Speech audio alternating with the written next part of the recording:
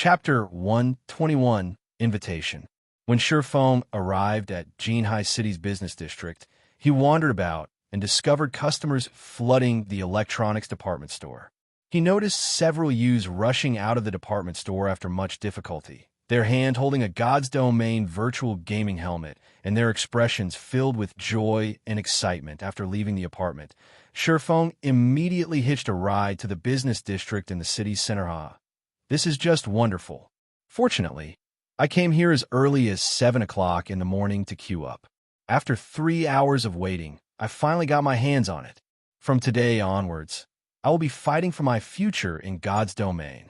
The lean youth wearing a blue t-shirt laughed loudly as he grasped the helmet. You need me to carry you guys? I have a friend who has been playing God's domain since the game started. Right now, he is already a level 4. As long as we have him to help us, we'll definitely level quickly. If we're lucky, we might even be able to have him carry us. Another curly-haired youth proudly proclaimed. Really? Then it's a promise. Our futures will be in your hands from now on. As for your lunches at the university, we'll pay them for you. Leave it to me. He and I are close brothers. When these youths heard there was an expert willing to give them pointers and carry them, they were all incredibly excited. They fantasized about their beautiful futures with the many global corporations fiercely investing in God's domain.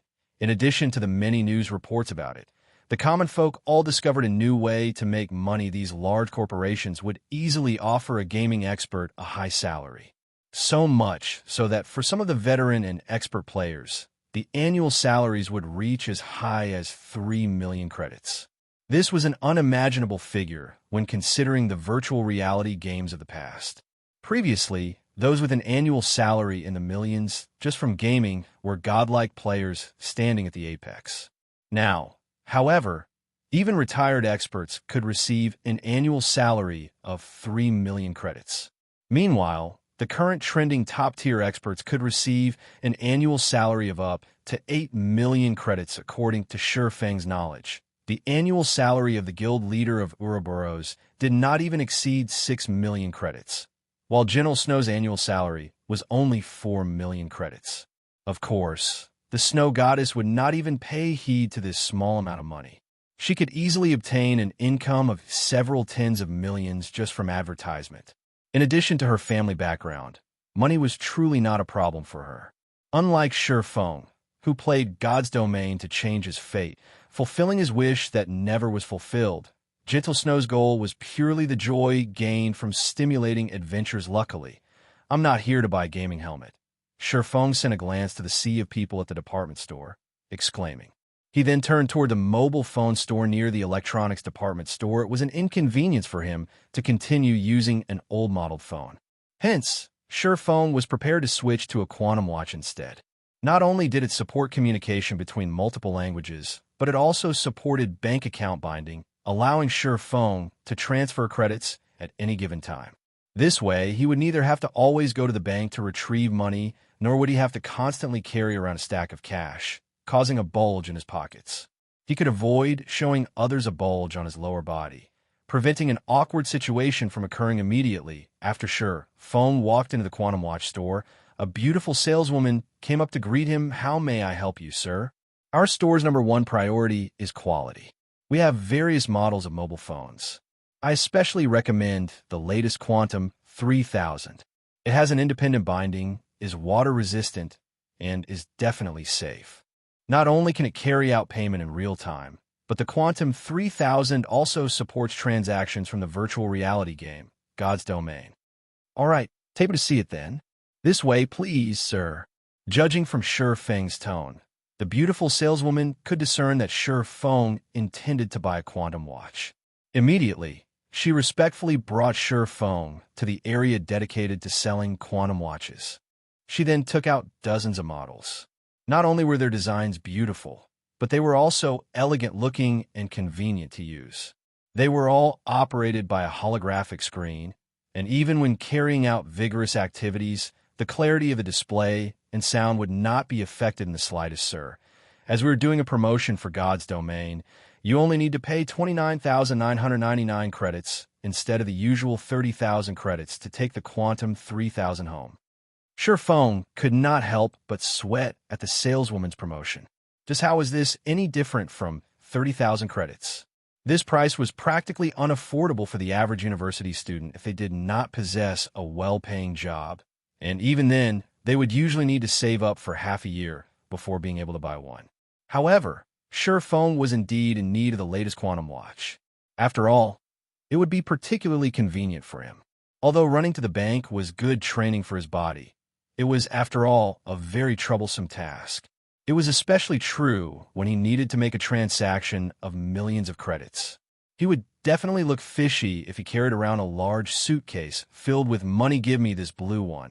Then Shi Feng chose a good-looking model under the beautiful saleswoman's guidance. Shi Feng carried out the bindings for his identity, original phone number, bank account, and so on. Shi Feng then swiped using his new quantum watch, paying the bill for it. It was a very convenient item now that he had obtained a quantum watch. Shi Feng went on to purchase 10 bottles of A-rank nutrient fluids and 50 bottles of B-rank nutrient fluids, spending a total of 150,000 credits for them. Although it was a hard take to spend so much money, in consideration for the future of his body, Shi Feng still needed to carry out several in-depth strengthening training sessions. So, he needed to purchase this number of nutrient fluids, at the very least. His quantum watch rang and vibrated, notifying him that his class monitor, Xianxia, was calling him aside from notifying him about the class assembly last time. The class beauty, Xianxia, had never once contacted him. Class monitor. Is something the matter? Shi Feng immediately asked fellow student Shi Feng. Must I have a purpose to call you? Or are you trying to tell me that you hate receiving calls from me? Xianxia said in a slightly downcast tone. No. How could that be possible? I still haven't thanked you for your help the last time. Hearing such a bitter tone from Xianxia, Shi Feng hurriedly responded. In his heart, Xianxia was a very good girl. Not only was she smart, kind, and beautiful, but she was also the only one who stood up to Ling Feilong, demanding justice for Shi Feng. Her actions gave Shi Feng a warm feeling. That's better. At least you still have a conscience. Xianxia laughed. The date of the fellowship party I mentioned to you the last time has been confirmed. It will be held next Friday. Every participant will be required to pay a fee of 5,000 credits. I've already paid it for you, so don't forget to show up. Finished speaking, Xianxia immediately disconnected the call. As a result, Shi Feng was left dumbfounded for a long moment. Xianxia, why did you notify Shi Feng? You've even paid the participation fee for him. He's not anything good. To begin with, always keeping his thoughts and emotions to himself. He must have a hidden motive. There is a wide gap between both of your statuses, and to change his own fate, he will definitely use unscrupulous means to get close to you. You better not let him trick you. Ling Feilong pretended to care about Xianxia.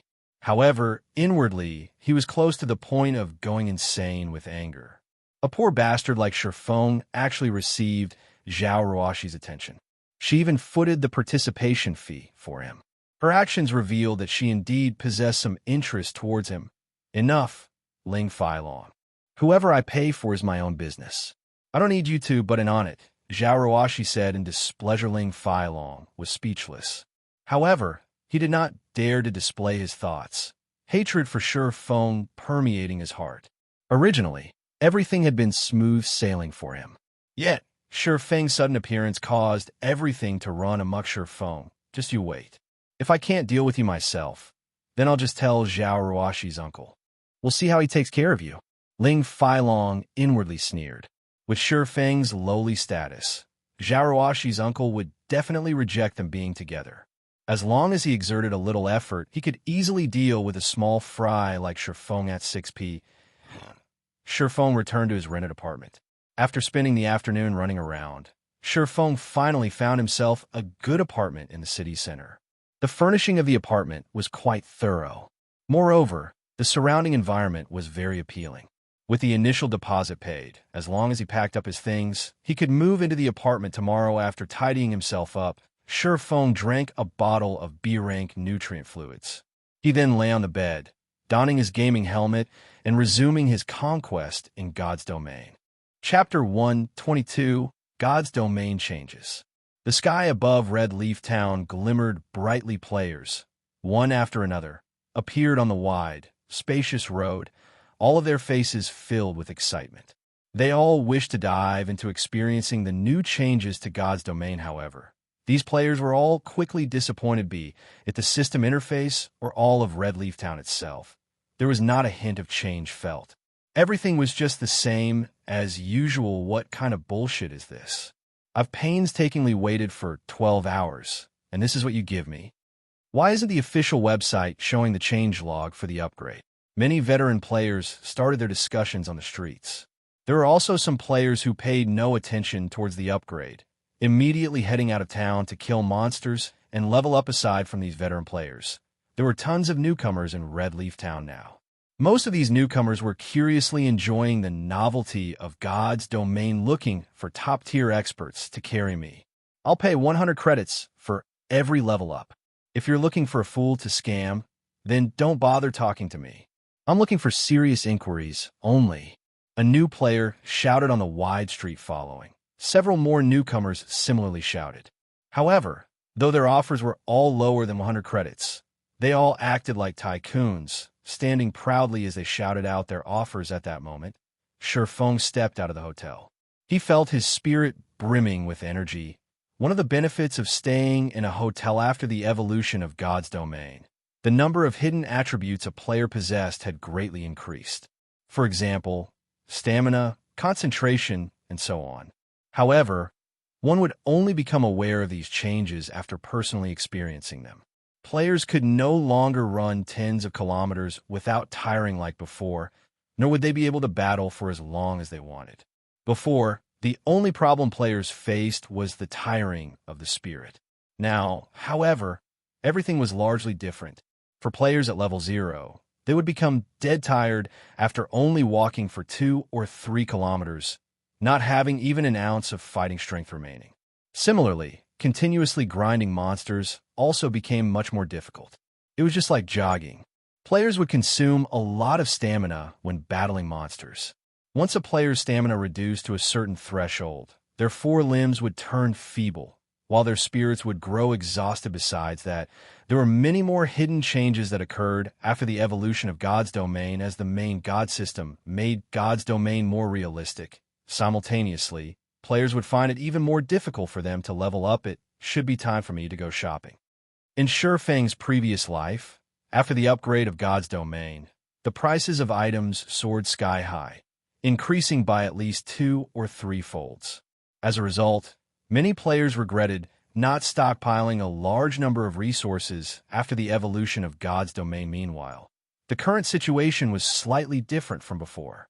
The prices of items increased even more than last time. Aside from the difficulty of leveling up increasing, the time just so happened to coincide with the influx of a lot of newcomers. As a result, the competition for items would become much fiercer, increasing the difficulty of obtaining resources by many-fold. Hence, the increase in prices for these items would be even more exaggerated than in Ye Feng's previous life. Now that God's domain had recently evolved, before players discovered the new changes, Ye Feng could use this chance to purchase and stockpile all the important items. After the prices soared, he could then resell all of them. If the major guilds were to get a hold of this information right now, they would definitely soar to become the tyrants of their respective towns. For Ye Feng, however, he could only make a quick buck when, comparing an individual to a guild, the resources obtainable by both were on totally different levels.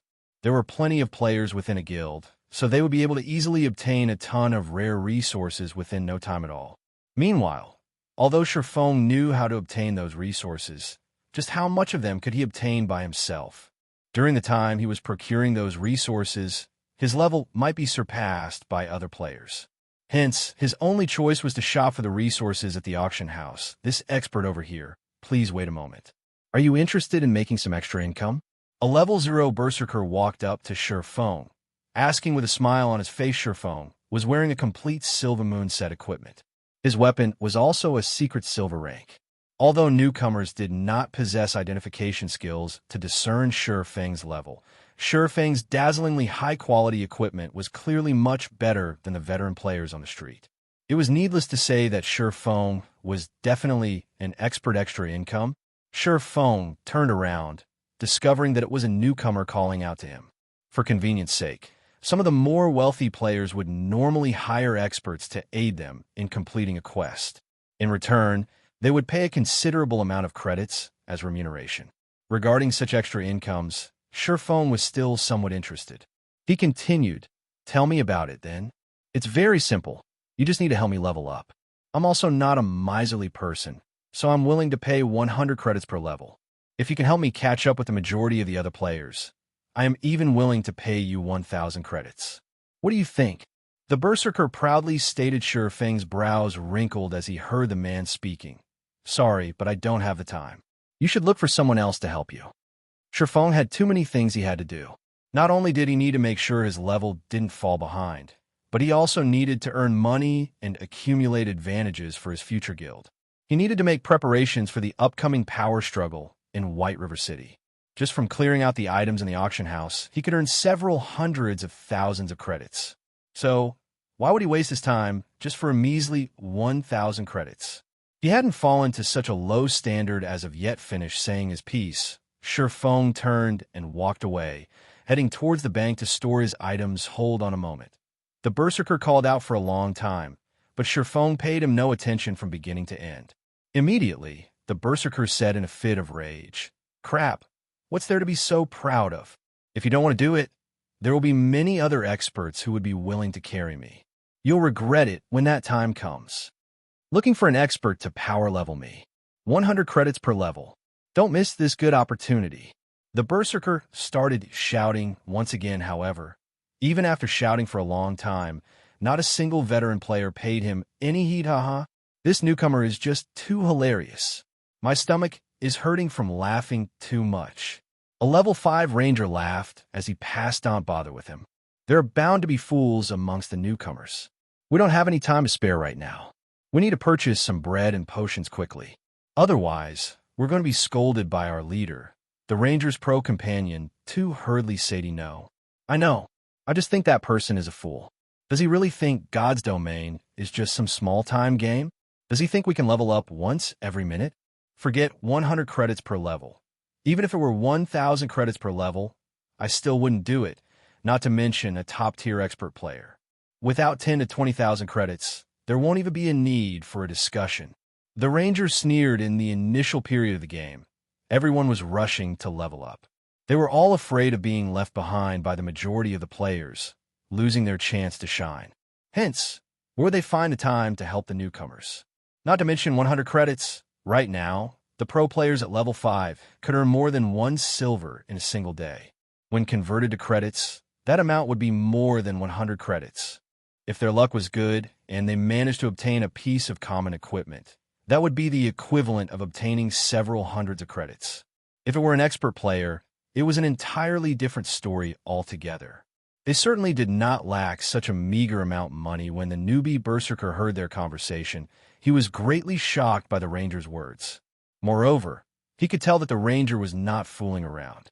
The berserker was just a white-collar worker in a company. Previously, he was similarly willing to spend some money to seek the aid of others, letting others power level him. At that time, his offer had been only 30 to 50 credits. Yet, even then, there were tons of players fighting over his offer. However, right now, his offer of 100 credits did not receive even the slightest attention. It turned out that power leveling even a single level required several thousand credits. That was practically an entire month of his salary. The berserker's face immediately flushed bright red. He felt that he had just humiliated himself greatly. He had been shouting on the streets for so long, thinking highly of himself all this time. Even when he heard the gossiping of the passerby players, he only thought that they were astonished by his offer. However, in reality, it turned out that they were just scolding him as foolish. It was no wonder the previous expert had rejected his offer immediately after hearing the price. Meanwhile, the other newcomers seeking the aid of an expert had similarly shut their mouths, one after another. Every one of them felt their cheeks burning up, shamefully walking away to search for quests to level up in another location. Ye Feng was currently fervently buying items at the auction house, accumulating a large amount of rare resources. When he had spent all of his money, only then did Ye Feng release a sigh of relief. He then placed the Glimmer chestplate forging designs for auction. Their base prices set at 2 gold coins each. He would not need to worry about them not selling. It should be about time to collect the ice blue devil flame. After Ye Feng finished busying himself, he switched back to his original appearance.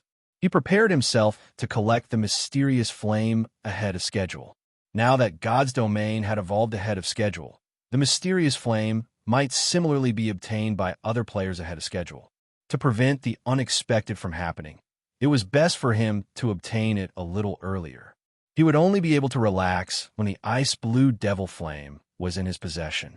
Chapter 123, Survival of the Fittest. Ice blue devil flame. It was one of the handful of Tier 2 mysterious flames that could only be found in White River City. This flame held a fatal attraction towards forgers. Moreover, the 100 Ghost Forest that housed the ice blue devil flame was only a short distance from Redleaf Town. Hence, it would be a big waste if Ye Feng did not obtain it for himself, be it earning money or forging items.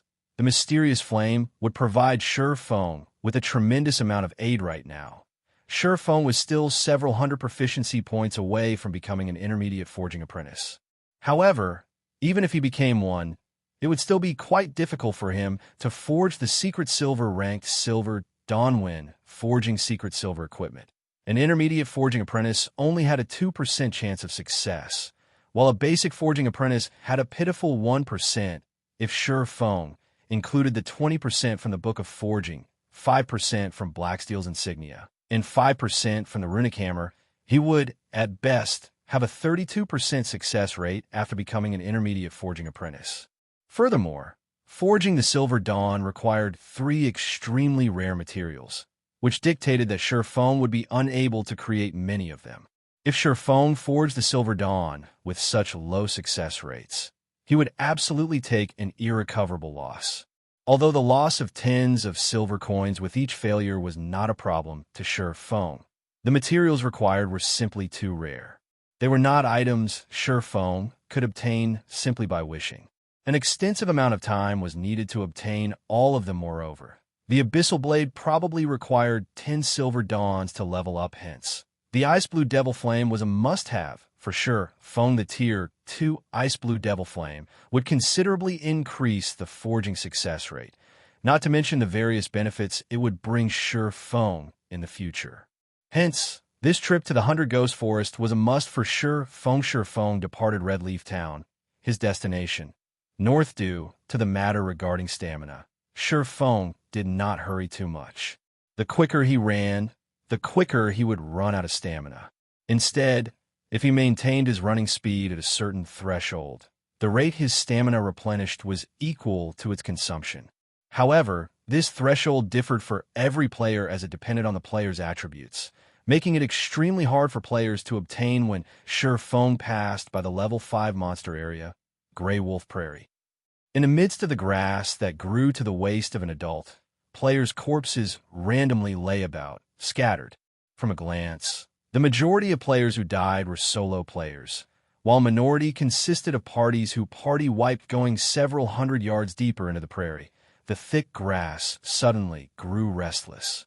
At the sight, Ye Feng immediately unsheathed both of his weapons. Soon after, 2 level 5 players rushed out from the thicket, their appearances extremely unsightly.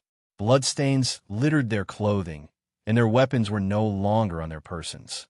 When the 2 of them noticed Ye Feng, without hesitation, both of them immediately rushed toward him. After the 2 players ran out of the grass, a group of level 5 white-eyed gray wolves similarly came running, closely pursuing the 2 players.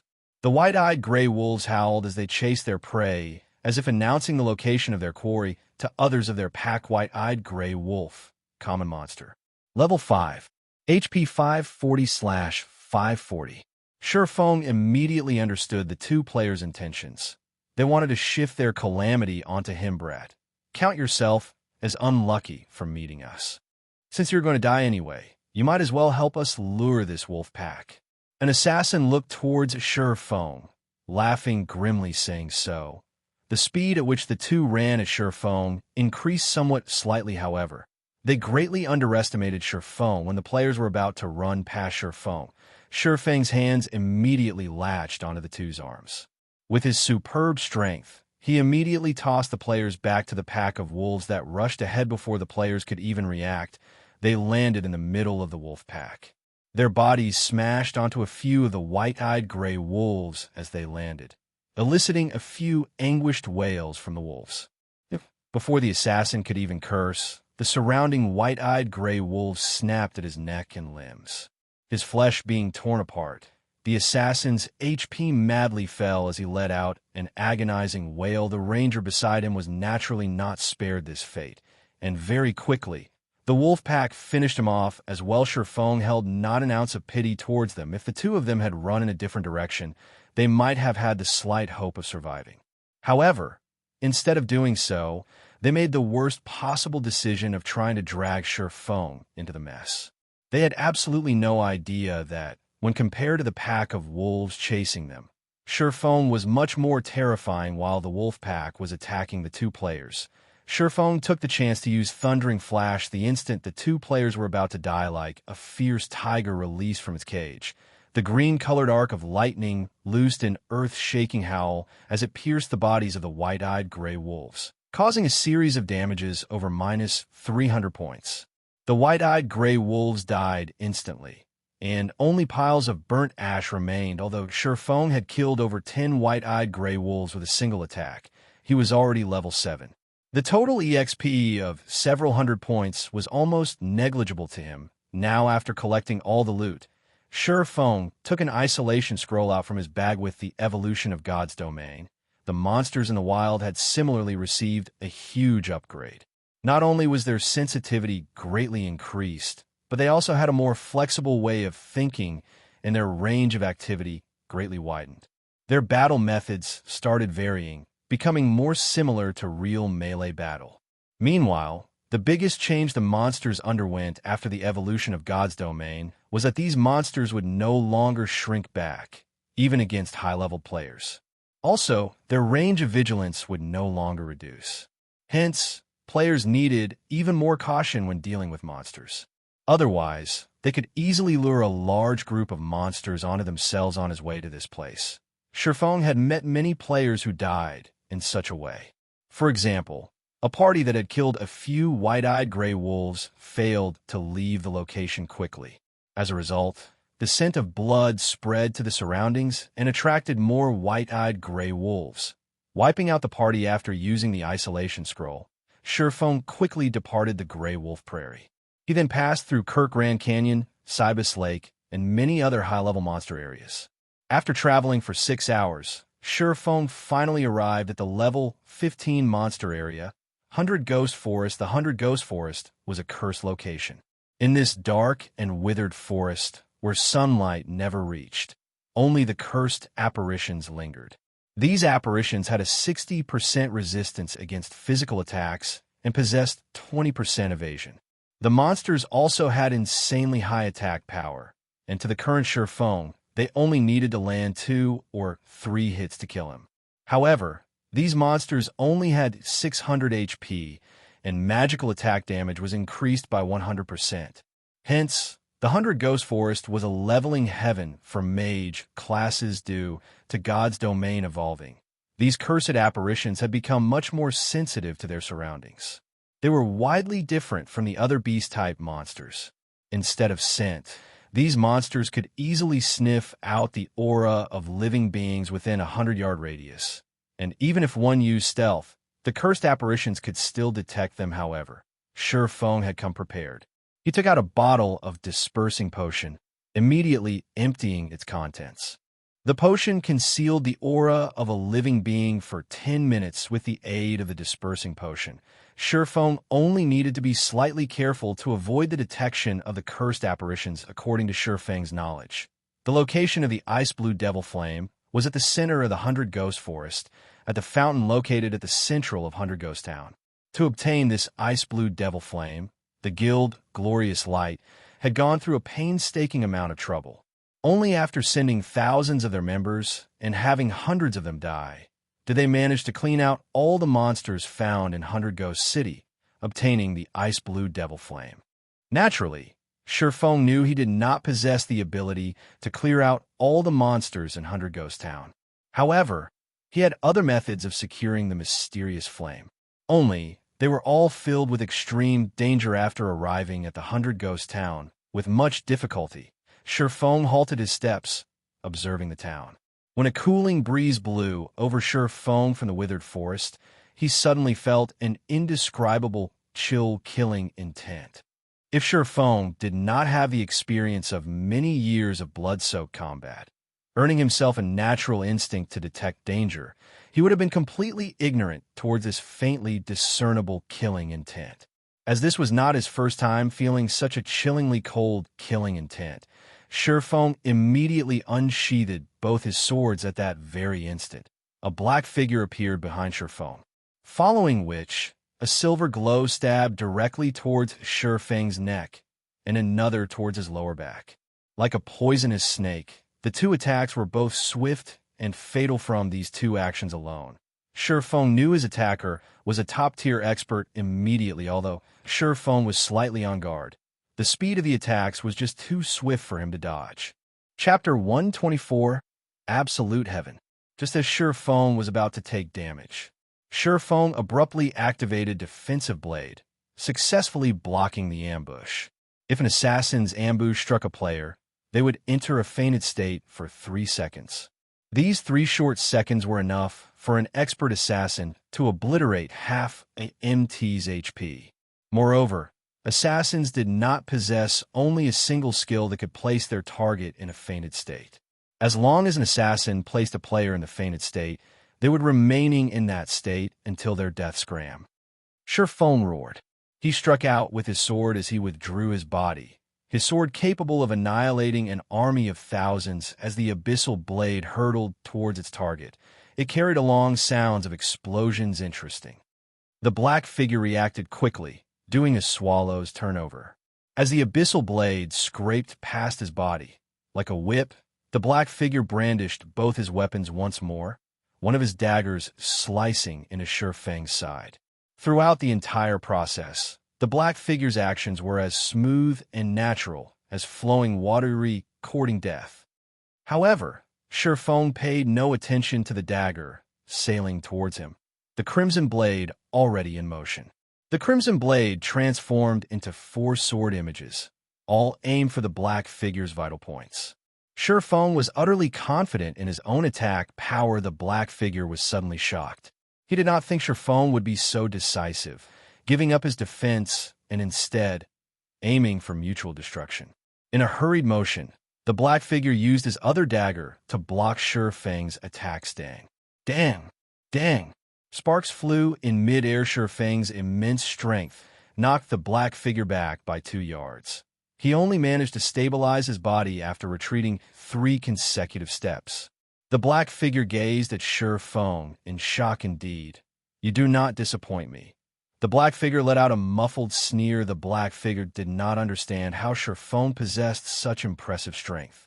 Shi Feng also perceived him right before his ambush, taking preventive measures against it immediately. Furthermore, the instant before Shi Feng was attacked, he unhesitatingly chose to attack in turn, giving the black figure no choice but to attack.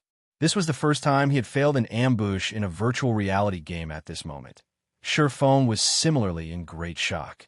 This black figure was practically a killer amongst killers. His movements were both soundless and lethal. His assassination techniques also seemed extremely well practiced. Furthermore, his attack speed was insanely quick. The black figure was even able to tail Shi Feng without discovery. If he had not revealed his killing intent the instant before he attacked, Shi Feng might truly have been his prey. The black figure wore a black hooded cape, which completely concealed his facial features. Moreover, the hooded cape he used was very special. It was capable of rendering identification skills useless, and as a result, even his name was obscured. Shi Feng then turned to read at the system notification system. Red player Absolute Heaven has initiated an attack against you. Although the cape managed to trick identification skills, hiding the black figure's red name, It could not fool the system. Shi Feng had never heard the name Absolute Heaven. However, judging from his skills, Absolute Heaven was definitely not some nameless figure. The failure this time is due to my inept preparation. The next time I come, I'll definitely take your life, Absolute Heaven said as he turned around to retreat. You think you can escape? Shi Feng used Wind Blade, the Abyssal Blade, thrusting towards Absolute Heaven. As long as an assassin was revealed, their battle prowess reduced by half. Since Absolute Heaven wanted to kill him, Shi Feng would not let him off, naturally. He needed to kill this assassin before anything else. He did not wish to have someone constantly following him. Aiming for his life, the Abyssal Blade moved along the wind, instantly arriving and slicing towards Absolute Heaven's back as if he had long since been prepared. Absolute Heaven twisted his body, lifting his silvery white dagger. Using only a small amount of strength, Absolute Heaven managed to block Shi Feng's sword. Simultaneously, his other silver-colored dagger stabbed towards Shi Feng's abdomen. Kidney strike. From a series of attacks from before, Absolute Heaven had accumulated sufficient energy to force Shi Feng into a fainted state for 4 seconds. Shi Feng did not think that Absolute Heaven would return with a counterattack. He immediately did a side flip, avoiding the kidney strike. However, Absolute Heaven's second dagger closely followed, the dagger aiming for Shi Feng's backside backstab. Shi Feng immediately leaped into the air, avoiding the backstab. Then, as Shi Feng descended, he abruptly brandished the Abyssal Blade. Thunder and fire coalesced around the Abyssal Blade, and like a thunder dragon roaring, the weapon struck down towards the ground. Thunder flame explosion. Absolute Heaven instantly noticed the ferocity of Shi Feng's attack. He lifted both his daggers in front of him, using block to defend against this violent strike. However, how could Shi Feng's super strength be so easy to defend against? At the moment of contact, Absolute Heaven was immediately forced to kneel. Both his legs sank into the ground, while his body nearly crumbled from the pressure. The successful block of the thunder flame explosion shocked Shi Feng. However, he reacted by swinging the Abyssal Blade, casting Abyssal Bind on Absolute Heaven. Immediately, 9 chains bound Absolute Heaven, preventing him from moving a muscle. Shi Feng then followed up with an attack with both of his swords, his full strength placed behind the strike's 10 sword images flew towards Absolute Heaven. The target unable to dodge or avoid any of the images. Let's meet again next time. Absolute Heaven laughed. He discovered that Shi Feng had a plethora of attack patterns, allowing him to send out attacks in unbroken succession. Absolute Heaven's body then started dissipating, the 9 chains that bound him falling to the ground. Similarly, the 10 sword images managed to pierce only air. This was an advanced skill of assassins. Vanish. Not only would it forcefully place the user in an invisible state, but it would also allow the user to enter an invulnerable state for 1 second. Don't even think of getting away. Shi Feng was not willing to let Absolute Heaven go. Looking at the impressions in the grass left by Absolute Heaven's feet, Shi Feng used Thundering Flash. 3 electric arcs shot out. Absolute Heaven activated Wind Steps, entering an invulnerable state once more for 1 second and successfully fending off the attacks of Thundering Flash. He then ran speedily away. Similarly, Shi Feng activated Windwalk to chase after him. However, shortly after Shi Feng began pursuit of Absolute Heaven, he noticed Absolute Heaven taking out a handful of white powder. Shi Feng immediately turned his head, shutting his eyes tightly. The moment Absolute Heaven scattered the white powder, he released a blinding white light flash powder. It was an item that temporarily blinded monsters and players below level 20 for 4 seconds. It was an extremely rare tool, and it was only sold in the magic shop located in the slums of Red Leaf Town. Moreover, each player could only purchase 10 bags of it per day. After the momentarily blinding light subsided, Shi Feng opened his eyes, searching for Absolute Heaven. However, he discovered that Absolute Heaven had long since escaped, his figure no longer in sight. After searching for a long time, Shi Feng was unable to discover his tracks. Without any better options, Shi Feng could only choose to give up. Just where is this Absolute Heaven from? Shi Feng's heart filled with questions. Not only did this assassin possess excellent techniques, but he also had a large number of skills. Moreover, Absolute Heaven was equipped with a complete level 5 bronze set equipment, and both his daggers were secret silver ranked. His origin was definitely not ordinary. Ye Feng had only been to Blackwing City recently. Even if he had provoked the bloodthirsty War God Guild, those people did not know of his true identity. If Ye Feng were to think of who else he may have provoked, then they'd be Flaming Tiger from Shadow and Iron's Word Lion from Martial Union. Ye Feng was extremely familiar with the internal members of Shadow, and he knew Flaming Tiger was not capable of finding such an unknown expert. The only possibility remaining was Iron's Word Lion. Ye Feng had previously killed Iron's Word Lion. Based on Iron's Word Lion's personality, he would definitely not let this matter rest. There was over an 80% possibility that Iron's Word Lion had hired this hidden expert. Ye Feng could not help but admit that this situation was a headache. With his current strength, he was unafraid of Iron's Word Lion coming at him straight on. However, an assassin constantly following him, especially an expert assassin like Absolute Heaven, was truly a bother. If Absolute Heaven appeared and attacked him while he fought a monster or during a crucial moment, there was a 90% possibility for him to actually die. It looks like I can only use another appearance in the future. For now, Ye Feng's only option was to alter his appearance. This way, even if that assassin called Absolute Heaven was powerful, he would absolutely be unable to find him. If Absolute Heaven couldn't find him, he couldn't harass him. However, Ye Feng could not alter his appearance right now.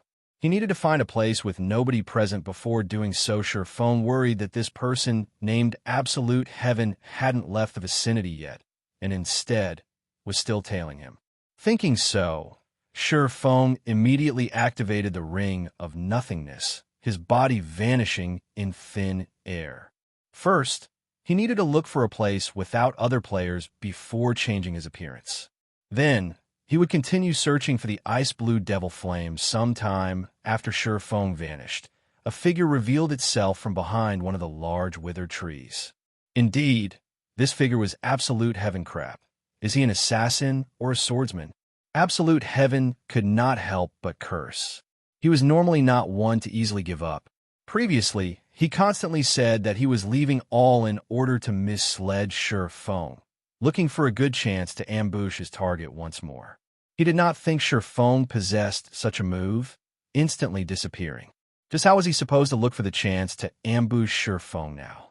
Chapter 125, 100 Ghost Town. Cold winds blew within the 100 Ghost Forest. It was a place daylight never reached. On an abandoned little farm, Ye Feng, with his newly disguised appearance, was currently standing within a wooden building, searching for something. They finally found it. Looks like the information wasn't wrong. After turning the place upside down, Ye Feng obtained a bronze key from a wooden bucket secret door key. Able to open the steel gate to the secret passageway of the 100 Ghost Town now that an assassin crouched in a corner, waiting for him, Ye Feng worried that a problem would crop up at a crucial moment. Hence, he gave up the notion of entering the 100 Ghost Town through the front door. With this key, he could use the secret passage to enter the 100 Ghost Town. Only, the process of doing so was filled with many complications. Legends had it. The entire 100 Ghost Forest was once cursed by an extremely powerful dark cursemancer, turning all the living inhabitants into ghosts. Trapped in an existence of endless torment, these ghosts harbored an intense hatred of the living.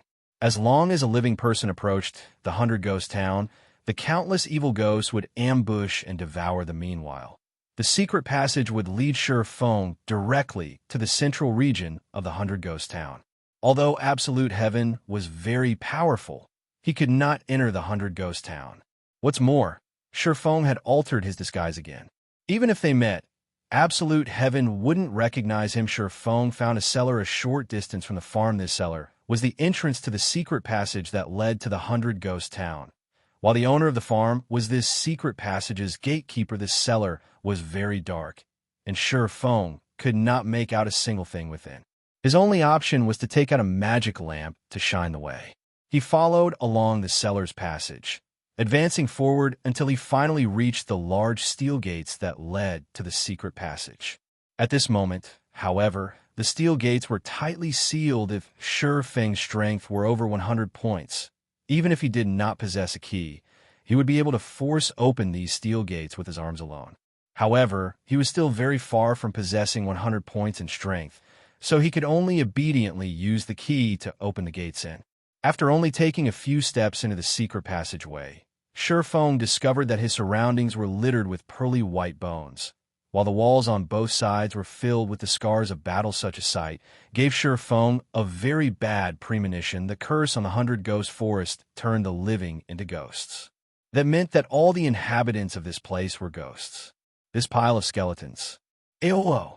At this moment, a large group of pitch-black evil spirits came rushing out from the depths of the secret passage, roaring, their scarlet eyes firmly locked on Ye Feng as they bared their fangs and brandished their, speeding towards him. Cursed evil spirit, common monster. Level 15.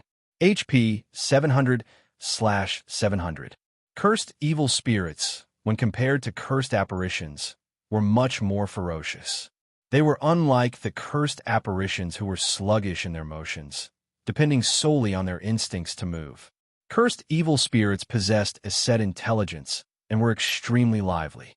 They also possessed an instinctive madness and sensitivity to flesh and blood. The cursed evil spirits were all level 15. Meanwhile, Ye Feng was only level 7. With a level suppression of 8 levels, in addition to the 60% resistance and 20% evasion of physical attacks, Ye Feng would not be able to deal with even one of these monsters. Not to mention a group of over 30 these cursed evil spirits could even wipe out a level 15 party with relative ease. Watching these cursed evil spirits rush at him, Ye Feng took out a frost grenade from his bag. Throwing it at them, the frost grenade instantly discharged in the midst of the group of cursed evil spirits. In the blink of an eye, the cursed evil spirits within a 10-yard radius were frozen. They also received -400 frost damage from the explosion as expected. The 100% increase to magical damage was these ghosts' Achilles heel. The reason Ye Feng chose to hurry to 100 Ghost Forest was the frost grenades he had managed to buy during his trip to Blackwing City. The basic frost grenades were sufficient to deal with the ghosts in 100 Ghost Town. After all, 200 damage was no small amount. In addition, the frost grenades would have a 100% damage increase when used on the ghosts here, becoming even more remarkable as expected. The frost grenades were very effective against these ghost-type monsters. Moreover, they had a throwing range of 30 yards and a cooldown of 1 second. However, it was half as effective when used against players previously. Ye Feng was worried that the number of frost grenades he brought to 100 Ghost Town was not enough. Hence, he did not use any of them against Absolute Heaven. Moreover, the frost grenades might not be able to surely kill off Absolute Heaven, and even if they did manage to kill Absolute Heaven, Ye Feng would reveal one of his trump cards. If others caught wind of this information and started making preparations against the frost grenades, it would truly be an unworthwhile trade if he revealed this card. He needed to reap the most benefit out of it. Using the frost grenades to get rid of a single Absolute Heaven was just not worth it. At the very least, he should use them to give Martial Union a ruthless blow right. How could I forget that the ghosts are darkness-type monsters? The Demon Hunter title should have quite some use. Ye Feng suddenly recalled his own Demon Hunter title, swapping out his current title immediately. The attributes of the cursed evil spirits reduced by 10%, while the damage they received increased by 10%. Ye Feng then threw another frost grenade, the bomb exploding with a loud bang in the midst of the group of evil spirits. A patch of damages of -440 points appeared above the group of monsters. Instantly, he annihilated the 30+ cursed evil spirit system. Level 15 cursed evil spirit killed. Level difference of 8. EXP obtained increased by 800%. Obtained 4,800 EXP system. Level 15 cursed evil spirit killed. Level difference of 8. EXP obtained increased by 800%. Obtained 4,800 EXP system. Level 15 cursed evil spirit killed. Level difference of 8. EXP obtained increased by 800%. Obtained 4,800 EXP. A series of more than 30 notifications appeared in Shi Feng's view. Although ghost-type monsters gave the least amount of EXP, the rewarded EXP for killing monsters of a higher level was still extremely high. Even if Shi Feng was level 7 now, his experience bar still increased by a sizable chunk. He reached 23% of level 7. His leveling speed even faster than a rocket after these evil spirits died. They dropped quite a lot of copper coins and tiny spirit essences. 10 tiny spirit essences could be used to form a spirit essence, one of the needed materials to forge magical attachments. Hence, spirit essences were also worth quite a lot of money after collecting the drops. Shi Feng discovered that the evil spirits had actually given him over 1 silver coin.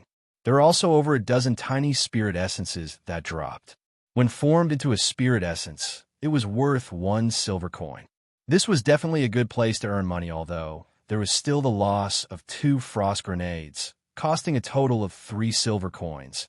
If Shi Feng could lure more than 50 monsters each time, he would barely make a small profit. Hopefully, there will be more evil spirits in this place, Shi Feng said with expectation, his hand holding another frost grenade half an hour later.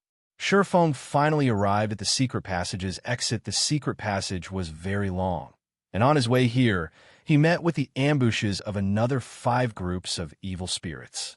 However, the frost grenades dealt with them all.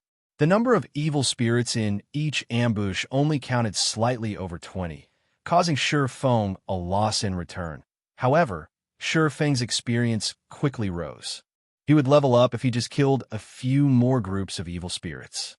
It was truly an invigorating experience. The gate that opened to the 100 Ghost Town was widely agape.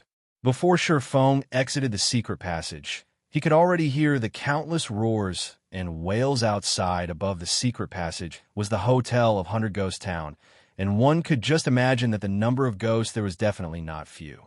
However, in such a cramped space, it would not be a good idea for Shi Feng to use the frost grenades. Having no better choice, Shi Feng activated the Ring of Nothingness. The state of nothingness was different from stealth.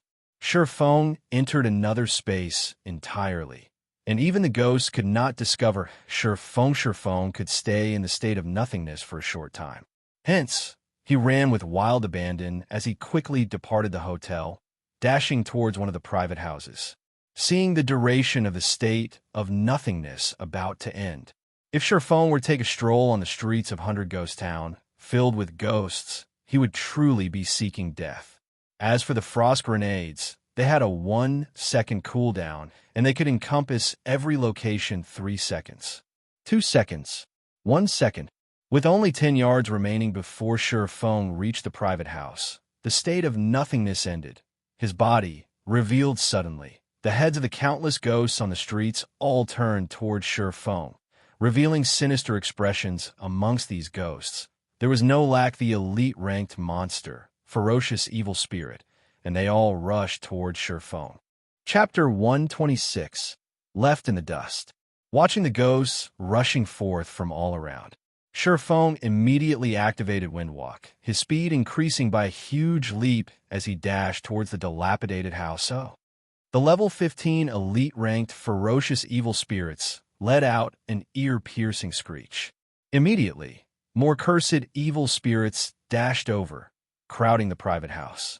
Under the command of the ferocious evil spirits, they all stormed into the house in a well-organized manner. The private house was not large, and the place was a mess, with dust covering every surface.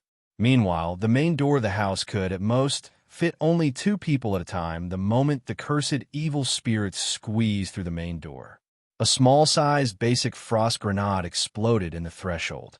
Cold air overflowed from the entrance, and everything within a 10-yard radius froze solid. Instantly, the 50-plus cursed evil spirits in front of the private house froze as well, and a damage of minus 440 points appearing above each of their heads. Their remaining HPs dropped under half. With the cursed evil spirits at the entrance rooted in place, the others who, unaffected, were unable to rush into the house to devour Shi Feng. The frost grenade could hold the evil spirits for 5 seconds. Shi Feng took this chance to use Thundering Flash. 3 arcs of lightning immediately pierced towards the main entrance.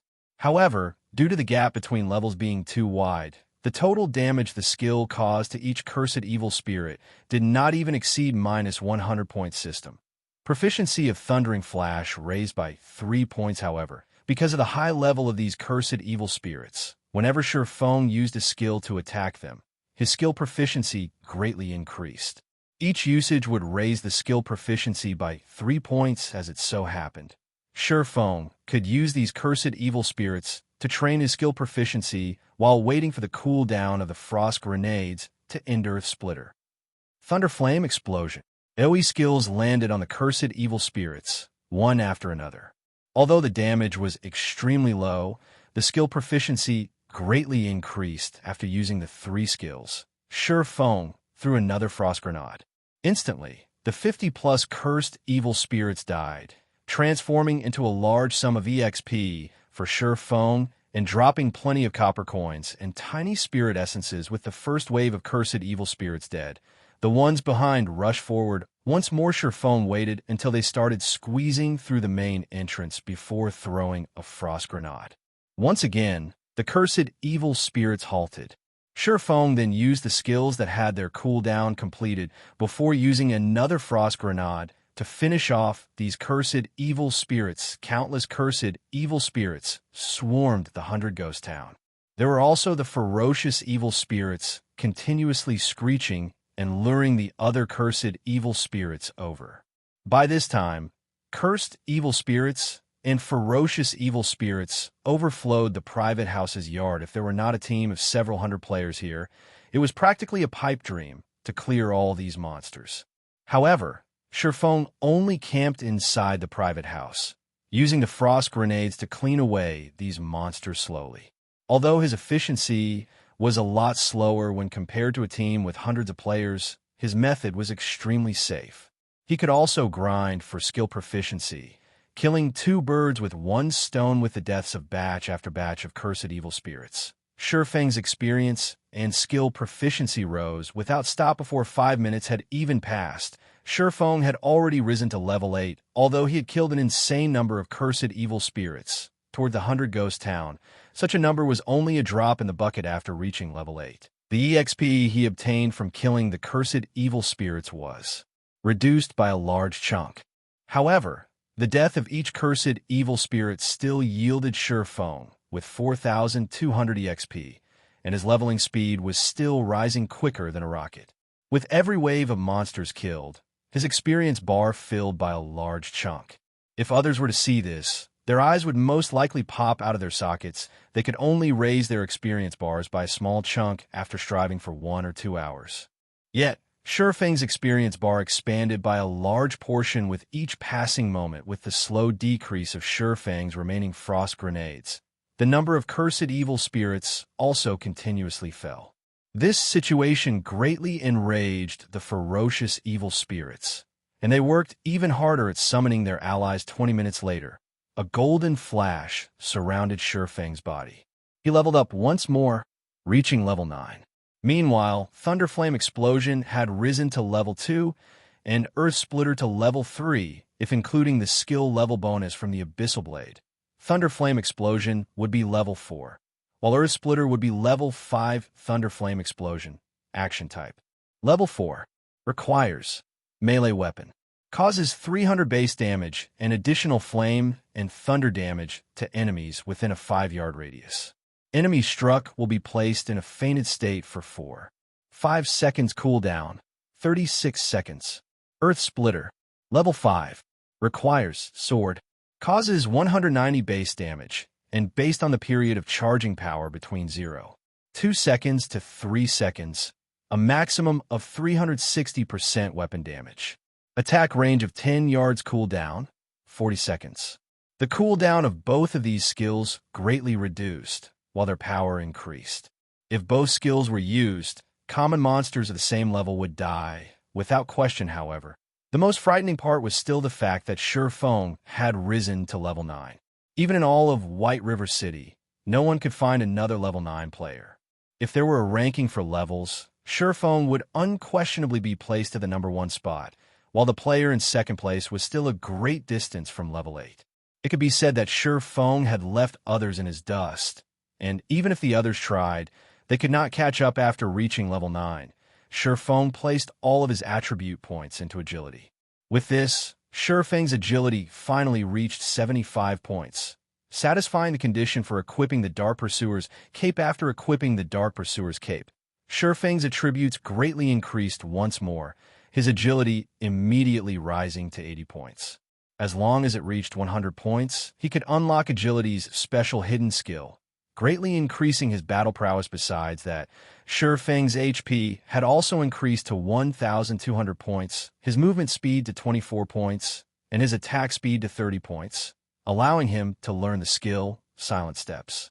The next time he met Absolute Heaven, he would not allow him to escape so easily. Now that Ye Feng was level 9, the level suppression from the cursed evil spirits was no longer as significant as before. Furthermore, Thundering Flash, Earth Splitter, and Thunderflame Explosion had all leveled up as well, notably increasing their might. Right now, Ye Feng only needed to combine one Frost Grenade and his 3 skills to end the cursed evil spirits, saving him a lot of frost grenades, after which Ye Feng continued massacring the cursed evil spirits for over a dozen minutes, his experience bar rising to 36% of level 9. As long as he continued grinding like this for an hour, he could definitely reach level 10. Unfortunately, Ye Feng had cleared out all the cursed evil spirits that once filled the streets. Finally, those ferocious evil spirits were no longer able to remain idle. They released angry roars, intending to rip Ye Feng to shreds with their own bare hands. The scene frightened the other cursed evil spirits. They hurriedly parted to give way to the ferocious evil spirits. Suddenly, over a dozen incomparably sinister-looking beings stormed the private house, every one of the ferocious evil spirits intending to rend Ye Feng into tens of thousands of pieces. Ferocious evil spirit, elite rank. Level 15. HP 5000/5000. Compared to the cursed evil spirits, not only did the ferocious evil spirits have larger bodies, but their attack power and movement speed also greatly surpassed the former. They had many powerful melee skills, in addition to their 5,000 HP, 70% resistance, and 30% evasion to physical attacks. They were capable of easily decimating any melee class of the same levels. Moreover, the damage of magical attacks used on these monsters only increased by 50%, while magical damage of the same attribute would reduce by 50%. As a result, even mage classes were helpless against them. However, those were still not the most frightening aspects of these monsters. After God's Domain underwent its first evolution, common monsters above level 10 all possessed a certain amount of wisdom.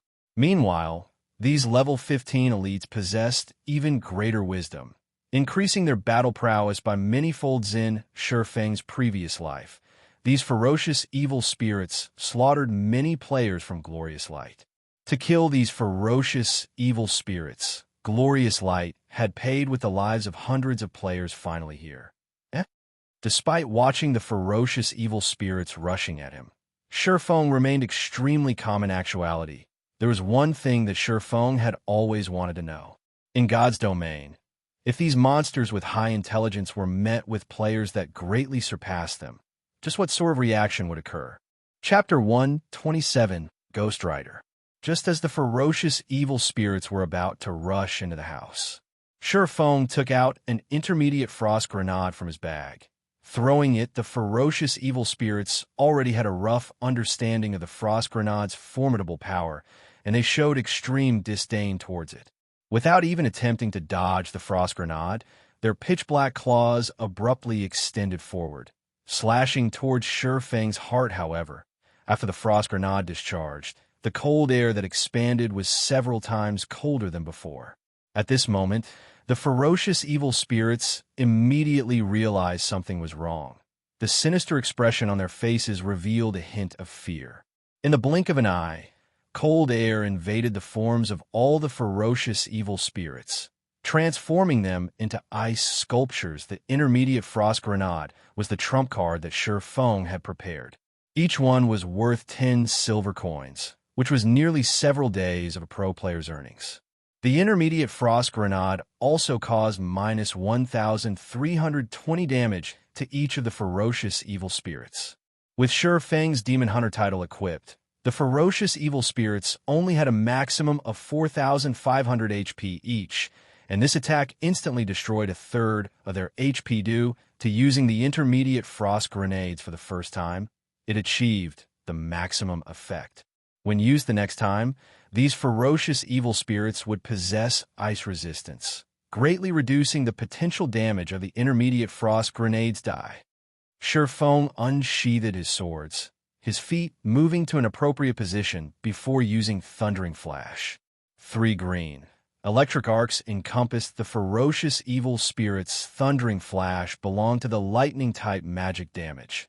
Hence, its damage increased by 50% when used on the ferocious evil spirits. Moreover, Ye Feng had already reached level 9, while the Abyssal Blade could ignore a monster's level by 5 levels.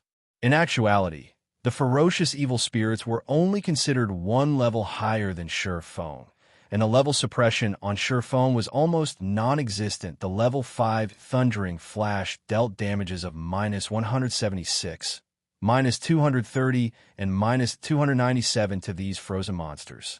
The skill also placed an additional amplification effect on the monsters, increasing the damage they received by 30% over the next 20 seconds, with the ferocious evil spirits unable to move for a full 5 seconds. Ye Feng was able to launch attacks at them freely. Chop. Double Chop. Earth Splitter. Physical type damage was no different than a scratch to these ferocious evil spirits, and even a fully charged Earth Splitter caused no more than 100 damage as the seconds ticked by. The ice covering the bodies of the ferocious evil spirits started showing signs of cracking. It would only be a moment before they struggled free of their imprisonment. Ye Feng leaped lightly, the Abyssal Blade raised high as it condensed the power of thunder and flame around it. When Ye Feng landed in the midst of the group of ferocious evil spirits, an abrupt explosion occurred. Thunder and flame instantly swallowed the surroundings, enveloping the ferocious evil spirits and causing damages of over minus 500 points.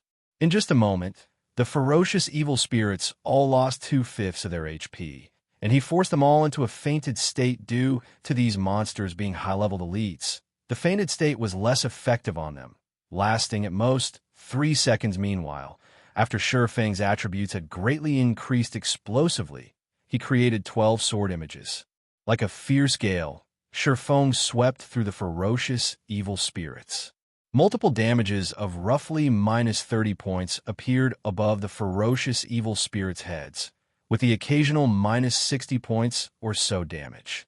Immediately, the ferocious evil spirits' HP reduced slightly once more as the 3 seconds were about to pass. Ye Feng tossed out another intermediate frost grenade, turning these ferocious evil spirits into ice sculptures yet again. This time, the intermediate frost grenade only managed to cause minus 860 damage to the monsters. However, the damage was enough to reduce the HP of these ferocious evil spirits to a critical level. These ferocious evil spirits truly did not imagine a weakling like Ye Feng was so powerful. Within a short time span of less than 10 seconds, he managed to send all of them near death's door. Every one of these ferocious evil spirits revealed expressions of fear. They started to struggle out of the ice with all their might, their hearts filled with thoughts of escape. Unfortunately, their efforts were for naught. As another second passed, Ye Feng threw out the third intermediate frost grenade, taking the lives of the dozen-plus ferocious evil spirits. After their deaths, the ferocious evil spirits dropped a pile of loot system. Level 15 ferocious evil spirit killed. Level difference of 6. EXP obtained increased by 600%. Obtained 12,000 EXP system. Level 15 ferocious evil spirit killed. Level difference of 6. EXP obtained increased by 600%. Obtained 12,000 EXP system. Level 15 ferocious evil spirit killed. Level difference of 6. EXP obtained increased by 600%. Obtained 12,000 EXP. A series of notification appeared in Ye Feng's sight. Immediately, Ye Feng's experience bar rose to 54% of level 9, pushing him closer to the level 10 threshold without the leadership of the ferocious evil spirits. The instincts of the cursed evil spirits towards flesh and blood immediately flared, all of them fervently squeezing through the entrance of the private house. However, Ye Feng quickly dealt with them using the basic frost grenades and the deaths of the cursed evil spirits, increasing his experience to 67% of level 9 inches less than 2 hours. Ye Feng rose by more than 2 levels. Although his leveling speed was impressively quick, the money he spent to do so was equally astonishing. Such a method of leveling was only possible to a tycoon like Ye Feng. After all, each basic frost grenade cost 1 silver, 50 coppers.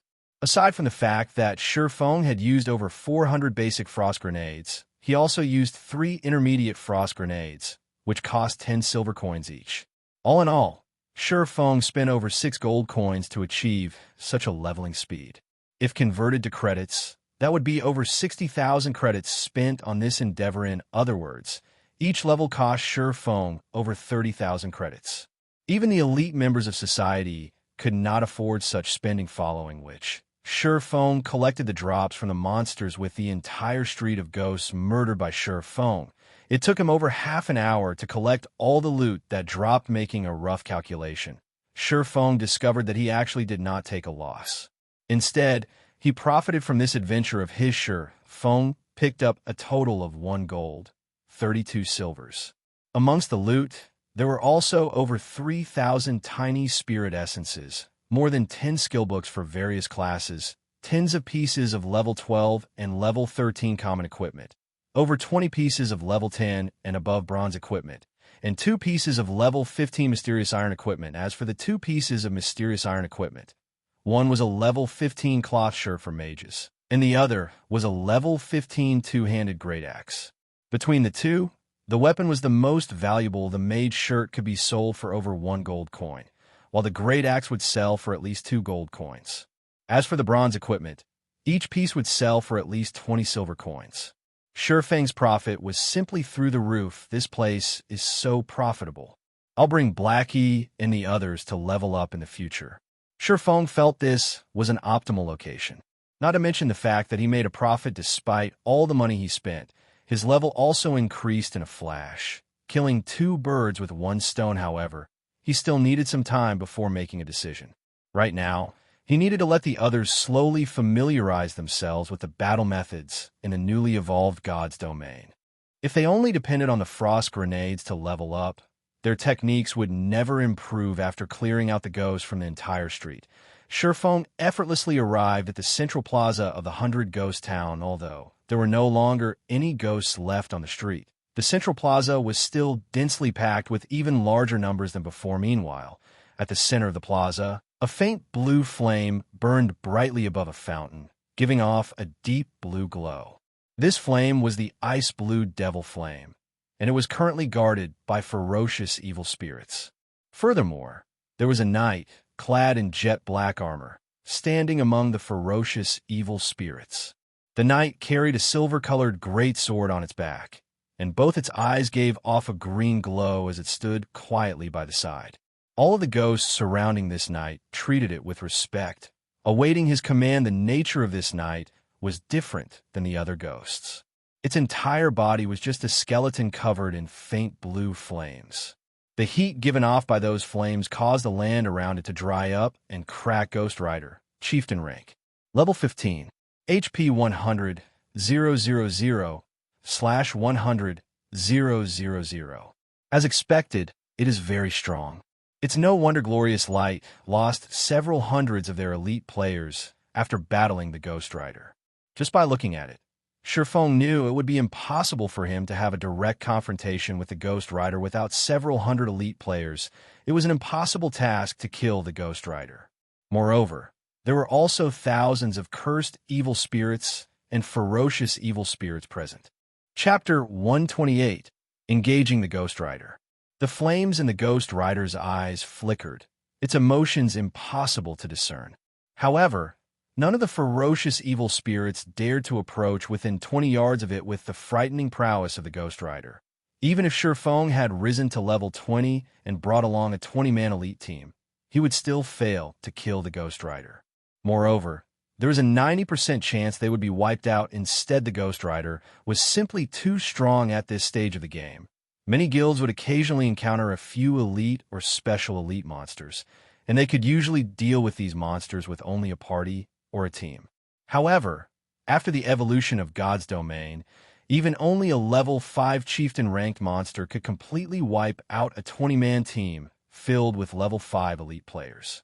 Moreover, a monster over level 10 would have their intellect greatly boosted.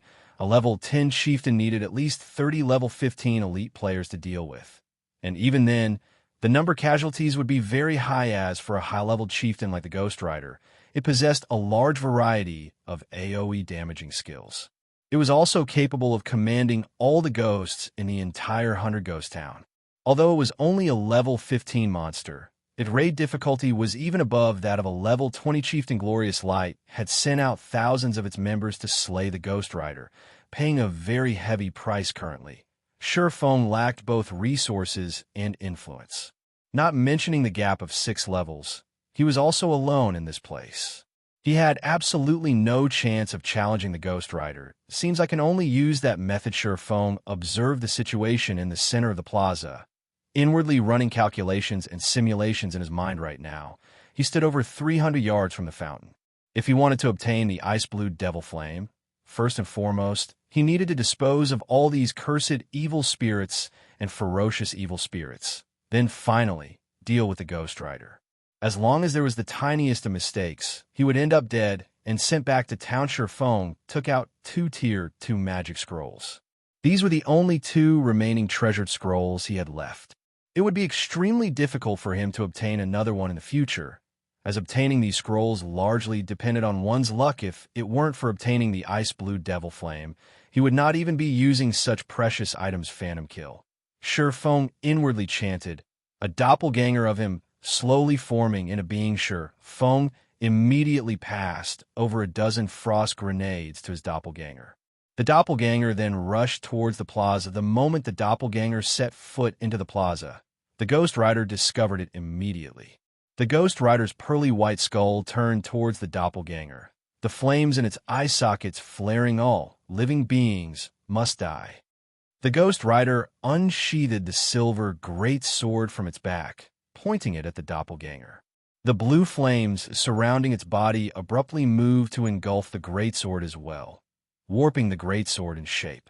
The pommel of the sword transformed into a white-colored skull, and sinister-looking barbed tips appeared on the blade following the Ghost Rider's command. The countless cursed evil spirits in the plaza surged towards the doppelganger like a tidal wave. The doppelganger activated a speed scroll. It then tossed out a frost grenade, instantly turning a large group of cursed evil spirits into ice sculptures. Before turning to escape on Ye Feng's side, he activated Windwalk and used a speed scroll, then activating the Ring of Nothingness.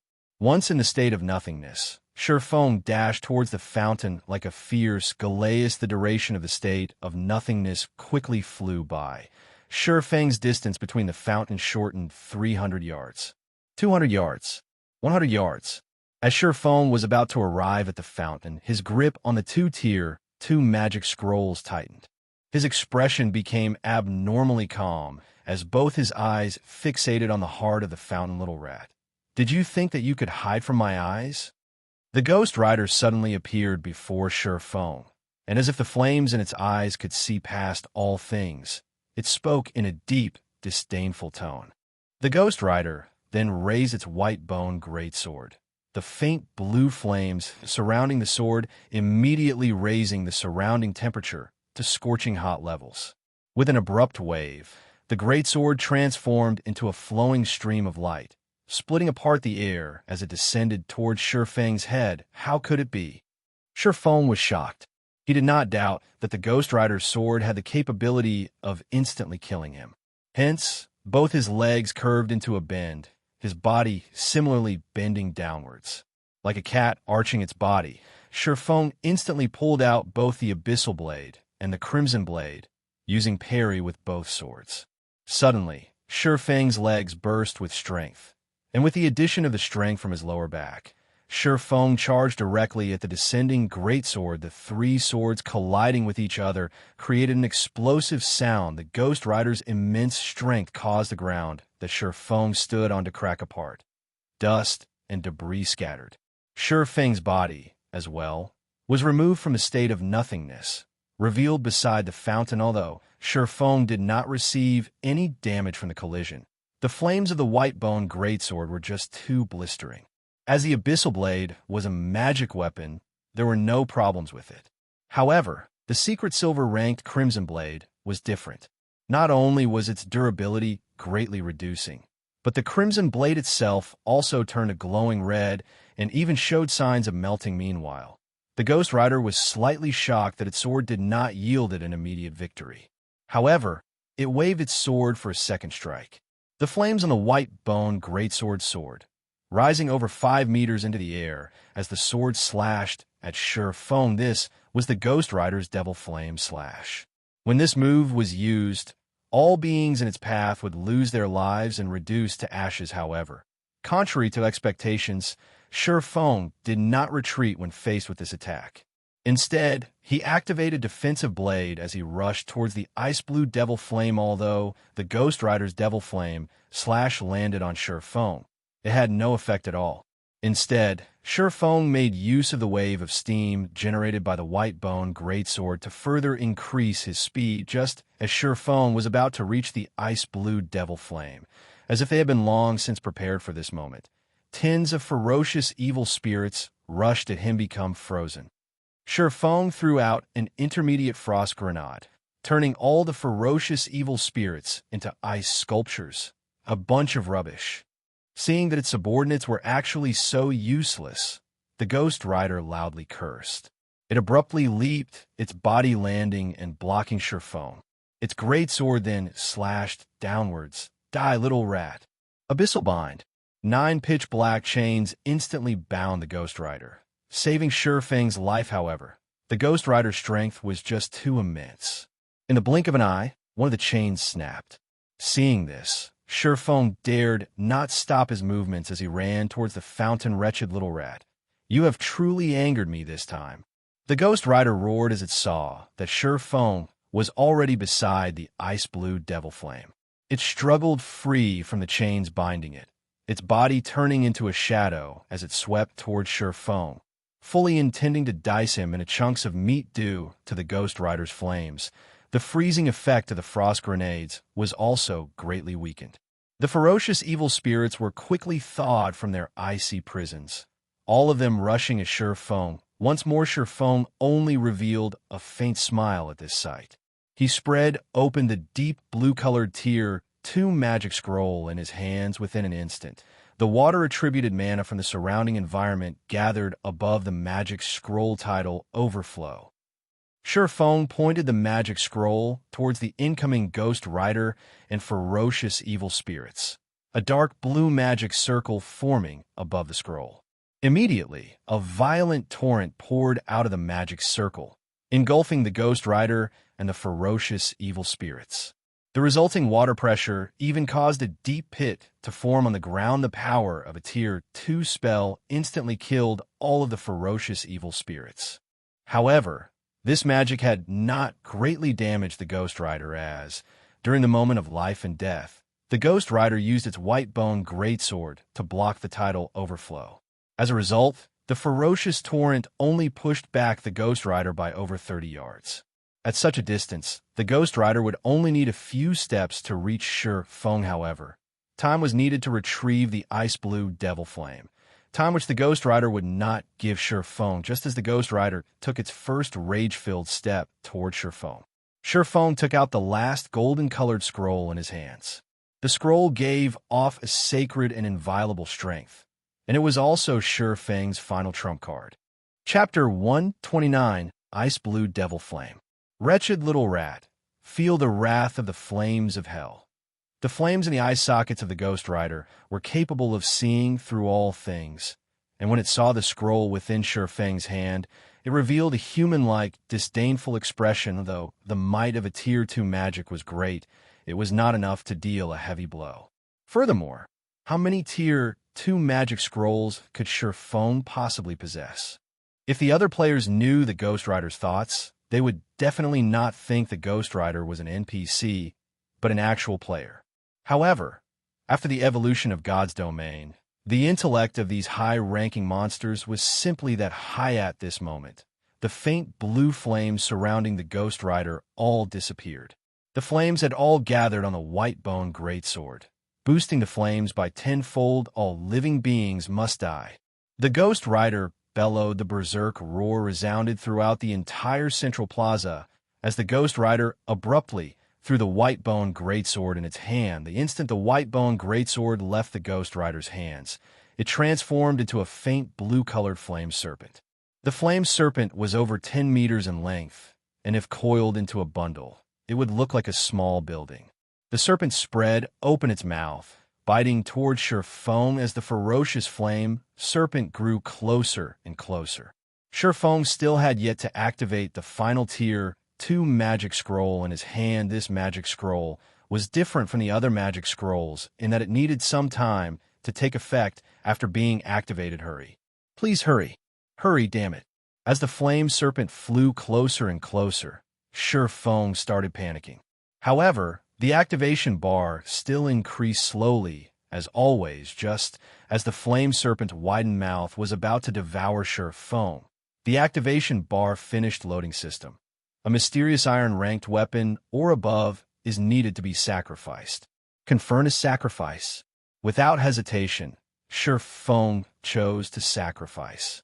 As for the sacrificed weapon, it was the crimson blade he held in his hand. At this moment, the crimson blade had already reduced to just scrap metal, and it would be meaningless for Shi Feng to continue holding onto it in the blink of an eye. The crimson blade in his hand released a bright golden glow, illuminating the entire central plaza. At the same time, with Shi Feng as the focal point, a large golden magic circle appeared. The magic circle then ascended to the skies at high speeds. When the golden glow shone upon the flame serpent, it wailed in agony, following which the crimson blade transformed into a stream of light, shooting up to the air. In the next instant, the stream of light transformed into thousands of holy swords of light. The holy swords rained down from the sky, forming a holy domain in a 30-yard radius around Shi Feng. The flame serpent, which was inside the domain, was immediately pinned down by tens of holy swords, its body unable to move even an inch.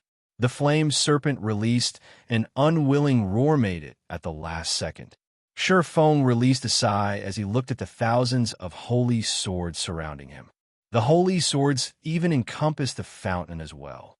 Immediately, Shi Feng started retrieving the ice-blue devil flame. This golden magic scroll was the most powerful Tier 2 life-saving magic scroll Shi Feng possessed. The holy sword seal, when used, all attacks within a 30-yard radius would be blocked, while all enemies within the affected area would be suppressed, preventing them from moving even an inch.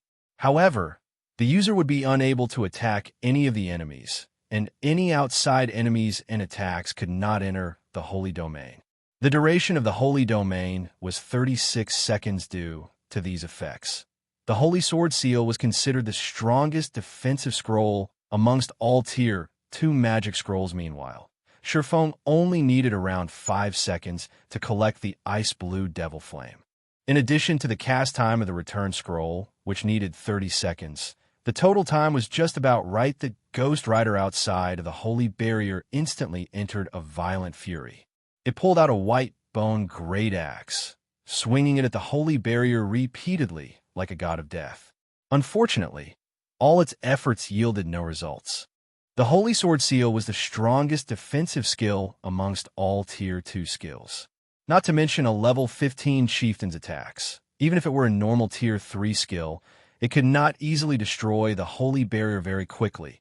Shi Feng finished retrieving the scorching hot Tier 2 mysterious flame, the ice-blue devil flame. Though his heart was currently filled with extreme excitement, he suppressed it and activated Defensive Blade. He then started the chant for the return, "Scroll, despicable little rat. I will definitely make you suffer a living hell." Seeing that Ye Feng had already retrieved the ice-blue devil flame, the Ghost Rider suddenly went berserk. The faint blue flames covering its body flared up several times greater than before, and it swung its white-boned great axe to the ground with all its might. Boom. The entire central plaza started quivering. The ground of the plaza cracked apart, spitting out tens of pillars of flames, sending countless debris flying. Only now was Ye Feng fully aware of how powerful the Ghost Rider was. The previous exchanges they had were not even a warm-up for the Ghost Rider. Fortunately, Ye Feng had the strongest Tier 2 defensive skill on his side. If it were only a Tier 1 defensive scroll, it could not have fended off the Ghost Rider at all time flowed past, little by little. Though the Ghost Rider poured out attacks on the holy barrier like a madman, fortunately, none of them made any actual difference. The Ghost Rider could only watch as Ye Feng completed the chant for the return scroll with only 2 seconds remaining for the chant to finish. The Holy Sword Shield's duration ended. At this moment, the Ghost Rider revealed a sinister smile as it dashed forward 2 steps, instantly arriving before Ye Feng. With its axe raised, the Ghost Rider struck down at Ye Feng. The axe was unable to advance any further when it was several centimeters away from Ye Feng's body. Ye Feng was shocked into a cold sweat. The Ghost Rider's speed was just too fast after becoming berserk. Even he could only barely see it move. Fortunately, he had activated Defensive Blade beforehand. The level 2 Defensive Blade could completely resist 4 melee attacks or 7 ranged attacks. Now that the skill blocked 1 attack, only 3 more blocks remained. Seeing that its attack did nothing, the flame in the Ghost Rider's eye sockets congealed slightly. It then started madly attacking Ye Feng's second strike, third strike, fourth strike. Very quickly, all 3 of Ye Feng's remaining blocks were used up. The Ghost Rider then abruptly did a horizontal slash, intending to bisect Ye Feng in half at the moment of life and death. Ye Feng finished the return scroll's chant a step ahead. He then transformed into a white glow. Vanishing the white bone, axe only managed to slice the white glow in half, but not Ye Feng Elo. The Ghost Rider was incomparably furious. The ice-blue devil flame was its most valuable treasure. The reason it could turn from a cursed apparition into a Ghost Rider was all due to the ice-blue devil flame. As long as it had another half a year, it could once more evolve and become a lord. With a lord's strength, it could launch attacks at the living beings in the nearby towns, slowly strengthening its army of ghosts. Now, however, the ice-blue devil flame was snatched away by a wretched little rat right before his eyes. So, just how was he supposed to not become angry? After returning to Red Leaf Town, Ye Feng could not help but wipe away the cold sweat from his forehead. If he were slower by even a millisecond, he would have definitely died.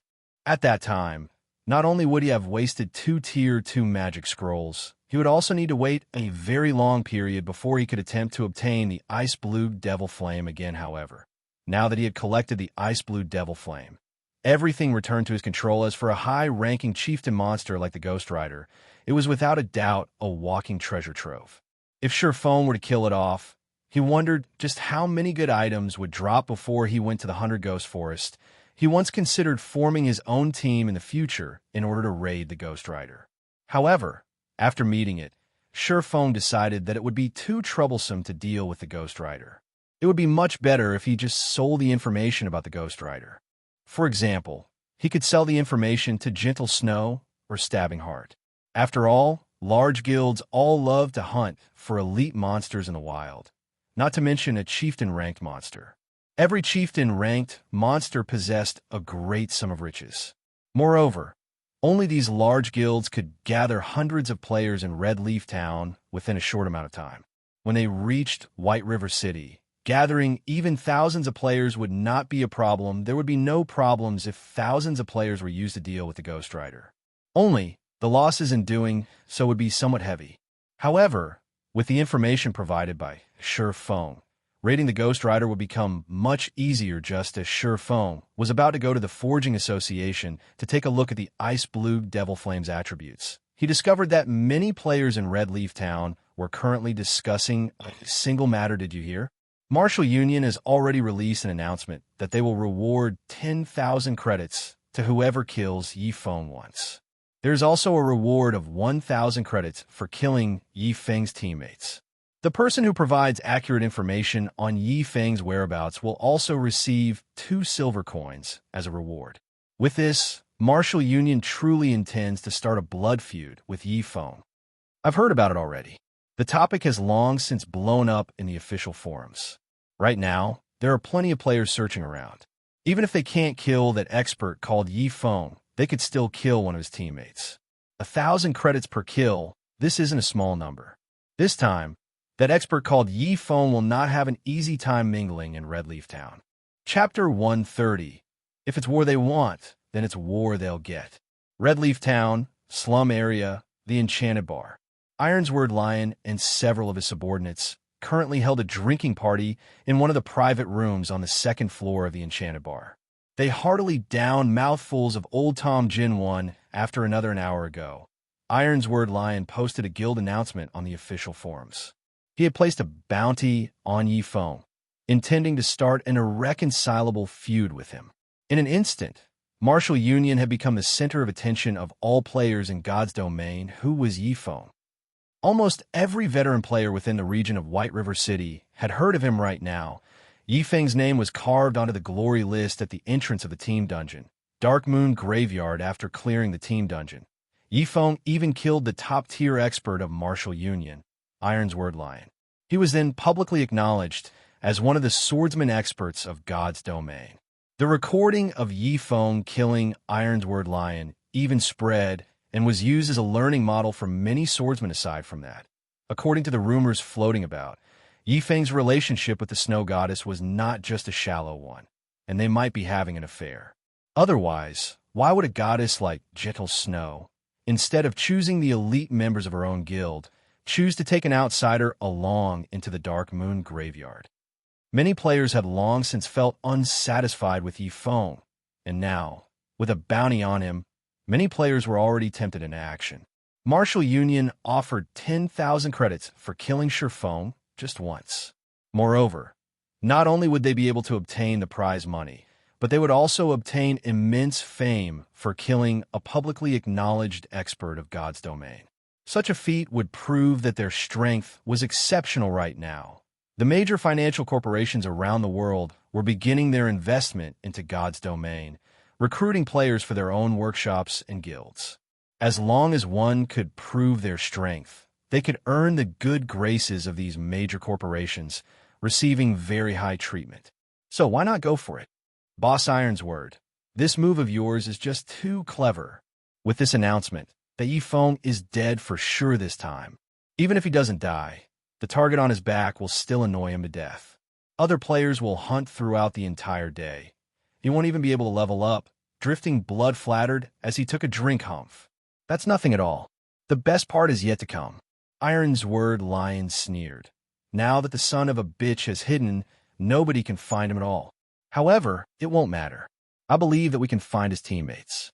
As long as we kill his teammates to level 0, I hardly believe that he will remain hidden. As long as he dares reveal himself, absolute heaven will immediately take action. It will be his death when that time comes. Just as Ironsword Lion laughed cold ding, Ye Feng received a communication request from someone on his friend list. Are you all right? Gentle Snow abruptly asked Ye Feng, was slightly astonished. He did not imagine that even Gentle Snow would worry for him. He shook his head, saying, I'm fine. If things get too difficult for you to handle, I can utilize the strength of Ouroboros in White River City region to deal with Martial Union. That way, Martial Union will very quickly give up on you. Although Gentle Snow had downplayed her words, Ye Feng knew just how frightening it would be if Ouroboros went all out against Martial Union. Just the tens of thousands of Gentle Snow's fans alone were enough to extinguish Martial Union. Not to mention when the many experts of Ouroboros took action. Martial Union would not hold on for even a few days before needing to disband things. I'll be careful, Ye Feng said in gratitude shortly after ending the call with Gentle Snow. Another suddenly arrived brother Ye Feng. Are you all right? Stabbing Heart asked him. Fine, Shi Feng replied, a smile appearing on his face. He couldn't help but feel a sense of déjà vu. It's good that you're all right. I saw Martial Union declare war on you.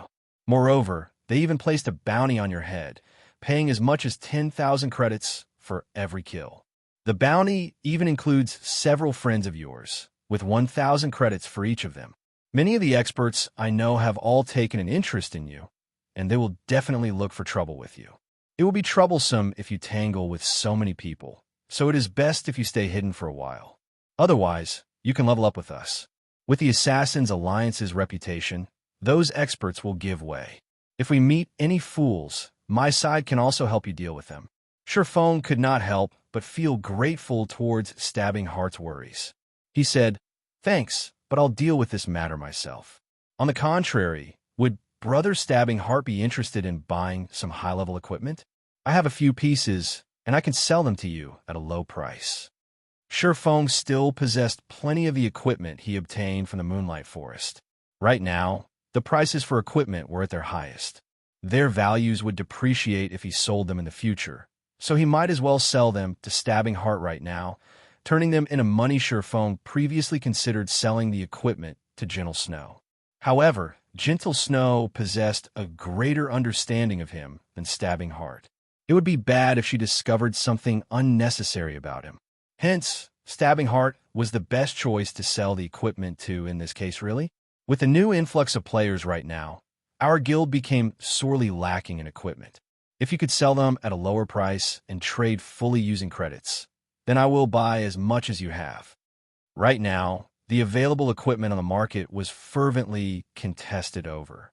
Meanwhile, Stabbing Heart knew Shi Feng would have a lot of equipment. After all, Shi Feng managed to clear the Dark Moon Graveyard. That meant that the other party dungeons would be easy pickings for him. Moreover, Shi Feng only had a single party under his command. He would definitely possess plenty of extra equipment. If Stabbing Heart could purchase all of it, it would be a huge boost to his guild. I'm busy right now. How about we meet up and trade inside the hotel at the trade area? Shi Feng asked. That would be great. I also need some time to collect the money needed. Stabbing Heart replied with a smile, following which Shi Feng disconnected the call with Stabbing Heart. He then sent a message to Blackie and the others, telling them to be careful of ambushes from other players currently. With Blackie and the others' equipment and level, a dozen or so average players could not do anything to them at all. Shi Feng was only afraid of those elite players taking action.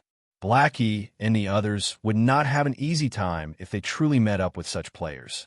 Hence, it would be best if they took precautions early on. After receiving the information, Blackie immediately led the others to depart from their current grinding spot. They went to an even more secretive location Shi Feng gave them. It would not be easily discovered, even by those pro players. Martial Union. Since you guys want war, then to war we shall go. Shi Feng's eyes flashed with a cold glint. Shi Feng's mind constantly considered how he should earn money in God's domain and his future development in the game. He did not imagine Martial Union would send a top-tier assassin at him, and even go further to place a bounty on his head. They had gone too far. Did Martial Union think he would be helpless against them? Shi Feng immediately logged onto the official forums. Using the name Ye Feng, he sent out a declaration. Martial Union. Since you guys want war, then to war we shall go. I now place a bounty on all players from Martial Union. As long as you can kill a normal member of the guild, you will receive a reward of 100 credits or 1 silver coin. For one of the upper echelons of the guild, every kill will earn 1,000 credits or 10 silver coins. As for Ironward Lion, I will pay you 5,000 credits or 50 silver coins for every time you kill him. This bounty will be effective until Martial Union completely disappears from Red Leaf Town. After Shi Feng issued the post, it instantly caused a sensation in the forums of all of White River City region, giving rise to a raging tempest. A single independent player actually dared to declare war against a large guild. This was a first in the entire God's domain. Before this, one would only hear about guilds issuing bounties on a single player. It was the first time players had actually seen a single person place a bounty on an entire guild. The players who read Shi Feng's post were completely astonished if a large guild acted rich and overbearing. then so be it. However, they never imagined an independent player would also make such a move. Said player even placed bounties on every single member of a guild. Although it was only limited to the area within Red Leaf Town, a large guild would still have several hundreds of players there. The money needed for such a feat was impressive, and such a way of spending was no different than running water. Even tycoons would not dare play in such a way. Chapter 131, Owning a Mysterious Flame. Shortly after Ye Feng published the post, many players replied, "To it, no way. Such a high bounty. It would be great if I had chosen to start at Red Leaf Town. 1 silver coin, just for the regular members. That's already an entire day's worth of my earnings. If I strive hard an entire day, I could kill at least 7 or 8 of them, which would be 700 or 800 credits. If I continued hunting for an entire month, the amount I can earn would be several times higher than my normal salary. Could it be a scam? Wasn't that Ye Feng an expert in dire straits? Where did he get so much money?" The commenter above is right. This is definitely a scam. This Ye Feng is just trying to make a name for himself, and win the pity of the masses, tricking us into opposing martial union. There were many players who voiced out their own varying opinions. Some supported Ye Feng, while some felt disgusted with him. A large number of players cursed at Ye Feng, and an even greater number refused to believe that Ye Feng possessed that much money. After all, making a rough calculation, just killing all the members of Martial Union in Red Leaf Town once would cost a lot, not to mention killing them several times. Even a normal tycoon would not dare carry out such an action, much less a poor expert in dire straits. I am stabbing hard of Assassin's Alliance. I am in full support of Brother Ye Feng, and I can guarantee that everything Brother Ye Feng has said is the truth. If you aren't able to cash in your bounties from him, you can collect them from me instead. Just when everyone determined Ye Feng was a scammer, Stabbing Heart's abrupt reply sent a tremor through the forums. Once more, although Ye Feng was famous, when compared to a large guild, his prestige was still sorely lacking. On the other hand, the words Stabbing Heart from the Assassin's Alliance had written were wholly different. Ignoring the fact that the Assassin's Alliance was a second-rate guild, possessing a member count in the tens of thousands, just the dozen years or so fame they had accumulated from other virtual reality games was strongly persuasive. Wow. The Assassin's Alliance's Stabbing Heart has appeared. Please let me join the Assassin's Alliance. Even Stabbing Heart has already shown himself, so the bounty must be real. This time, the players of Red Leaf Town are going to make a fortune. Not long after Stabbing Heart's appearance, another reply appeared which instantly caused the number of views on Ye Feng's post to multiply by tens. Ye Feng is my friend. I can guarantee his credibility. If there are any problems, you can find me to deal with them. The reply, indeed, belonged to the snow goddess, Gentle Snow, herself. Moreover, she was willing to make assurances for Ye Feng. Those who cursed at Ye Feng previously immediately shut up after her reply, because if they did not, the Snow Goddess fans might pummel them into meat paste. Ye Feng, you are my idol. Please take me in as your disciple. I'm willing to do anything you ask. I guarantee it. Big brother Ye Feng, do you have a girlfriend? Little sister is 18 years old, has a beautiful appearance, a sexy body, and wishes to become Big Brother's girlfriend. I can give birth to a bunch of little monkeys for Big Brother. Looking at Gentle Snow's reply, everyone immediately thought Ye Feng was just too awesome. He had received the support of Stabbing Heart of Assassin's Alliance and the Snow Goddess of Ouroboros. This was not a treatment any ordinary expert would receive.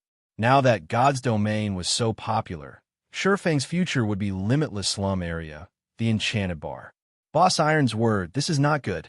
Ye Feng placed a bounty on our heads. An assassin suddenly rushed into the private room. Currently, Iron's word Lion happily drank away, his face flushed red. He did not think the alcohol in a virtual world could get a person get drunk. The alcohol had such a rich and mellow taste. Compared to the alcohol available in the real world, what he drank right now was much better. It was no wonder those players that tread on the path of darkness all loved to hang around in this place at this moment. The person who rushed into the room shouting had immediately interrupting Iron's word Lion from enjoying his drink. Annoyed, he said, "Why are you shouting? It's not like the sky is falling. Which son of a bitch was it that placed a bounty on me? Let's see if I don't hack him into pieces." "Boss, I heard it was at Ye Feng who placed the bounty on us." Drifting Blood said in a dazed Ye Feng. "With him alone, he wants to place a bounty on us. Martial Union? Who would even believe his words?" Ironsword Lion laughed in contempt, swallowing another mouthful of Old Tom Gin Boss Ironsword. "It's true. If you don't believe it, take a look at Ye Feng's post. Right now, views on it have exceeded 1 million already." The assassin helplessly said originally, he did not believe that an independent player would dare place a bounty on a large guild, either. Anyone who dared would just be digging their own graves. Without great enmity against a guild, no one would not carry out such an action. Such an action was a major threat to the reputation of a guild, and they would definitely not let off any players who dared provoke them. If they did not kill the player until he quit the game, they would not let the matter rest, however. Reality told them otherwise. As such an incident had truly occurred, Ironsword Lion still did not believe his subordinates' words. To place a bounty on the members of Martial Union. Was this Ye Feng seeking death? Hence, Ironsword Lion checked out the official forums immediately. Ironsword Lion was dumbfounded that Ye Feng actually dared place a bounty on all of Martial Union. He really intended to fight until one side was gone. However, Ironsword Lion had forgotten that he was the one who first placed a bounty on Ye Feng. He had already forgotten his own declaration to fight until one of them was obliterated after taking a closer look at the contents of the post. Ironsword Lion was truly shocked. Those who originally called Ye Feng a scammer had all shut their mouths now, and they all itched to slaughter the members of Martial Union. It was like they discussed competing over vegetables on the forum when Ironsword Lion saw the price tag of his own bounty. He nearly exploded with anger. He had spent 1,000,000 credits to hire Absolute Heaven to assassinate Ye Feng, and the bounty of 10,000 credits he publicly declared was just for entertainment. He was not hoping that someone would kill Ye Feng at all. His main goal was to kill Ye Feng's teammates now. However, Feng had tagged him with a bounty of 5,000 credits. In doing so, wasn't Ye Feng stating that he was far from being his equal? The most unbelievable thing was that Stabbing Heart and Gentle Snow had also stood out to show their support for Ye Feng. Ironsword Lion simply could not understand the situation. The bounty he placed was only on Ye Feng. Yet, why did these fellows mind other people's business? Gentle Snow was one thing, but why had Stabbing Heart appeared as well? He and the Assassins' Alliance had always minded their own business, and he had never provoked the Assassins' Alliance before. So, why was Stabbing Heart showing his support to Ye Feng? Good, good, good, Ironsword Lion repeatedly said. His anger jerked him out of his drunken stupor, his expression turning extremely sinister as he coldly said, "Since he wants to play, then I'll play. Immediately place a bounty on anyone with the guts to kill any of our members. Also, increase the bounty on Feng's teammates to 2,000 credits per person. I want to see just who can tempt these players. Tell the ones below to be careful of their actions and form parties when they go out leveling." Yes. After Ironsword Lion finished giving out his instructions, the assassin turned and left. Following which, Ironsword Lion initiated contact with Absolute Heaven. He wanted Absolute Heaven to take action a little sooner, killing Ye Feng to absolve him of this anger elsewhere. Feng had rented an intermediate forging room in the Forging Association now that the Ice Blue Devil Flame was in his hands. Feng was prepared to use this time to train his forging, placing all his effort into making the Silver Dawn and other equipment. Feng walked to the furnace, canceling the Tier 1 mysterious flame provided by the intermediate forging room. He then took out a dark blue flame from his bag. This dark blue flame was just like a flame sprite, joyfully jumping about in Feng's palm. Furthermore, the flame gave off a scorching heat, causing the temperature in the room to rise quickly. System, do you wish to bind the Ice Blue Devil Flame as your personal mysterious flame? Bind? Don't tell me that I can only use it after it bound? Feng did not know why, but although he held the Ice Blue Devil Flame in his hand, he was unable to glean any information about it. Even a Tier 1 mysterious flame was extremely rare throughout God's domain. In his previous life, he had never come into contact with a mysterious flame, and this was his first time learning that the flame needed to be bound before use. He recalled that the mysterious flame could be placed in the forging room of the guild. That way, all guild members were able to use it while not being able to take it away. So, just why was this mysterious flame a bound item? Shi Feng stopped caring about the details. He immediately chose to bind the ice blue devil flame, intending to learn its effects. Chapter 132, Evolution Crisis. After Shi Feng chose to bind the ice blue devil flame, suddenly, the ice blue devil flame started transforming. The small flame within Shi Feng's palm momentarily burned fiercely, wrapping Shi Feng's entire palm. Shi Feng immediately felt a scorching heat surrounding his hand, as if he had just dipped it in a boiling water previously. He was unable to feel the high temperature of the ice blue devil flame, and only now did he truly experience its heat. Although he tried to store the flame back into his bag, no matter what he tried, there was no reaction from the ice blue devil flame. Instead, a binding loading bar appeared, slowly increasing successfully, fused 3%. 4%. 5%. Isn't it binding? Why did it turn into a fusion? Looking at the green-colored fusion bar, Shi Feng felt a sense of unease. He could barely endure just the pain he currently felt.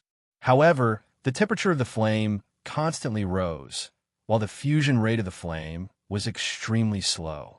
If this situation were to continue, Shi Feng would, sooner or later, die from the pain alone. Just when Shi Feng had called out the pain perception system's interface, intending to turn off all his senses of pain, his flaming hand no longer felt hot.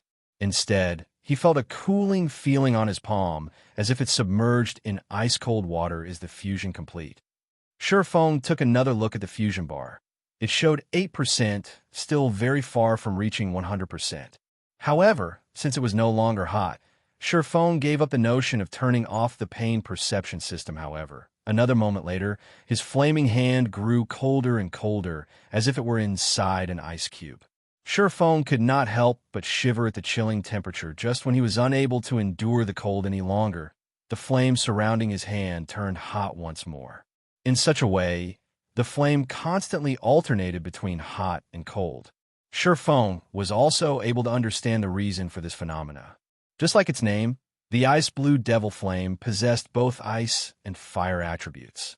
However, Shi Feng no longer wished to endure torture by the ice blue devil flame, so he chose to turn off the pain perception system. During the fusion process of the ice blue devil flame, if pain perception falls below 20%, fusion will fail and cause a fixed amount of damage to the player. Are you sure you want to turn off the pain system? Crap! Shi Feng could not help but curse at the despicable system. The system was clearly trying to toy with him. Moreover, it did not mention what sort of damage the fixed damage was. The fusion progress was already at 30%, so he couldn't just give up halfway. Helpless about the situation, Shi Feng could only tune down his pain perception from the original 40% to 20%. That way, he could, more or less, bear through the suffering. However, things were far from over. After the fusion bar reached 50%, the ice blue devil flame started spreading throughout Shi Feng's entire body, turning Shi Feng into a flaming man. Shi Feng's entire body burned with a deep blue flame, just like the Ghost Rider compared to the Ghost Rider's flame. However, the flame burning Shi Feng's body was much more pure and dazzling. Even the ground below his feet started showing signs of melting. The floor of the forging room had undergone special strengthening techniques specifically to resist high temperatures. The floors of the forging room were much stronger than even a secret silver weapon. However, this floor could still not withstand the flame surrounding Shi Feng's body. One could just imagine the frightening temperature that was emitted by the flame right now. If someone were to attack Shi Feng using a bronze weapon, the scorching flame would most likely melt the weapon before it could even come near Shi Feng. Fortunately, Shi Feng had long since familiarized himself with pain. He had also adjusted his pain perception down to 20%. Otherwise, he really could not endure the ever-changing temperatures of the ice blue devil flame. After enduring the same process for 20 minutes, the fusion of the ice blue devil flame finally completed. The ice blue devil flame has been bound as player Ye Feng's personal belonging system. Fusion of the ice blue devil flame completed. After undergoing the tempering of the ice blue devil flame, player's physique has improved. Strength plus 10, endurance plus 10, agility plus 10, ice resistance plus 20, fire resistance plus 20. Able to fully control the ice blue devil flame, even this is possible? Ye Feng was shocked, ignoring how valuable the ice blue devil flame was to forgers. Ye Feng did not think that it could even improve a player's physique after fusion. Ye Feng had effortlessly obtained 30 attribute points and 20 points in both ice resistance and fire resistance. Resistance was extremely hard to obtain in God's domain, and a single point increase would have a large effect, not to mention an increase of 20 points. Such an increase was enough to instill despair in many mage classes. If fire magic could originally deal 100 damage to Ye Feng right now, it would be good if it could even deal him 30 damage. Ye Feng then chanted a name in his mind, a deep blue flame appearing in the middle of his palm. This was indeed the ice blue devil flame. Following Ye Feng's thoughts, the flame freely moved about, growing and shrinking. Ice blue devil flame, Tier 2 mysterious flame, can be used in battle to increase damage by 20% and an additional 40% damage to ice or fire attributed skills. Simultaneously, it increases the success rate for potion making, forging, and cooking by 10%. These attributes had completely surpassed Ye Feng's imagination in his previous life. He had never received any information regarding mysterious flames being capable of increasing a player's battle prowess. It was also impossible for the mysterious flames to only increase a player's battle prowess in this life. Hence, the only possibility was that the players who obtained mysterious flames did not leak a single word about it, silently enjoying the fortune. Just the mysterious flame's ability to increase the success rate of forging and potion making was sufficient to send all the major powers in God's domain into an uproar. If the information about it being capable of increasing a player's battle prowess leaked, the competition over mysterious flames would become much more intense. Forgers and potion makers would have no chance to obtain a mysterious flame for themselves. At all, mysterious flames were always said to give the greatest benefits to potion making and forging. But in Ye Feng's view, elementalists who learned potion making were the ones who gained the greatest benefits. Originally, an elementalist's damage was very frightening. They were like human cannons. If they were to receive an upgrade to their ice and fire attributed skills, it would leave others speechless. In addition, the ice blue devil flame originally increased its user's damage by 20%, which meant that an elementalist who had the ice blue devil flame would have their damage output increased by 60%. The elementalist possessing the ice blue devil flame could easily kill an MT of the same level with the same quality of equipment in just 2 or 3 moves. Although Ye Feng was not an elementalist, the ice blue devil flame still provided a relatively large increase to his battle strength with the ice blue devil flame. Ye Feng felt that the future development of his skills should be more directed towards the fire or ice attributes. That way, he could reap the greatest benefits from using the ice blue devil flame. Following which, Ye Feng took out a pile of hard stones and started making advanced whetstones, increasing his forging proficiency. The success rate for making an advanced whetstone was 60%, with the possibility of increasing proficiency by 1 point with each success. Although the increase was not as much as when he made bronze equipment, the time needed to make an advanced whetstone was much shorter. Ye Feng only needed to burn the hard stones in the ice blue devil flame for a short while, followed by a couple of knocks from his hammer. Then he would have completed an advanced whetstone. If Ye Feng were to make glimmer chest plates, he would not be able to sell them for a lot of money. After all, there were various guilds currently selling that item. On the other hand, making the high-level bronze equipment and mysterious iron equipment from the forging designs he bought from Stonehammer Town was not very efficient. It would be much better for him to just upgrade to an intermediate forging apprentice, increasing his success rate a little earlier. At that time, it would not be too late for him to start using those forging designs. Meanwhile, while Ye Feng made the advanced whetstones, tension rose throughout the entire Red Leaf Town. However, it was not only due to the matter of Ye Feng and Martial Union placing a bounty on each other. There is also the crisis after God's domain's evolution due to the difficulty of the monsters in the wild increasing, the large influx of newcomers, and Ye Feng's stock clearance of the auction house. The prices of items rapidly increased. Within a short 2 hours, the prices of items had already doubled, causing many players to voice out their complaints originally. The money they earned within a day was small. They also needed to buy many items they needed in the wild, such as food and beverages, return scrolls, and such items. There were also the regeneration potions and mana recovery potions. However, the prices for all these items had suddenly skyrocketed amongst the items with inflated prices. The highest was equipment. Previously, 20 copper coins was sufficient for a player to purchase a piece of level 2 common equipment. Right now, they would need 40 copper coins to do so. As for bronze equipment and higher, the increase in their prices was even greater. However, without good equipment, how could they hunt monsters? Hence, the majority of the players right now all held the thought that they had to obtain a good piece of equipment no matter what, even at the cost of saving up the money meant for potions. With good equipment, they could easily look for a party to join. Their efficiency of killing monsters would also rise as a result, and it was only a matter of time before they earned back their money as a result. The prices of equipment constantly rose similarly.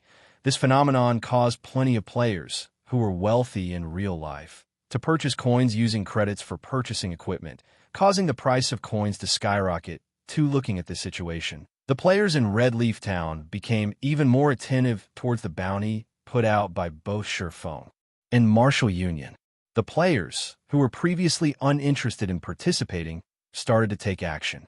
There were many experts who began searching for Ye Feng and his teammates, and there were some who set their sights on Martial Union forming a party to hunt Ye Feng's party. Must be level 6 or above, with a complete suit of bronze equipment. Those who fulfill the conditions, please gather at my location. Forming a party to hunt members of Martial Union. Must be level 5 or above. Those who wish to make a quick buck, don't miss this chance. Meanwhile, there were plenty of players shouting out party recruitments in the plaza of Red Leaf Town. However, their grinding targets were no longer monsters, but players. Suddenly, Ye Feng and Martial Union's game of hunting lured the players throughout all of Red Leaf Town. Chapter 133, Fire Dance.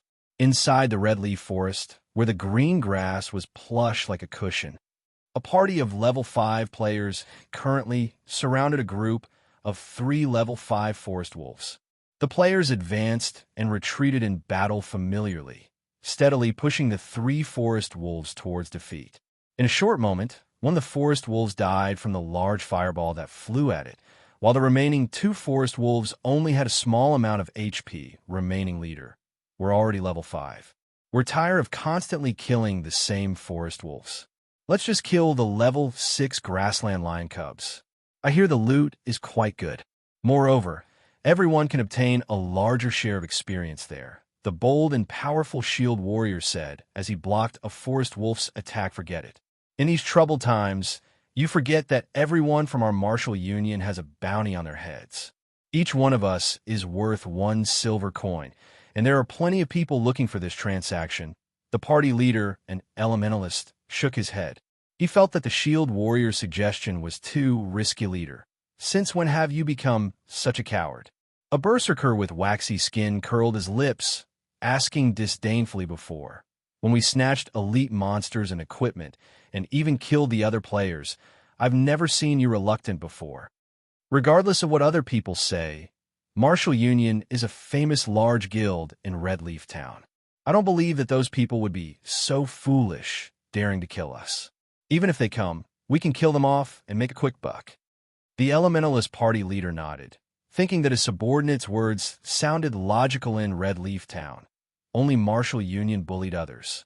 Whoever dared provoke them was only seeking death. The elementalist party leader then said, "All right, after we kill these 2 forest wolves, we'll go kill the grassland lion cubs." "Oh yeah," the shield warrior grinned, using his shield to send one of the forest wolves flying. He then followed up with a heroic strike on the other forest wolf, taking away its remaining HP. Immediately after, the party from Martial Union killed the final forest wolf. they suddenly discovered that they were surrounded by a team of over 20 players. Moreover, every one of these players was red-named, and clearly, they had already killed a lot of players' brothers. Our luck is good this time. They are all from Martial Union. A red-named female assassin with a provocative body revealed herself from stealth.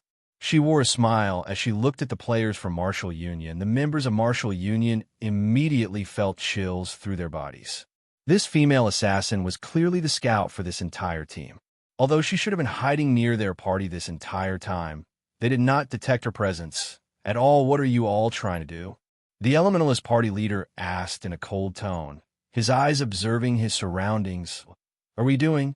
The female assassin gleefully smiled at the party leader from Martial Union, saying with a laugh, "Of course, we are here to do some happy things with you. Sister Fire Dance, why are you wasting your breath on them? Let's just kill them and be done with it," one of the rangers standing in the encirclement said, feeling restless. His bow was already knocked and aimed at Martial Union's cleric. The shield warrior from Martial Union knew that they were not a match for these group of players. Hence, he intimidated, "You guys better think through this. You will not have a good ending if you become Martial Union's enemies. By the time we take care of that Ye Feng, we will take revenge on those who dared attack the members of our guild. You guys best consider your actions properly. Don't make a mistake. Is Martial Union really that amazing?" The female assassin, named Fire Dance, played with the dagger in her hand. Curling up her lips slightly, she said, "Why have I heard that you guys suffered a crushing defeat at the hands of my idol, Ye Feng? Moreover, since you guys dare make trouble with my idol, it's no different than seeking for trouble with me. You should all just die, right here. Brothers, take action. Don't let any of them escape." Hearing Fire Dance's command, the 20-plus players surrounding Martial Union rushed forward. Meanwhile, the female assassin named Fire Dance suddenly appeared behind the party leader from Martial Union. She immediately knocked the elementalist unconscious, her icy cold dagger slashing across his neck. She then followed up with a backstab and eviscerate, instantly taking the party leader's life. Her techniques both quick and efficient. The other members of Martial Union were extremely shocked by this scene. Their hearts stopped beating completely.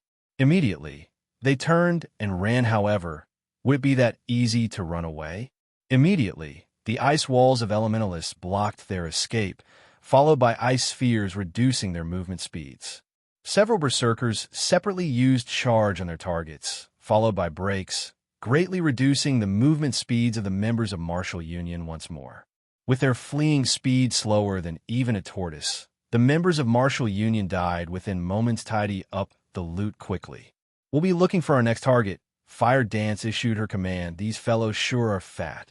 They have contributed 3 pieces of bronze equipment to our inventory.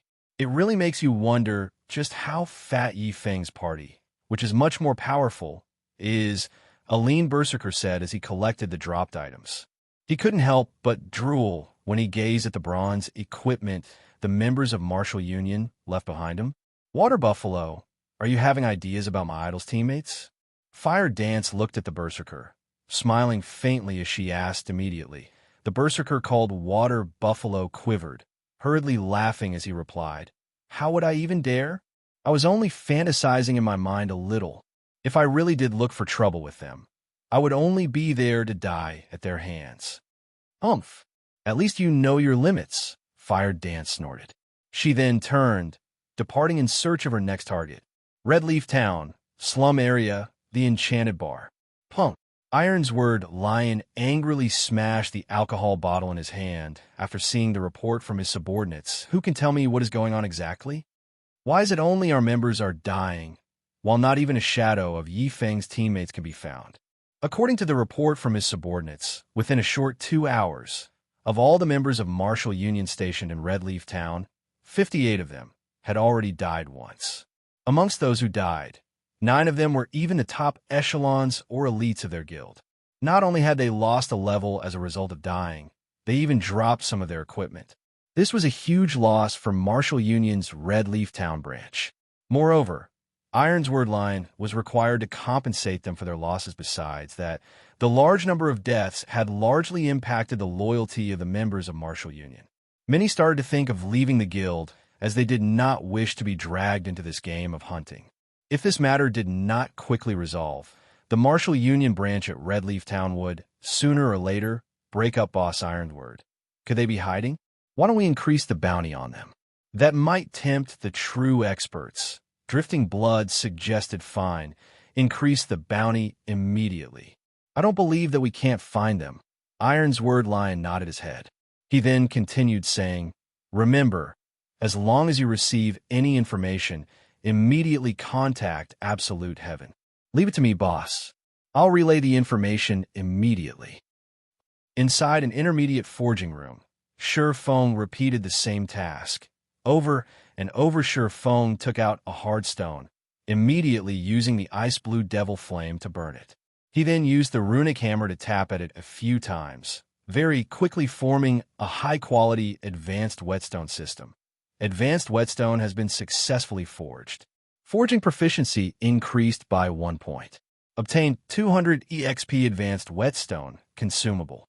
When used on a level 20 weapon or below, recovers the durability by 8 to 12 points. Simultaneously, it increases the damage of the weapon by 3% for a duration of 30 minutes. Number of usage remaining, 3. In the later stages of the game, the value of this item would become greater and greater. The reason was that the damage to a weapon increased as monsters' prowess increased. It was especially true for monsters that were level 7 and above, as some of them possessed skills that could greatly reduce the durability of a weapon. Hence, whetstones became one of the necessities when grinding and battling in God's domains, whilst compared to a normal whetstone. Not only could the advanced whetstone recover a weapon's durability, but it could also increase the weapon's sharpness, increasing the weapon's damage by 3%. This effect could even compare to a buff, and it would greatly benefit melee players. There would be plenty of melee classes scrambling over this item, and they would still be willing to buy more after buying the first. No player would willingly reduce their damage when fighting monsters, even if it were just a 3% reduction right after Ye Feng finished the advanced whetstone system. Congratulations! You're the first player to be promoted to an intermediate forging apprentice. Obtained 50,000 EXP, rewarding 10 runic steel. Chapter 134, Silver Lake. After seeing the system notification, a faint smile appeared on Ye Feng's face. He finally received the promotion to intermediate forging apprentice after making over 400 advanced whetstones. However, to obtain the promotion to advanced forging apprentice, he needed 3,000 proficiency points. He could not achieve such an amount in a short period. Ye Feng looked at his experience bar. It was currently at 94% of level 9, only 6% away from the level 10 threshold. As long as he strived a little further, he would break through that threshold in God's domain. There was a huge boost in attributes every 10 levels when players obtained their first 10 levels. It was an indication that they could enter a city. In a city, players could enjoy various benefits. Not only could they purchase resources not sold in towns, but they could also obtain plenty of high-level quests. Players could even purchase bronze equipment at a low price, though that depended on the player's luck. It would also be much easier for players to make money once they reached a city. Furthermore, players could use the teleportation gates available in the city to transfer to high-level monster areas. They would not need to waste a huge amount of time on travel, quickly arriving at level 10 or higher monster areas. Moreover, the game of God's domain only truly began after entering a city. When that time came, the players from tens or hundreds of towns would gather in a city. A single city would have, the very least, over 100,000 players. Moreover, White River City was one of the 5 largest cities located in Star Moon Kingdom. The number of players that would gather there would exceed 1 million. At that time, the various guilds could centralize their influence completely, displaying the true strength of a guild. This would also increase the competition between guilds. It would be a lot less peaceful when the various guilds competed over the limited resources available. This was the case with all virtual reality games. The resources available were limited, and the best resources and leveling spots would only number so many within a city's region. However, with the huge amount of players, if one wanted to level up and upgrade themselves quickly, They needed to compete over said resources. As a result, those without strength would be eliminated and left behind, not to mention an independent player. Even a small guild would have absolutely no chance of surviving inside a city. The large guilds would all monopolize the various high-level resources and valuable leveling areas, while the small guilds and independent players could only hold themselves up in locations with inferior resources. Hence, if one could set foot in the city even a moment earlier, the competition they would face would greatly lessen. However, that did not necessarily mean that one would be safe just by entering the city ahead of others. Instead, the more advantages a person possessed before entering the city, the better off one would become afterward. Take Blackwing City, for example. If an average player were to enter the city, they would only be there to gain some knowledge and experience, a purely time-wasting endeavor. However, if it were one of the upper echelons of a large guild, things would be quite different. Aside from being able to form a relationship of mutual exchange with guild from other countries, they could purchase items unique to Blackwing City in bulk. Such benefits would lead to huge improvements of a guild. Right now, Ye Feng's level was ranked number 1 in White River City, and the others would need at least 2 or 3 days before they could catch up. During this time, Ye Feng wanted to increase the gap further. Only then could he carve out a place for the Zero-Wing Guild he wanted to establish in White River City. So, this is runic steel? As expected, this is a treasure. Ye Feng took out a piece of blue steel filled with magic from his bag, joy filling his entire being in Ye Feng's previous life. Many forgers competed madly for just a piece of runic steel. Even if they managed to buy one, they would treat it like their baby. They would not use it lightly. Meanwhile, Ye Feng possessed 10 pieces of runic steel. Right now, runic steel, fine gold rank consumable. When used to forge level 50 fine gold equipment or below, increases success rate by 10%. There is a fixed chance to increase the forged equipment's rank by 1, up to a maximum of fine gold rank no matter how one looked at it. Runic steel was significantly better than the 100 refinement steel. Moreover, it could even increase an equipment's rank. With this runic steel, my success rate for forging the Silver Dawn will be even greater now. Ye Feng had purchased all the materials required to forge the Silver Dawn at the auction house. In addition to the materials he had purchased before, he could forge a total of 16 Silver Dawns. Just the cost alone for a single Silver Dawn was over 37 silver coins. Even an elite party needed to raid a hard mode party dungeon half a dozen times before collecting such an amount. Hence, Ye Feng only chose to forge the Silver Dawn after he was promoted to intermediate forging apprentice. Ye Feng took out the forging design for the Silver Dawn, clicking to learn it. He began the process of forging his first Silver Dawn previously, before he had obtained the Ice Blue Devil Flame. His success rate for forging the Silver Dawn was only 32%. After the addition of the Ice Blue Devil Flame, the success rate increased to 42%. If Ye Feng used the runic steel, he could further increase it to 52%. A mere intermediate forging apprentice's chance of successfully forging a secret silver weapon was just over 50%.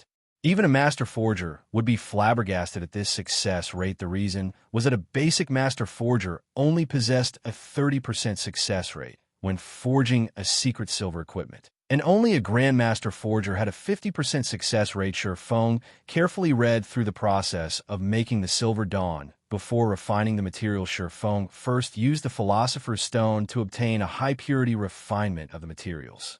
He then placed the materials into the Ice Blue Devil Flame, waiting for them to merge. Ye Feng possessed 100% control over the Ice Blue Devil Flame, so he could merge the materials together to an exceptional degree. However, Ye Feng chose not to include the incomparably precious runic steel in the forging process this time. The first attempt was only for Ye Feng to familiarize himself with the forging process of the Silver Dawn. Moreover, he only possessed 10 pieces of runic steel, and each one of them was worth at least 1 gold coin. The runic steel was extremely hard to obtain, and using it now would just be a waste. If other forgers knew that Ye Feng intended to use the runic steel to forge the Silver Dawn, they would curse at Ye Feng in anger. The Silver Dawn was only a level 10 secret silver weapon. Yet, Shi Feng actually thought of using the runic steel to forge it. Such an action was simply maddening. 10 minutes later, the refinement process was complete. Shi Feng looked at the product of his refinement with satisfaction. He then placed the piece of metal on the anvil. Using the runic hammer to pound at it, sparks flew about as the sounds of the hammer striking the metal resounded throughout the forging room. Shi Feng was extremely careful with every strike, afraid that a single misstep would affect the final shape of the silver dawn. After striking at the metal hundreds of times, sweat-drenched Shi Feng. Satisfied, he clicked the generate button, following which the red-hot metal began to take shape, transforming into a silver-colored longsword. He investigated the weapon's information after a full 5 seconds. System: forging of the Silver Dawn has failed. Shi Feng looked at the weapon's attributes, discovering that it was only a level 10 mysterious iron weapon. Indeed, the forging failed. However, Shi Feng was not overly disappointed at the results. Although the success rate stated was 42% on the surface, due to it being Shi Feng's first time forging the Silver Dawn, the actual success rate was much lower. Success was impossible, no matter how one looked at it. If he succeeded, it would be a true miracle with a failure in hand. Shi Feng summarized his experience into a lesson for himself. The reason Shi Feng could lead a third-rate guild like Shadow to become one of the top second-rate guilds was not due to any inborn talent of his. Instead, it was because Shi Feng always summarized and learned from his experiences. If others gained experiences from success, Shi Feng gained experiences from failure. After reviewing for over 10 minutes, Shi Feng started forging a second time. However, after 20 minutes or so, it was another failure. The weapon he forged was still mysterious iron ranked, though with a slight improvement. The attributes of the weapon were slightly better. Shi Feng continued forging and failing for a total of 6 tries, taking a loss of over 2 gold coins. Feeling that he was mostly familiar with the forging procedures, Shi Feng started his 7th attempt of forging the Silver Dawn. He even used a runic steel this time. Soon after, Shi Feng refined, hammered, and shaped the lump of metal. Clicking generate. Suddenly, an exquisite-looking light blue-colored long sword formed. There were even mysterious runes carved on the blade of the sword, the runes possessing faint traces of magic circulating within. With a glance, one could immediately tell that it was no ordinary weapon. Shi Feng immediately grew excited. He knew that he lucked out this time, and it was not as simple as a mere success. I wonder what the attributes are. Shi Feng clicked to check the weapon's attributes. He had to wait a total of 10 seconds before the system could give him a conclusion. System: runic steel's effect triggered. Rank increased by 1 system. Black steel insignia effect triggered. Attributes increase. System: Silver Lake has been successfully forged. Forgery proficiency increased by 3 points. Obtained 10,000 EXP. Chapter 135, Personal Exclusive. The series of system notifications startled Shi Feng slightly. He had only made some slight adjustments to the Silver Dawn based on his habits and battle styles. He did not think his luck would be so heaven-defying even out of 100 tries. Both effects definitely won't trigger together again. One could just imagine how greatly enhanced the Silver Lake's attributes are. To what extent of an increase, however, nobody knew the runic steel could upgrade an item's quality by 1 rank. That meant that secret silver rank could be upgraded to fine gold runkas for black steel's insignia. It could increase the attribute values of a piece of equipment, and the increase would normally be between 5% to 25%. If the weapon's attributes rose by 20%, it would be the equivalent of having upgraded the weapon's quality by an entire rank. If both effects stacked with each other, the refined light blue longsword would, at the very least, be a top-tier fine gold weapon, with the possibility of even being a dark gold weapon, a level 10 dark gold weapon. At this stage of the game, aside from magic weapons, it was the most powerful weapon available. Immediately, Shi Feng held up the Silver Lake that gave off a blue glow, checking its attribute. Silver Lake, fine gold rank, one-handed sword. Level 10. Equipment requirement: Strength 45, Agility 80. Attack power plus 78. Strength plus 18, Agility plus 22. Attack speed plus 1. Durability 70/70ths. Additional passive skill: Flowing Shadow. Creates an afterimage effect while attacking. Simultaneously, the faster the attack speed is, the greater the damage caused. Damage can be increased up to a maximum of 50%. These attributes completely surpassed that of a top-tier fine gold weapon. With the additional skill, Flowing Shadow, the Silver Lake was absolutely comparable to a dark gold weapon. The attributes combined both speed and strength. As expected, it is as I thought. The more he looked at the Silver Lake, the greater his love for it became. In God's domain, the equipment forged generally had better attributes than the equipment dropped by the bosses from dungeons. Moreover, the forged ones were more suitable for specific classes. Hence, many experts prefer to hire master forgers to craft them custom weapons and equipment personally. Hence, master forgers were extremely welcomed and respected in God's domain. The experts of God's domain, especially, loved to make friends with master forgers. Master forgers also held great influence within a guild within God's domain. Nobody would rashly offend a master forger who knew which expert a master forger had forged a weapon for before. If one carelessly provoked a master forger, they might end up assassinated or hunted by a large number of experts. After all, these experts all wish to earn a favor from a master forger. Calling it in for custom equipment, only suitable equipment, would be the best equipment, although these personalized weapons and equipment were only slightly better than equipment dropped from dungeons. The battle prowess a player could display while using the equipment would increase manyfold. Regarding these sorts of weapons and equipment, they were all referred to as exclusive equipment. They were only suited to a single individual or a certain type of individual. The Silver Lake was a personal exclusive weapon that Ye Feng created for himself. If other swordsmen use a Silver Lake, it would only display the power of a normal fine gold weapon. However, in Ye Feng's hands, it could display the prowess of a dark gold weapon. Previously, Ye Feng had lost the Crimson Blade in battle, and he just happened to be in need of a new weapon. This Silver Lake would suffice for Ye Feng's use for a very long time, and he would not need a new weapon anytime soon. Now that he had crafted his first personal exclusive weapon, Ye Feng felt much more assured. He then continued forging more Silver Dawns. After successfully forging the fine gold ranked Silver Lake, it became much easier for Ye Feng to forge the Silver Dawn. 2 days quickly passed. During the day, Ye Feng would move some items to his new house, decorating his new home with some furniture. He then trained his body, as usual. At night, after he entered God's domain, he forged equipment without stopping.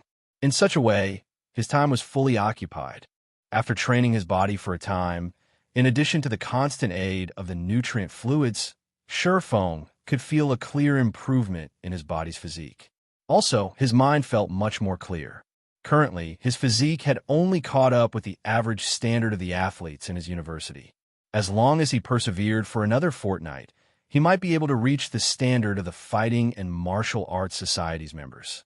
At that time, his body could absorb nutrient fluids more efficiently, allowing his mind to become much more active. Meanwhile, during the nights in God's domain, aside from occasionally visiting the auction house to purchase materials and appreciation items, Ye Feng had conducted a large transaction with Stabbing Heart. Ye Feng sold the level 5 to level 7 bronze equipment he possessed in bulk, earning himself over 2 gold coins and over 200,000 credits. Other than that, Ye Feng spent the remainder of his time cooped up in the intermediate forging room. Not only did he forge Silver Dawns, but he also forged plenty of equipment using the bronze and mysterious iron forging designs he obtained from Blackbeard. After he spent all his money on forging equipment, he continued making advanced whetstones. In a period of 2 days, Ye Feng had forged a total of 31 Silver Dawns, over 200 pieces of level 8 bronze equipment, over 100 pieces of level 9 bronze equipment, over 100 pieces of level 10 bronze equipment, over 60 mysterious iron weapons, over 70 pieces of mysterious iron equipment, and over 2,000 advanced whetstones. If other forgers saw at these numbers, they might faint from shock. Ye Feng's forging speed was simply outrageous. However, the main reason Ye Feng could create so many items was his low rate of failure. After forging so much equipment, Ye Feng's level had long since reached level 10, and he was not that far from level 11. As long as Ye Feng desired, he could go to White River City at any time. However, he did not plan to make that journey yet. At the very least, he wanted to make a trip to Blackwing City first, before going to White River City. According to Shi Feng's understanding, the average players were mostly at level 6, the pro players at level 7, while only those leveling madmen who played the game 24 hours a day might be level 9. Hence, Shi Feng was not in a hurry. Going from level 9 to level 10, the EXP needed was not a small amount. At the very least, it would take over a day to obtain it, just as Shi Feng prepared to go to the auction house and sell a few more glimmer chestplate forging designs. Shi Feng suddenly discovered an interesting matter. The members of Martial Union, whom he could previously see on the streets, were nowhere to be found. Could Martial Union have disbanded already? Shi Feng was slightly puzzled. He then called out the bounty system governed by the main god system, checking just how many members of Martial Union have died. During this period, the collection of bounties in God's domain could be done through the main god system. As long as a player completed a bounty and submitted the appropriate information, the main god system would verify the information. After verification, the bounty previously registered and stored by the employer would be handed over to the player. There is absolutely no need for the employer to personally verify all information submitted, wasting a lot of time in the process. Previously, Shi Feng stored 5 gold coins and 1,000,000 credits in the main god system, enough to burn Martial Union for a month or two. However, now that Shi Feng took a look, he was immediately dumbfounded. The 5 gold coins he placed were no more, while there was still around 800,000 remaining of the 1,000,000 credits. The bounty on a normal member of Martial Union was only 1 silver coin or 100 credits. 5 gold coins meant 500 kills.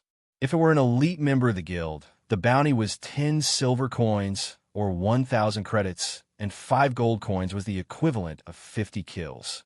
Such a number was sufficient to send all the elites of Martial Union in Redleaf Town back to level 0. Furthermore, there was still more than 100,000 credits used up. It had only been slightly more than 2 days since Shi Feng announced the bounty, and yet so much was gone already. With this, nearly all members of Martial Union stationed within Redleaf Town had died, several times to boot. This was a devastating and irrecoverable strike to Martial Union in Redleaf Town.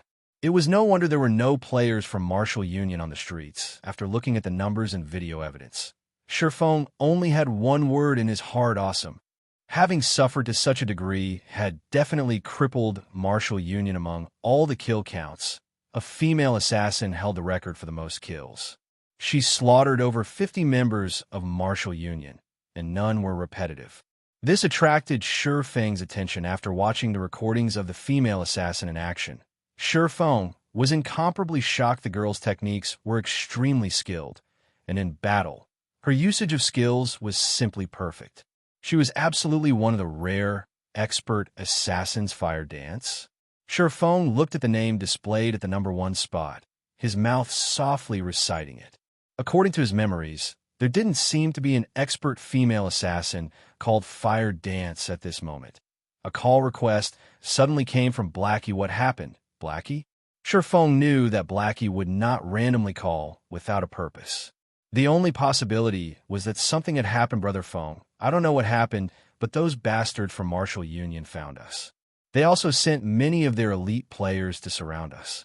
Among them, there were also a few experts from Martial Union that I have never seen before. We went all out to break out of the encirclement, but because of my inability, Colas sacrificed himself and stayed behind to cover for us. The others also died as they tried to open a path. Right now, Lonely Snow and I are the only ones left alive. Brother Feng, you need to be careful. You definitely mustn't allow them to discover you. If they do, you won't even have the time to use a return scroll, Blackie said with an extremely hurried tone.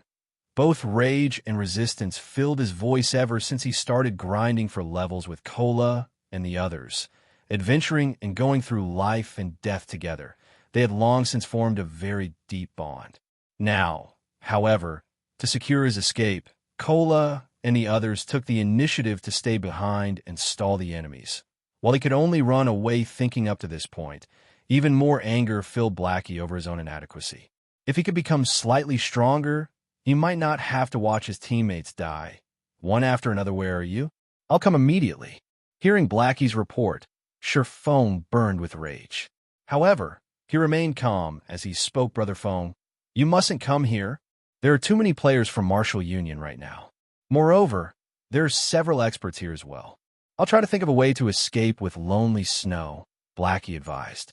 The only reason he contacted Shi Feng was that he worried Shi Feng might accidentally encounter the players from Martial Union. It was not that he did not believe in Shi Feng's strength, but the players from Martial Union simply numbered too many. There were also many experts among them. Shi Feng would have no chance against them. Tell me where you two are now. Shi Feng said each word coldly, an icy glint flashing in his eyes. Hearing Shi Feng's grave tone, Blackie knew that Shi Feng was serious. Moreover, Shi Feng was very angry. Helpless, Blackie said, we're in Gale Valley. All right, I'll be there immediately. Be careful not to get surrounded. Shi Feng said. Lonely Snow and I have escaped into the inner regions of the Gale Valley. Shrubs and fog fill this place, so they should not easily discover us. Blackie felt that he should not have contacted Shi Feng. That way, he wouldn't have dragged Shi Feng into this mess as well. Good then. Since you can't use return scrolls, someone might be using some special skill to stop you. However, you too can still use isolation scrolls. That way, it will be much harder for them to discover you. Find a good place to hide. I'll arrive soon. Shi Feng disconnected the call, though Shi Feng did not know how Martial Union managed to find another group of players, even with experts leading them. They were gravely mistaken if they thought they could easily bully him. Shi Feng dashed towards Gale Valley. Chapter 136, Resonant Sword. Gale Valley was quite far from Red Leaf Town. For the sake of speed, Shi Feng used a speed scroll without hesitation instantly. Shi Feng's speed sword, his body leaving behind afterimages as he ran. Crap. Who's that? How can he be so quick? Is he hacking? How could that be? This is God's domain. However, that is truly fast. Before I could get a clear look at him, he was already gone. That person must be an assassin who went full agility with all his speed increasing skills activated. The players who saw Shi Feng running were all shocked by his wind-like speed.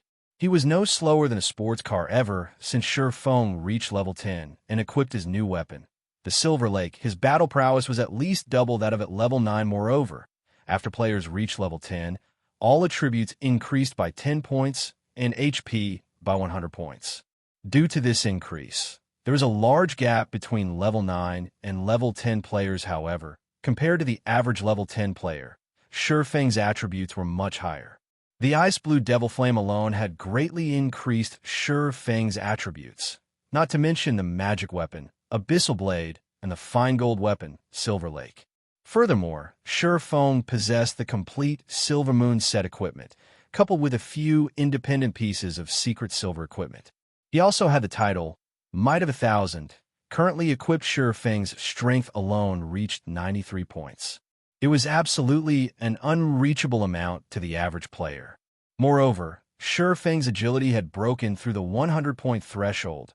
Activating the intermediate agility, hidden passive skill like the wind, it was renowned as a godly skill for battling in the open. With this new passive skill, players' movement speed increased by 15%, attack speed increased by 5%, and the shrubs and brambles of roads and forests would no longer affect him.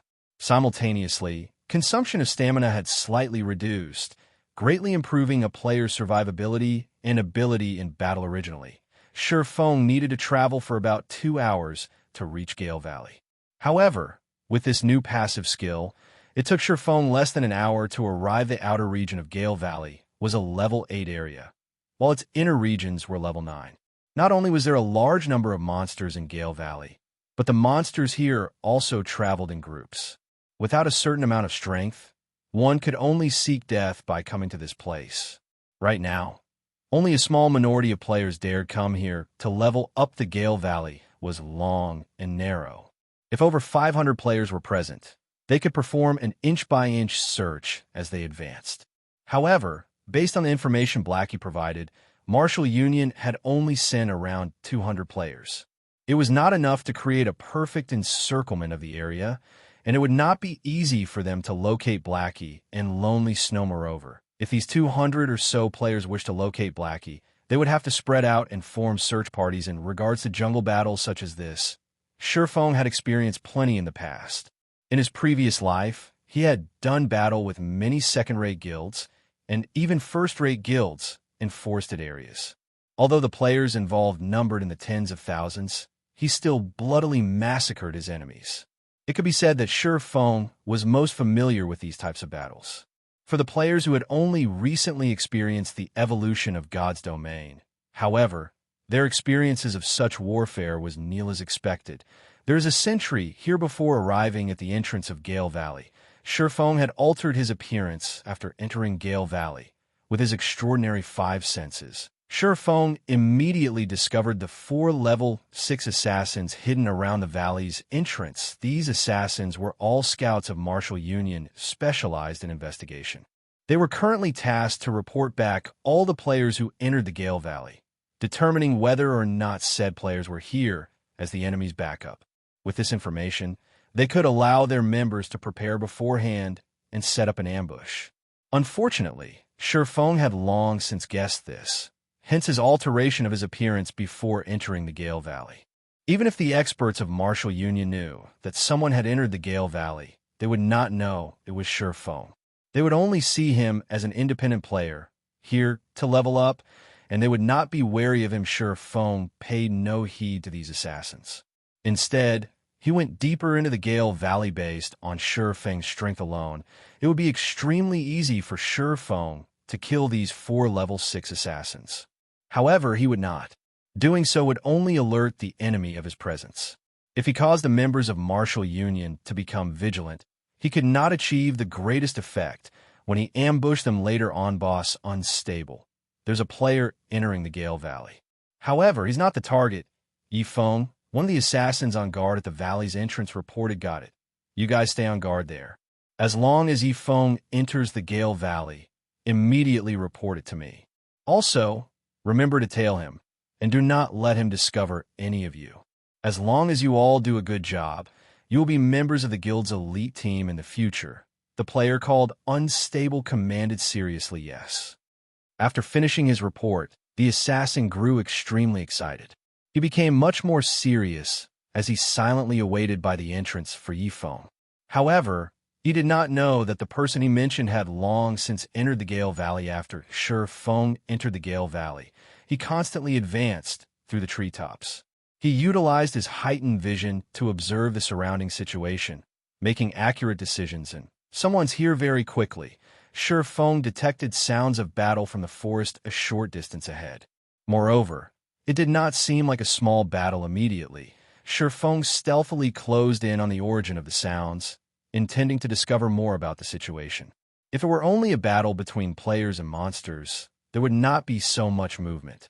Moreover, the closer Shi Feng was, the clearer the sounds of metal clashing against metal and the ear-piercing screech of blades and swords interweaving with each other. Could they have discovered Blackie?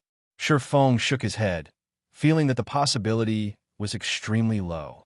Previously, when Blackie contacted him, Blackie stayed in the level 9 inner regions of Gale Valley.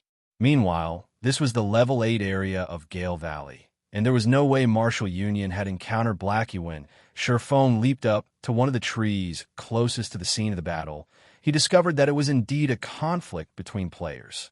Moreover, the battle was very intense. The weaker of the two parties only had 6 players remaining, and they did not even have a healer. Meanwhile, the players bearing the guild emblem of Martial Union were still considerably strong. They had a total of 18 players remaining, with 3 of which were healers. Amongst the healers, 2 were level 7 clerics, while 1 was a level 8 druid. They all wore matching bronze set equipment, mixed with a few pieces of mysterious iron equipment. The rest of the players also had relatively good equipment, and the lowest leveled among them was a level 7 player possessing a complete set of bronze equipment. These 18 players were elite members of Martial Union. If they were not elites, they would not possess such levels and equipment. They looked even stronger than the elites Shi Feng had faced off with before. Since when did Martial Union possess so many elites?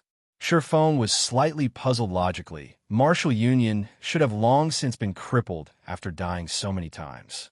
So, how did so many elites suddenly appear? Moreover, Every one of them possessed good equipment, and compared to Martial Union at its peak, they were much stronger. In Red Leaf Town, their power could rival that of a third-rate guild. It was truly an unfathomable situation, little girl. Don't even think of escaping this time. Just obediently wait for your deaths. The commanding team leader for Martial Union sneered as he looked at the female assassin possessing a sexy body. Looking at the hot female assassin, she had an attractive oval face, slender eyebrows, and eyes as clear as water. The girl was very beautiful, like a dazzling pearl or fluorescent jade, and beneath her appearance, she had a faint, lovely tenderness. Aren't you thinking too highly of yourselves? You want me to stay put and let you kill me? Dream on. Even if I die, I'll take you guys with me. The provocative-looking girl glanced at the swordsman team leader, the corners of her lips curling up slightly as she said disdainfully, Sister Fire Dance, you should leave. Let's hold them off for you. If we continue dragging this on, none of us will get away. Don't forget, we are now red players, and the death penalty is extremely severe. At the very least, we would lose 2 levels and 3 or 4 pieces of equipment. The berserker beside the girl softly suggested, although the berserker spoke in a very soft tone. Ye Feng, who possessed extraordinary 5 senses, managed to hear him clearly. Fire Dance. It was no wonder Ye Feng thought that the female assassin looked familiar. It turned out that she was Fire Dance, the female assassin who ranked at number 1 for killing the members of Martial Union. It seems that I have to lend some help this time. Ye Feng faintly smiled as he stood on the branch. Even if he were not familiar with Fire Dance, he would still lend her some help. The reason he came here was to kill everyone from Martial Union, creating rivers of blood. He wanted to teach the players from Martial Union what the rage of an independent player truly meant at this moment. The swordsman team leader laughed loudly, saying, "Do you think you can still escape? The moment we discovered you, we called for all our comrades to hurry over. We have long since surrounded this place. If you can still manage to escape, I'll eat this great sword of mine." Chapter 137, Monster. It seems they will bury us here. Our only choice is to carve out a trail of blood, Fire Dance said after hearing the swordsman team leader from Martial Union speak. Fire Dance's expression turned grim. Gritting her teeth slightly originally, she intended to come here to kill the members of Martial Union. She did not think that she would fall into Martial Union's trap instead. After killing their way out of the encirclement with much difficulty, these players once more surrounded them. Their chances of escaping were already scant, and if another 20 or so enemies arrived, even that tiny hope of escape would vanish if she and her teammates died now.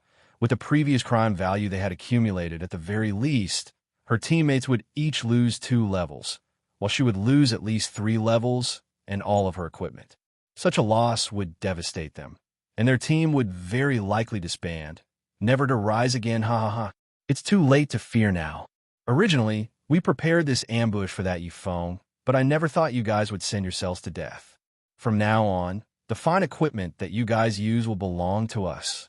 Brothers, go. Leave that little girl for me to deal with. The swordsman team leader licked his lips as he spoke, his eyes revealing an undisguised greed as he gazed at Fire Dance's sexy body. Naturally, Ye Feng, who was hiding in the forest, heard the entire conversation. Although he knew Martial Union definitely had some hidden plot, it turned out that they planned to set a trap for him all along. Previously, he had stayed inside the forging room, creating equipment. Moreover, he had also altered his outward appearance, making it impossible for Martial Union to find him. Hence, they chose to take action against Blackie and the others, using them to lure him out. At the same time, they would set up a trap and surround him. Unfortunately, although they had prepared for a variety of situations, they missed out on 2 important points. First, Ye Feng possessed the demon mask that allowed him to disguise his character's appearance and information easily. Second, they gravely underestimated Ye Feng's current strength. Brothers, follow me and let's kill our way out. At this moment, Fire Dance chose to take the initiative and launched an attack. In the blink of an eye, she rushed towards the spot where the encirclement had the least amount of players. Before the berserker standing there could react, Fire Dance's dagger had already pierced the back of his head, forcing him into a fainted state. Fire Dance immediately followed up with a backstab, assassinate, and eviscerate Instantly removing half of the Berserker's HP, the other members of Fire Dance's team also rushed forward with her, breaking through the encirclement, however. Just as the several level 7 players fell to critical health, a dazzling white light surrounded their bodies, recovering over half of their total HP.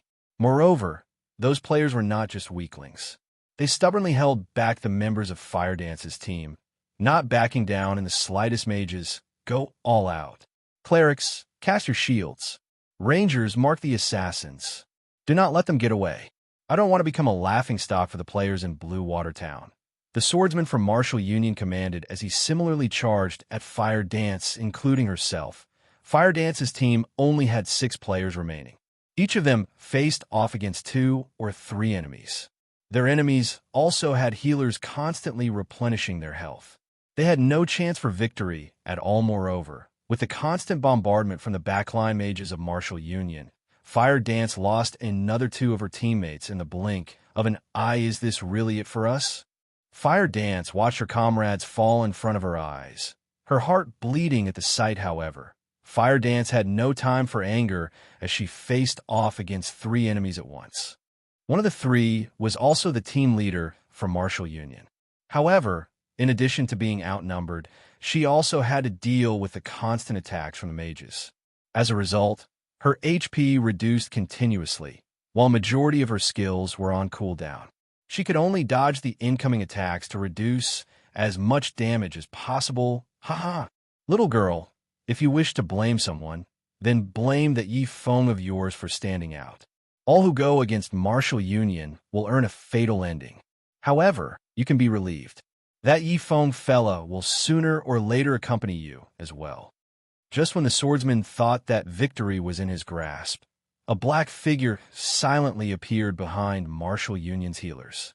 Nobody had even discovered the appearance of this person without anybody noticing. 2 sword lights pierced through one of the level 7 clerics, causing damages of -397 and -542, instantly killing him. Only when the cleric died did the second cleric and druid notice an enemy right beside them. Moreover, this new enemy instantly killed one of their comrades. The other cleric attempted to yell out in fright, yet he suddenly discovered that he was unable to yell out. He did not know when it started, but at this moment, both his abdomen and neck spurted out fresh blood. Moreover, when he turned to look at the druid beside him, he noticed that the druid was in a similar situation. However, neither of them noticed that, in actuality, they had been attacked at the same time as the first cleric. Only, their reactions were slightly delayed, failing to notice their own HPs had already to 0, staring at each other. They both fell forward, their visions turning a dull gray. That's 3 down. Feng's eyes flashed with a cold glint. He then shifted his cold gaze to the mages nearby based on Feng's current attack power. Even if he did not depend on the Ice Blue Devil Flame's damage increase, and did not use any of his skills, he could still kill any cloth armor classes of the same level with only 2 strikes from his sword's 2 swords, 6 images. With Feng's current attributes, it was an easy feat, and there were burdens when doing so. Moreover, the faster Feng's sword slashes were, the greater the damage the Silver Lake could cause.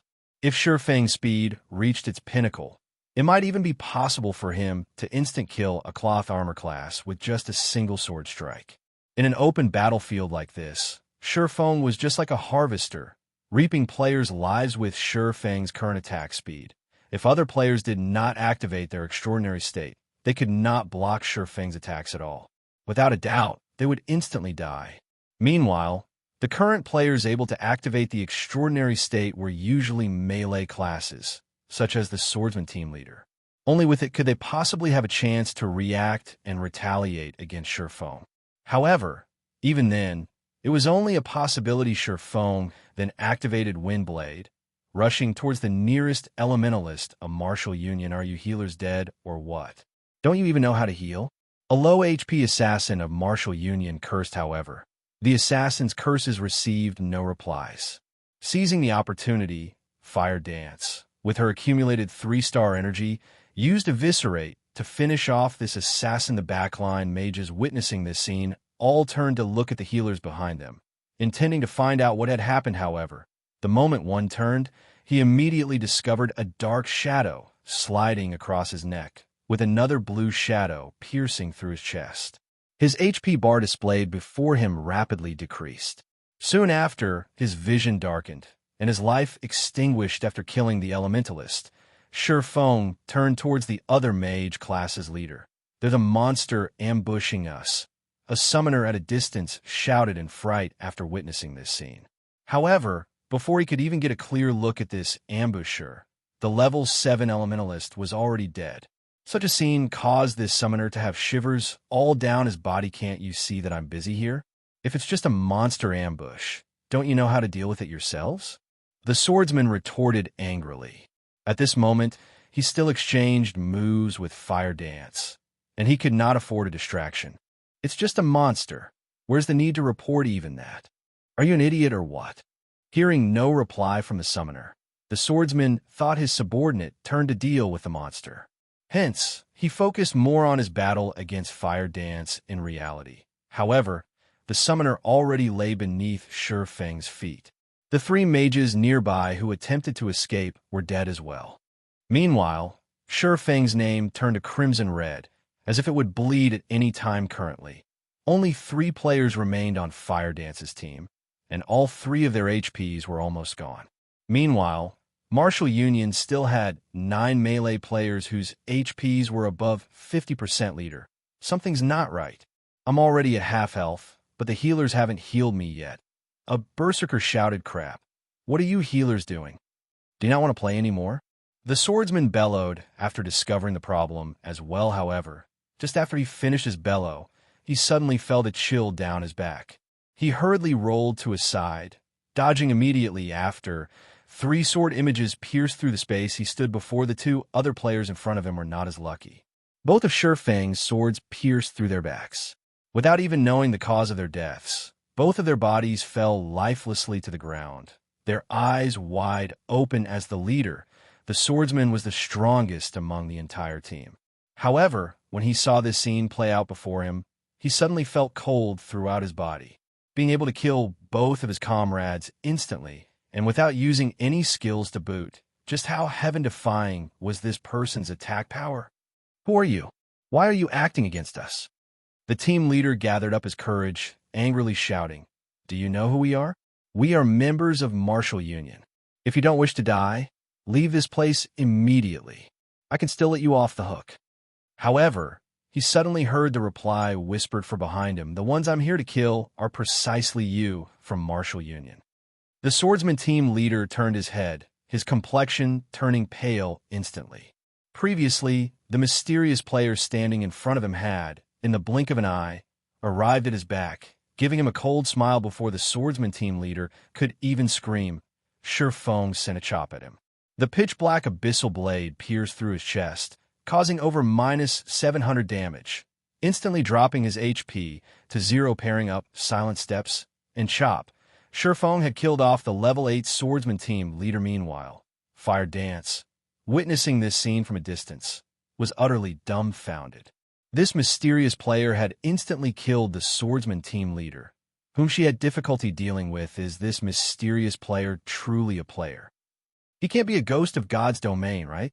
After the team leader of Martial Union died, the other members were all fear-stricken after witnessing Ye Feng's extraordinary speed and frightening damage. They all felt unprecedented fear. Is this even a player? He can't be a monster, right? This way of thinking reverberated in the minds of these players, causing them to tremble with fear. Although Fire Dance had good technique, at this moment, she did not dare to make any careless movements.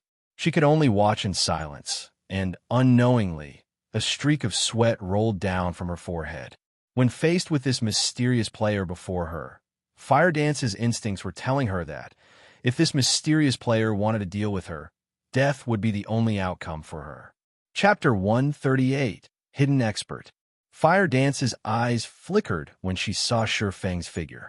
Aside from the immense pressure that she felt from him, she could also smell the stench of death on him from the moment Ye Feng appeared. She was aware of Ye Feng's existence, however. Ye Feng's movements and battle techniques were just too quick, to the point where she even questioned her own senses.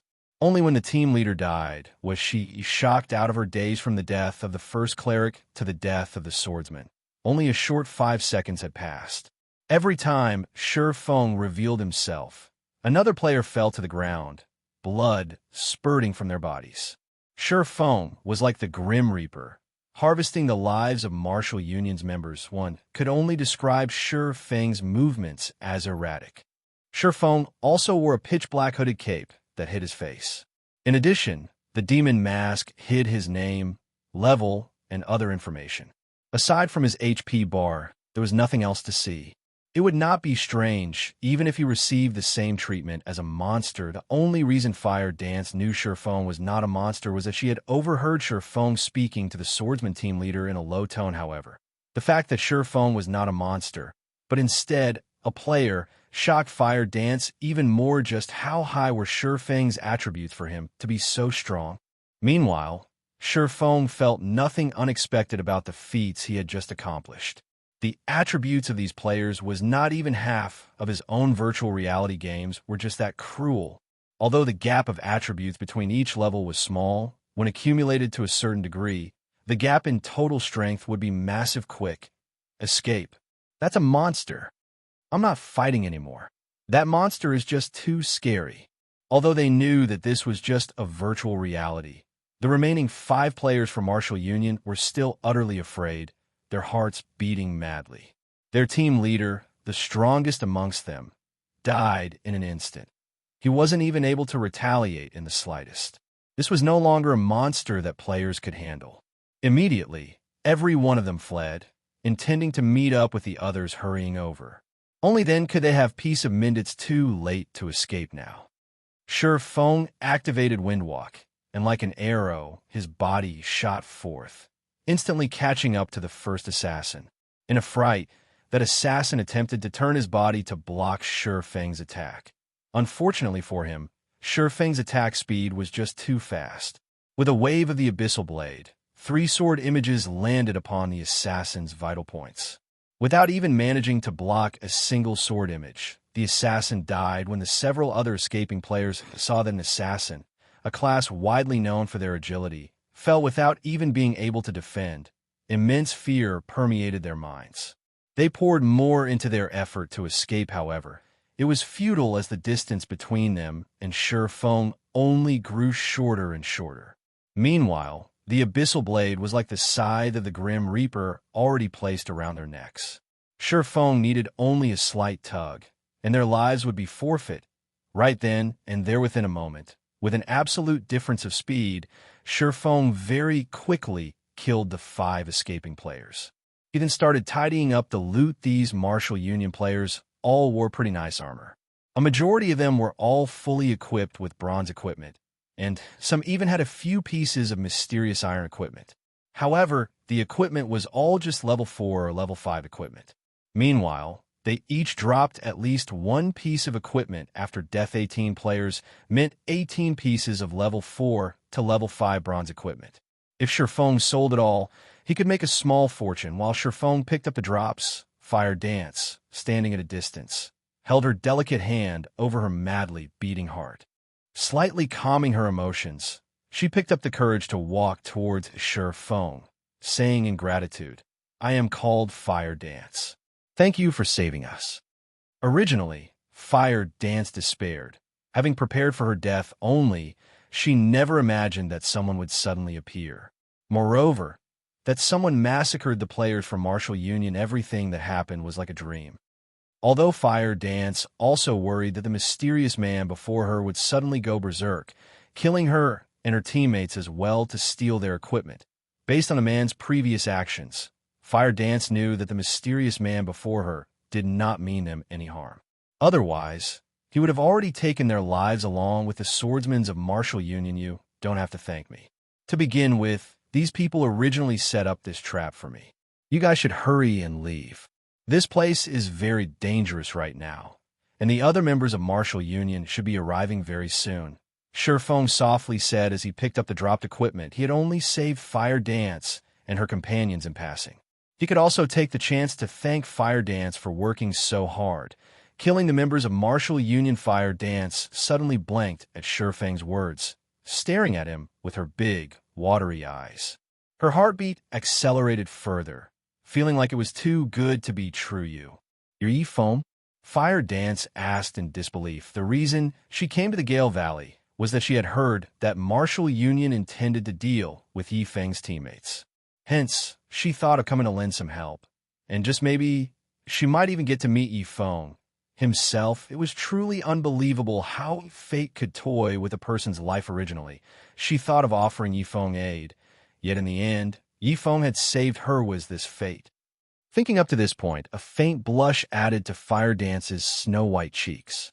She felt that she was overthinking, and she was unclear as to why she would have such a thought. That's right. I am Ye Feng. How did you know who I am? Shi Feng looked at the excited Fire Dance, puzzled. He was sure he was not acquainted with this beauty standing in front of him.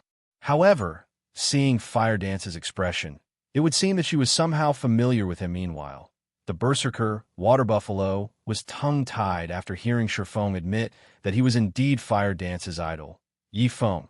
An incomparable fanaticism appeared in his eyes previously. He felt Shi Feng was not all that powerful, and that he was only an expert over-exaggerated by others now. He was utterly convinced. Sure enough, there was nothing false about Shi Feng's famous reputation. Shi Feng could solo the elite team from Martial Union that even they could not deal with. In the past, even if others hyped it all over the place, he would still have not believed any of it. Now, however, aside from shock, admiration for Ye Feng filled his being. It was no wonder why Ye Feng was Fire Dance's idol. Big brother Ye Feng, you don't know this, but in reality, Sister Fire Dance is your... Before Water Buffalo could finish speaking, he received a kick from Fire Dance. He grimaced from the pain, but when he looked at the expression in Fire Dance's eyes that seemed able to eat a person whole, he immediately chose to cover his mouth, not uttering a single word. Is my what? Shi Feng was puzzled. It's nothing. Water Buffalo is just having an epileptic fit. Big brother Ye Feng, won't you leave with us? Fire Dance slightly shook her head. She then worriedly said, this time, Martial Union has sent over 200 men here. They have long since surrounded this entire area. There are also several powerful level 9 experts, and all of them are wearing sets of mysterious iron equipment. They killed many of our teammates. If they surround us, we will have no chance of escaping at all. Big brother Ye Feng, it is not too late to escape. If we wait any longer, we'll lose the chance. If it weren't for those experts, her team would not have incurred such huge losses. Level 9 experts. Is it? Shi Feng was slightly shocked. The current level 9 players in Red Leaf Town were experts at the pinnacle. Now, however, several level 9 hidden experts suddenly appeared here. Moreover, they were all Martial Union's men. However, so what if they were level 9 experts? Since they wished to deal with him, he would receive every one of them. It just so happened that he could use them to test his sword. You guys should hurry up and leave. I'll stay here and take a look at these experts. Chapter 139, Unstable Devastation. After he finished speaking, Shi Feng snuck into the forest. Sister Fire Dance, what do we do now? Do we leave? Water Buffalo asked. Fire Dance rolled her eyes at Water Buffalo. She looked towards the direction Shi Feng departed, saying, Brother Ye Feng is the one who saved our lives. Of course, we have to help. Although Fire Dance believed in Ye Feng's strength, she had personally witnessed how powerful those other players were. If they surrounded Ye Feng, he might end up in a very dangerous situation.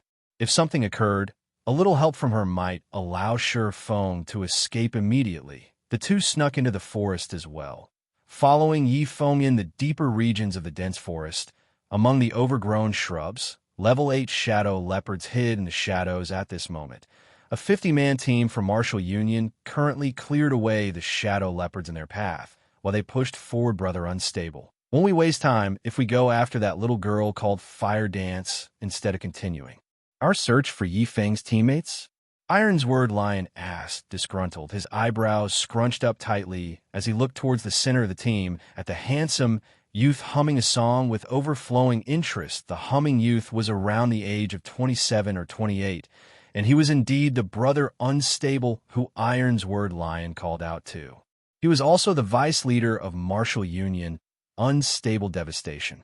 Be it status or strength, unstable devastation far surpasses Ironsword Lion. And even Ironsword Lion had to refer to him as brother respectfully. Ironsword, you are still such a simple person. It is no wonder that brat Ye Feng toyed with you. You even entangled the guild in this huge mess. Thanks to you, Martial Union's reputation has suffered, utterly tarnished. Do you understand that? Unstable devastation suddenly halted his steps. He looked towards Ironsword Lion, growling angrily. If I had not discovered this so soon, Martial Union might have had no place in Red Leaf Town by now. Ironsword Lion lowered his head in silence. Your poor management has already destroyed Red Leaf Town's Martial Union. Right now, in order to help clean up this mess of yours, I have no choice but to transfer all of the elites from the other 3 towns to Red Leaf Town to redeem our reputation. Yet, you still have the gall to speak up? Unstable devastation reprimanded Ironsword Lion in front of everyone else, not leaving Ironsword Lion any face. Ironsword Lion flushed red with anger. However, he did not dare reply, only enduring in silence. The other leaders from the 3 towns sneered at this sight. Every time Martial Union switched to a new game, the guild's hierarchy also reshuffled. In the past, Ironsword Lion was always able to go wild, but not this time. Currently, Ironsword Lion was only level 8, while they were all level 9. Moreover, the guild's development in their respective towns progressed fairly well, and they managed to recruit many newcomers with valuable potential. Compared to the current state of the guild branch in Red Leaf Town, with only a few weaklings remaining, their branches were stronger by leaps and bounds. Ironsword, do you truly think that, after I've spent so much effort cornering Ye Feng's teammates, I would let 2 of them escape? You should know that Ye Feng is our main target. His teammates are simply lures. If all his teammates died here, do you think he will still show? We have already confined his teammates within Gale Valley, so we have achieved our initial goal. Right now, what we ought to do is to take revenge and show the players in the town what the consequences are for challenging Martial Union. Meanwhile, that little girl is the best option as an example.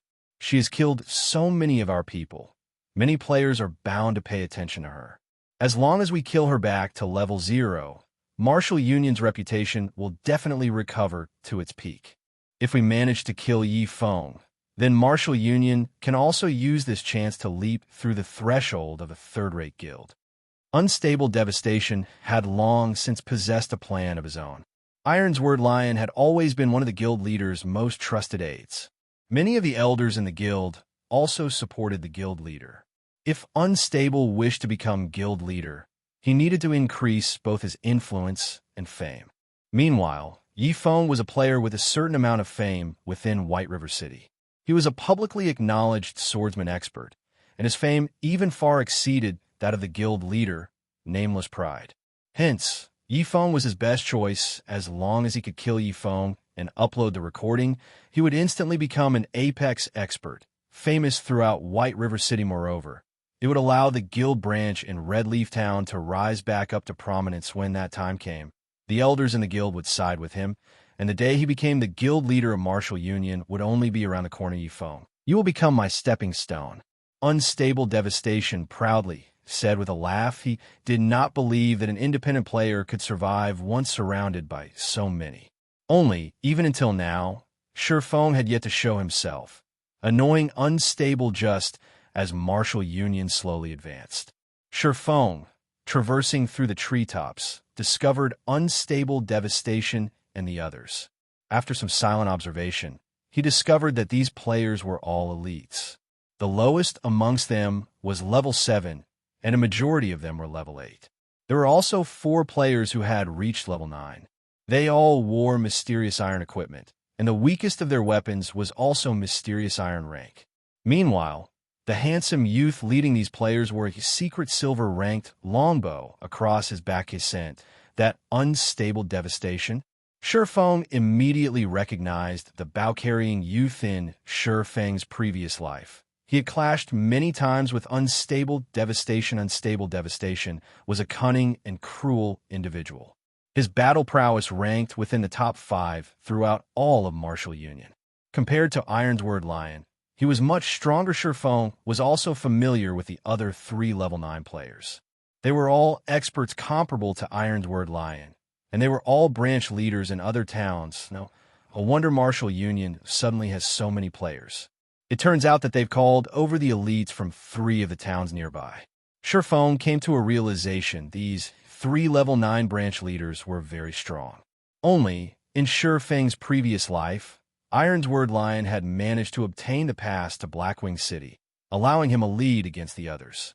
He then gradually widened the gap, finally becoming the guild leader of Mini Martial Union. However, the tracks of history had already changed in this life. Not only had Shi Feng killed Ironward Lion twice, but he also obtained the Blackwing City pass that Ironward Lion possessed. Ironward Lion's life was fated to end in a tragedy, and he naturally was much weaker than the other 3 branch leaders. If it were during the previous life, if Shi Feng met any one of these leaders, he would have had to proceed with extreme caution. If he met 2 of them together, he would definitely need to avoid them now. However, although all 5 of them were together, Shi Feng had no intentions of leaving. The situation was different this time. Not only did Shi Feng possess a magic weapon, but he had also obtained the Ice Blue Devil Flame and many other pieces of equipment that were top tier at this stage of the game. He also had the advantage of levels, so he naturally possessed the confidence to battle. Even if he couldn't win against them, he could still escape them at this moment. Unstable Devastation had yet to learn that one of his elite teams had been wiped out. That was because players needed to wait 10 minutes before reviving at the graveyard. Within 30 minutes of revival, players could not transmit any information or communication. Hence, Unstable Devastation and the others did not know that Shi Feng had arrived. They were not cautious in the least, and it was a perfect chance for Shi Feng to launch and ambush them. Hence, Shi Feng continued to follow his target's unhurried advancement while they traveled. The team maintained impressive positioning. Their healers stayed in the middle, while Unstable Devastation and the other experts walked beside them. Moreover, the players in the center of the formation only watched the players at the front battle, with no intentions of killing the monsters themselves. This way, it would be difficult for even a top-tier assassin to attack the healers. Meanwhile, the players in the outer layer would not move further than 15 yards from the center. If something unexpected occurred, they could immediately lend aid. Shi Feng did not seek a frontal confrontation. Instead, he would take advantage of his speed to slowly chip at the outer layer of this team. Soon after, Shi Feng silently closed in on them within a short moment. The players of Martial Union met with a group of Shadow Leopards. An extremely ferocious level 8 chieftain-ranked Shadow Leopard King led the small leap of Shadow Leopard. Shi Feng felt that this was his chance. He crept closer to the team, hiding in a bush, and waiting. Time passed, bit by bit. The guards around the Shadow Leopard King were all dead, and the king was the only one left. The players of Martial Union grew very excited. Seeing as good equipment was about to drop, they all became much more serious and focused on the battle. They remained completely unaware of Shi Feng, already positioned on the tree above their heads. Make sure to dodge its skills. Don't let its claws land on you. As for everyone else, hold off as many strikes as you can. Healers, go all out with your heals. Unstable Devastation was also excited. Immediately, the speed at which the arrows fired from his bow accelerated. Unstable Devastation did not think that his luck would be so good as to allow him to meet a level 8 chieftain. This kind of field chieftain would not just drop a single piece of equipment, but would normally drop several. Based on the Shadow Leopard King's level, at the very least, it would drop level 7 or level 8 secret silver equipment, and possibly fine gold equipment. Mysterious iron equipment was considered high quality at this stage of the game in the entire Martial Union. The total amount of secret silver equipment they possessed was no more than 10 pieces. It was obvious just how precious they were. Meanwhile, the Shadow Leopard King before them had the possibility of dropping fine gold equipment. Compared to secret silver equipment, it was much rarer, and its attributes were much higher. Currently, not a single person in Martial Union possessed a piece of fine gold equipment, not to mention Martial Union. Even those third-rate guilds did not possess a single piece of fine gold equipment. Only second-rate guilds or higher possibly owned such an item. However, only the guild leader or vice leader would have access, while elite members could only look at it. It would be impossible for them to obtain it, as it would be the symbol of a guild's status if they could obtain 1 or 2 pieces of fine gold equipment. Killing Ye Feng would be as small matter as the Shadow Leopard King was a chieftain rank monster. The other branch leaders and Ironsword Lion also participated in the battle, both sides engaging in intense combat. Shadow Leopard King, chieftain rank. Level 8. HP 40,000/40,000. A casual pouncing attack from the Shadow Leopard King could easily end a player's life, while a single swipe of its tail could obliterate more than half the HP of a group of players. When it struck with its sharp claws, if an MT did not defend properly, they would instantly die. If the Shadow Leopard King roared, it could force back the enemies within an 8-yard radius, forcing them into a fainted state for 3 seconds. In addition, the Shadow Leopard King was quite nimble and had extremely high defense. As a result, the casualties and fatalities on Martial Union's side were relatively high. Meanwhile, the damage Martial Union inflicted was limited. The strongest player among them, Unstable Devastation, could only cause -40 to -50 damage to it, while the others could only manage slightly over -10 damage. Fortunately, there were plenty of players on Martial Union's side, with a total of 50 players surrounding the Shadow Leopard King. They managed to shave off a lot of the monster's HP.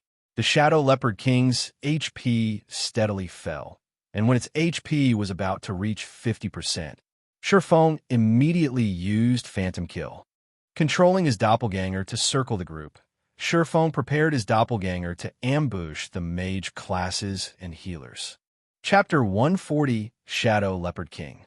The Shadow Leopard King was a level 8 chieftain-ranked monster. As long as its HP fell below 50%, it would enter a berserk state. Both its attack power and attack speed would then increase by 20%, and even an MT geared with a full set of level 5 set equipment could hold it off. Guardian Knights. Pay attention to Cast Protection Blessing on the Shield Warriors. Shield Warriors, prepare to activate Shield Wall at any time. As long as we can endure its berserk period, we will be victorious. Unstable Devastation knew about the berserk state. Hence, he hurriedly gave commands as he saw the Shadow Leopard King's HP reaching 50%. Protection Blessing could reduce the damage an ally received by 50%. A Shield Warrior's Shield Wall could also reduce damage by 50% with both effects stacked. The Shield Warrior would only receive 25% of the total damage. Even if the Shadow Leopard King went berserk, the Shield Warrior could hold it off completely. Finally, the Shadow Leopard King's HP dropped below the 50% threshold, though.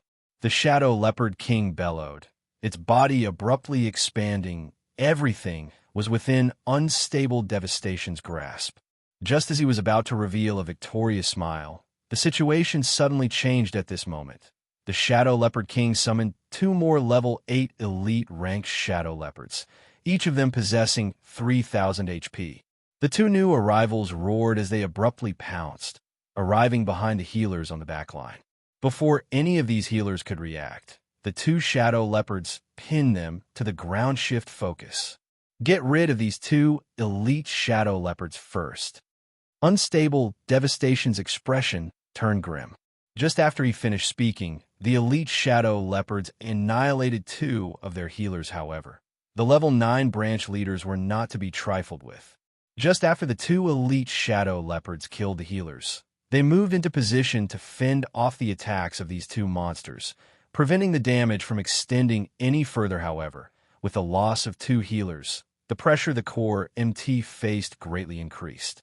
Even with Protection Blessing and Shield Wall, every attack he received from the Shadow Leopard King exceeded over -300 points.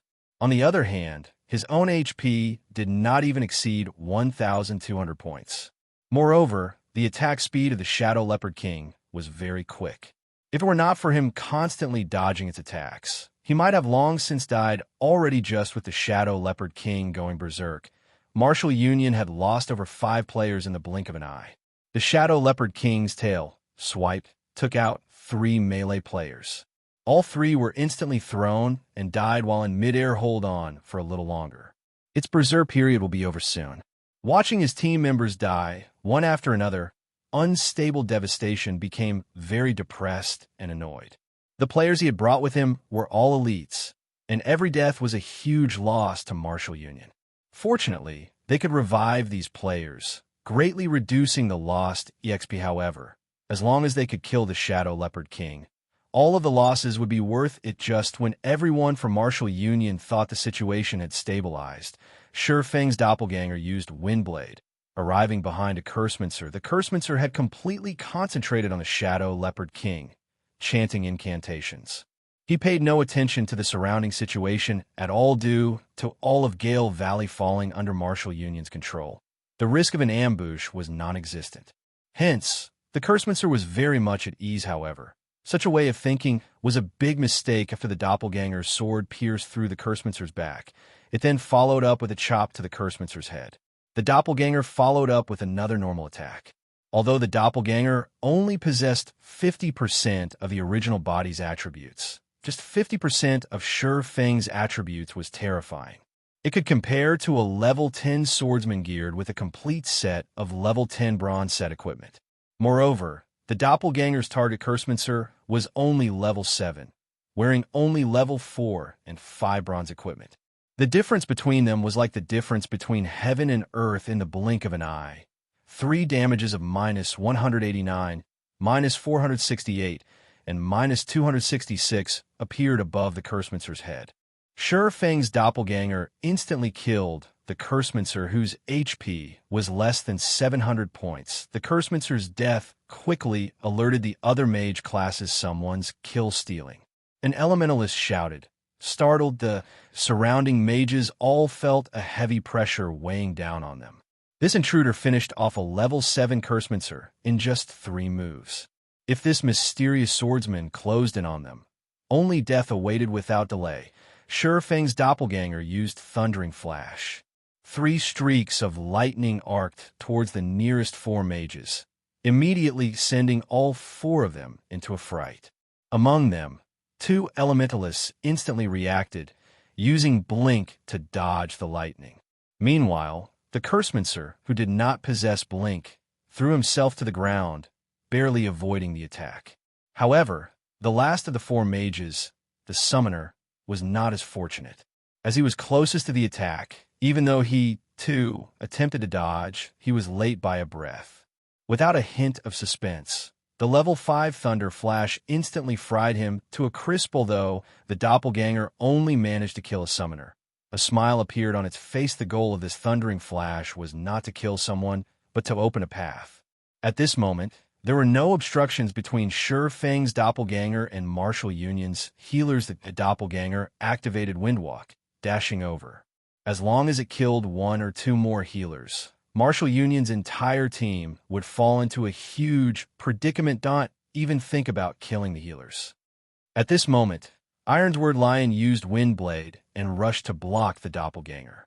The swords from both parties collided, and as they attacked, they maintained their extraordinary states. Battling with 4 sword images each, the doppelganger could not help but halt its momentum, forced to block the attacks after exchanging several moves. Ironsword Lion was incomparably shocked. He felt that the swordsman, whose information displayed as unknown, facing him was a powerhouse. This mysterious swordsman actually blocked all of his attacks. Moreover, every time their swords collided, Ironsword Lion could feel an immense weight bearing down on him, causing both his arms to go numb. Occasionally, there were even few sudden stabs aimed at his vitals, forcing him to activate Defensive Blade to block Ironsword. It seems that you have truly fallen. You can't even get rid of an average player trying to kill Steel. A level 9 Berserker geared in silver gray battle armor snidely remarked. Crap. 5 rats, you come try if you have the ability. Originally, he was already greatly aggrieved due to the constant pressure from Ye Feng's doppelganger, and his HP constantly fell. Now that he received jeers on top of it, he immediately enraged. Since you want me to join, then I'll join. The level 9 Berserker, 5 rats, used charge at Ye Feng's doppelganger. Charge carried with it a fainted effect. Moreover, the surrounding mages were already in the midst of chanting incantations for their spells, sending fireballs and frost arrows at the doppelganger. The doppelganger activated Defensive Blade. It dodged the incoming magical attacks while it gradually closed in on Martial Union's healers. The level 2 Defensive Blade aided the doppelganger in mitigating the damage from the attacks it received. However, 5 Rats followed up his charge with a break, greatly reducing the doppelganger's speed. U3, get rid of him. Unstable Devastation commanded the 3 assassins, pointing. He did not have the time to think about an idiot who was attempting to kill stealing a team with around 40 players remaining after receiving the command. Their assassins immediately rushed at Feng's doppelganger, receiving the focus fire of over a dozen players. Although the doppelganger managed to dodge a majority of the attacks, it still received a relatively significant amount of damage. The doppelganger's HP continuously fell, and within a moment, only 30% remained. I didn't think that would be a fat fish with brain problems.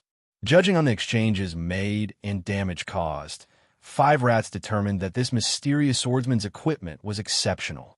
As long as he could kill the swordsman, he would definitely drop a lot of good equipment.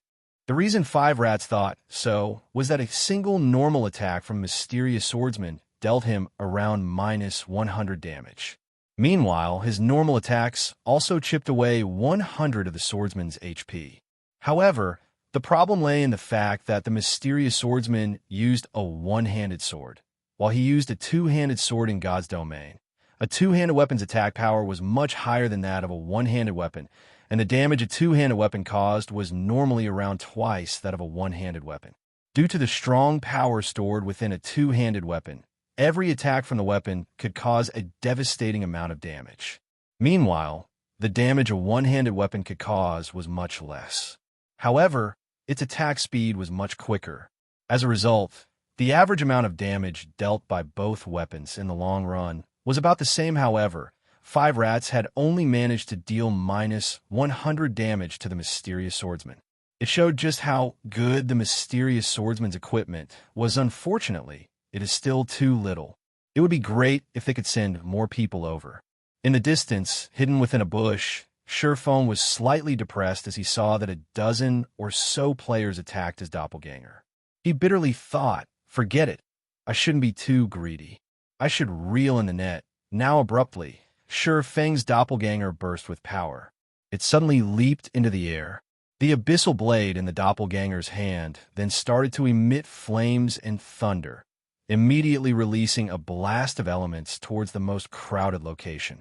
Chapter 141. You are Ye Feng. The sudden burst of power coming from Feng's doppelganger alarmed the players who were previously behaving indifferently. A vast sea of thunder and flames erupted from the doppelganger's thunderflame explosion. The players present could feel an oppressive feeling that was even more powerful than that of the Shadow Leopard Kingas for the ones who were in direct confrontation with the doppelganger's thunderflame explosion. No! A few players immediately cried out in fear when confronted with the approaching fire and thunder.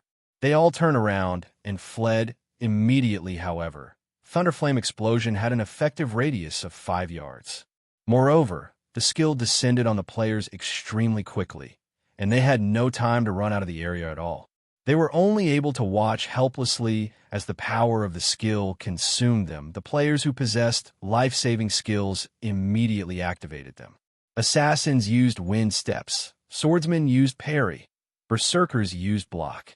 As for those who had their life-saving skills on cooldown, all of them were swallowed by the thunder and fire. Without life-saving skills, those with already low HP immediately died. In the end, 4 members of Martial Union died from the doppelganger's thunderflame explosion, while the remaining survivors all heaved a sigh of relief. Humph. Brat, you're dead now for sure, so just accept your fate. The level 9 berserker, 5 Rats, glared at Feng's doppelganger, smiling contemptuously. He abruptly brandished his greatsword, casting cleave on the doppelganger. The other survivors also used their explosively powerful skills, launching their attacks towards Feng's doppelganger. Feng's doppelganger suddenly smiled. The doppelganger did not attempt to defend against any of the attacks. Instead, it used Earth Splitter, slashing its sword towards the players from Martial Union. Witnessing Feng's ludicrous actions, the players from Martial Union were all dumbfounded. Did he want them to perish together with him? The might of the Earth Splitter was extremely great, and the attacking players were all caught by surprise. In the blink of an eye, 2 low HP players were killed by the doppelganger's sword, with 3 having their HP reduced to a critical level. Only Iron's Word, Lion, and 5 Rats still had over half of their HP, however. Feng's doppelganger was similarly struck by everyone's skills, and its HP continuously fell. Within the blink of an eye, its HP was close to reaching 0. Yuri, truly a lunatic. However, your equipment I'll gladly receive. Greed flashed across 5 Rat's eyes as he looked at Feng's dark black equipment. This mysterious swordsman had taken the initiative to attack them, even managing to cull quite a lot of their numbers. So he had definitely become a red player, a huge one at that. If he were to die, he might even drop every single piece of equipment on his person. Moreover, both swordsmen and berserkers wore plate armor. Also, very little equipment at this stage of the game had class limitations.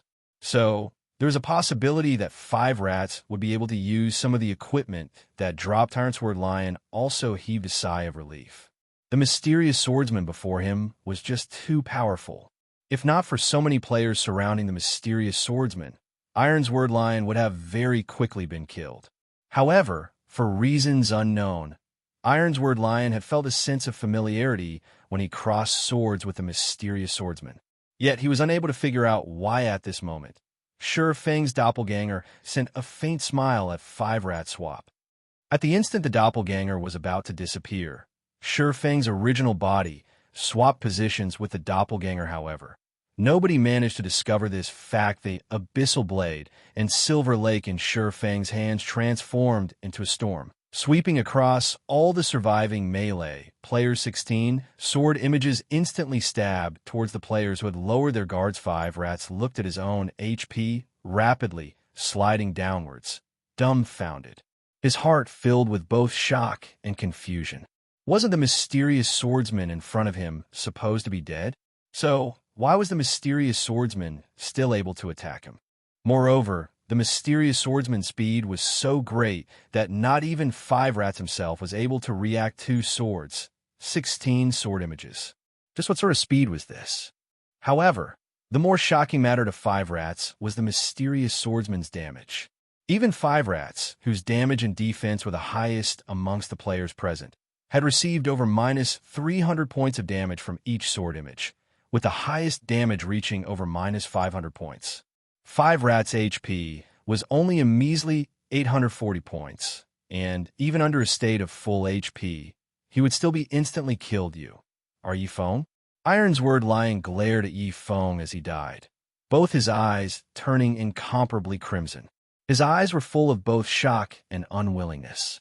He truly did not think that he would actually be killed by Ye Feng once again. The reason he felt that the mysterious swordsman was Ye Feng was that he was extremely familiar with this move. He had been killed by this move twice before, and it would be hard for him to forget it even if he wanted to originally. He could have become an influential figure in Red Leaf Town, catching up to the influence of a third-rate guild. In the end, however, he was turned into a mess by Ye Feng. He had even lost his most precious pass to Blackwing City after he placed a bounty on Ye Feng and his teammates. He in turn had a bounty placed upon him by Ye Feng, becoming the laughingstock of the entire White River City originally. He thought that he would be able to give Ye Feng a crushing defeat with a high bounty.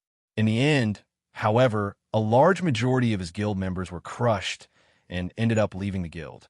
The original member count of Martial Union in Red Leaf Town was quickly reduced from the original 100-plus members down to less than 10 players. Martial Union then became the laughingstock of the players in Red Leaf Town now. They had prepared to surround Ye Feng, but the results had still turned out as such again and again. Iron's Word Lion had tried to deal with Ye Feng. Yet, every single time, he ended up with failure. Iron's Word Lion even believed that Ye Feng was the bane of his life. Otherwise, how could he explain his continuous series of failures? Now that Ye Feng had killed him for the 3rd time, Iron's Word Lion's confidence had been thoroughly shattered the first time. He used the excuse that he was ambushed by Ye Feng, being killed in just 2 moves the 2nd time. He used the excuse of not having a full understanding of Ye Feng's strength, being insta-killed in just 1 move now. it was the third time. Ye Feng did not even use a skill this time.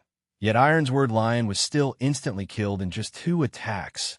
A deep fear had been instilled into Ironsword Lion. Every time he met with Ye Feng, he could feel that the gap between himself and Ye Feng was growing wider and wider. Up until this instance, he did not even possess the qualifications to go against Ye Feng.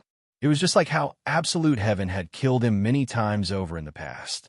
Although he frantically tried to take revenge, in the end, he would still choose to compromise, be it Absolute Heaven or Ye Feng. Both were existences that he could no longer afford to provoke. When the players from Martial Union heard Ironsword Lion's dying words, each and every one of them was greatly shocked, being able to kill 5 players within an instant, with branch leaders like Ironsword Lion and 5 Rats included amongst them. This strength was simply too frightening. So he is Ye Feng. It was the first time Unstable Devastation personally met Ye Feng. Although he tried identifying Ye Feng's information, the results he obtained actually displayed it as unknown, giving him a slight shock. Aside from Ye Feng's HP bar, there was nothing else Unstable Devastation could see. However, the dark black equipment Ye Feng was wearing was undoubtedly an equipment set. Also, due to the hooded cape Ye Feng was wearing, Unstable Devastation was unable to get a clear image of his appearance. Ye Feng held a sword of unidentifiable quality in one hand, and a treasured sword that gave off a light blue glow in the other. The treasured sword was at least secret silver ranked, judging from Ye Feng's performance in the battle before. Ye Feng was much stronger than what Ironsword Lion had stated.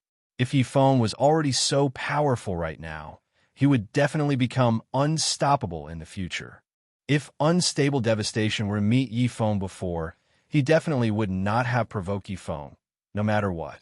However, Ye Feng already had an unresolvable grudge with Martial Union, so Unstable Devastation would not be courteous with him anymore. Before Ye Feng grew to unreachable heights, he needed to thoroughly nip the bud while everyone else was observing Shi Feng's information. Shi Feng himself did not stay idle. He bent down, picking up all 5 pieces of equipment that dropped on the ground and storing them in his bag. He would be able to sell the equipment for a large sum of money. Seeing Ye Feng take away 5 pieces of equipment that were above level 5, Unstable Devastation trembled in rage. This equipment all belonged to their Martial Union, yet Ye Feng actually dared take it away right before his eyes. Shi Feng simply did not place any importance on him. Originally, I was still worried that you were an extraordinarily calm person, and that you would not show up no matter what.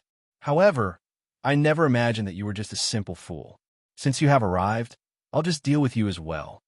Unstable Devastation squinted his eyes, a chilling glow coming from them. He stared fixedly at Shi Feng, laughing coldly as he said, aside from shield warriors, guardian knights, and healers, everyone else, get rid of him for me. Unstable Devastation did not know how Ye Feng was able to enter the Gale Valley undetected. He was even able to discover them while they were in the midst of battling against the Shadow Leopard King. However, Ye Feng was simply courting death by hurrying to this place.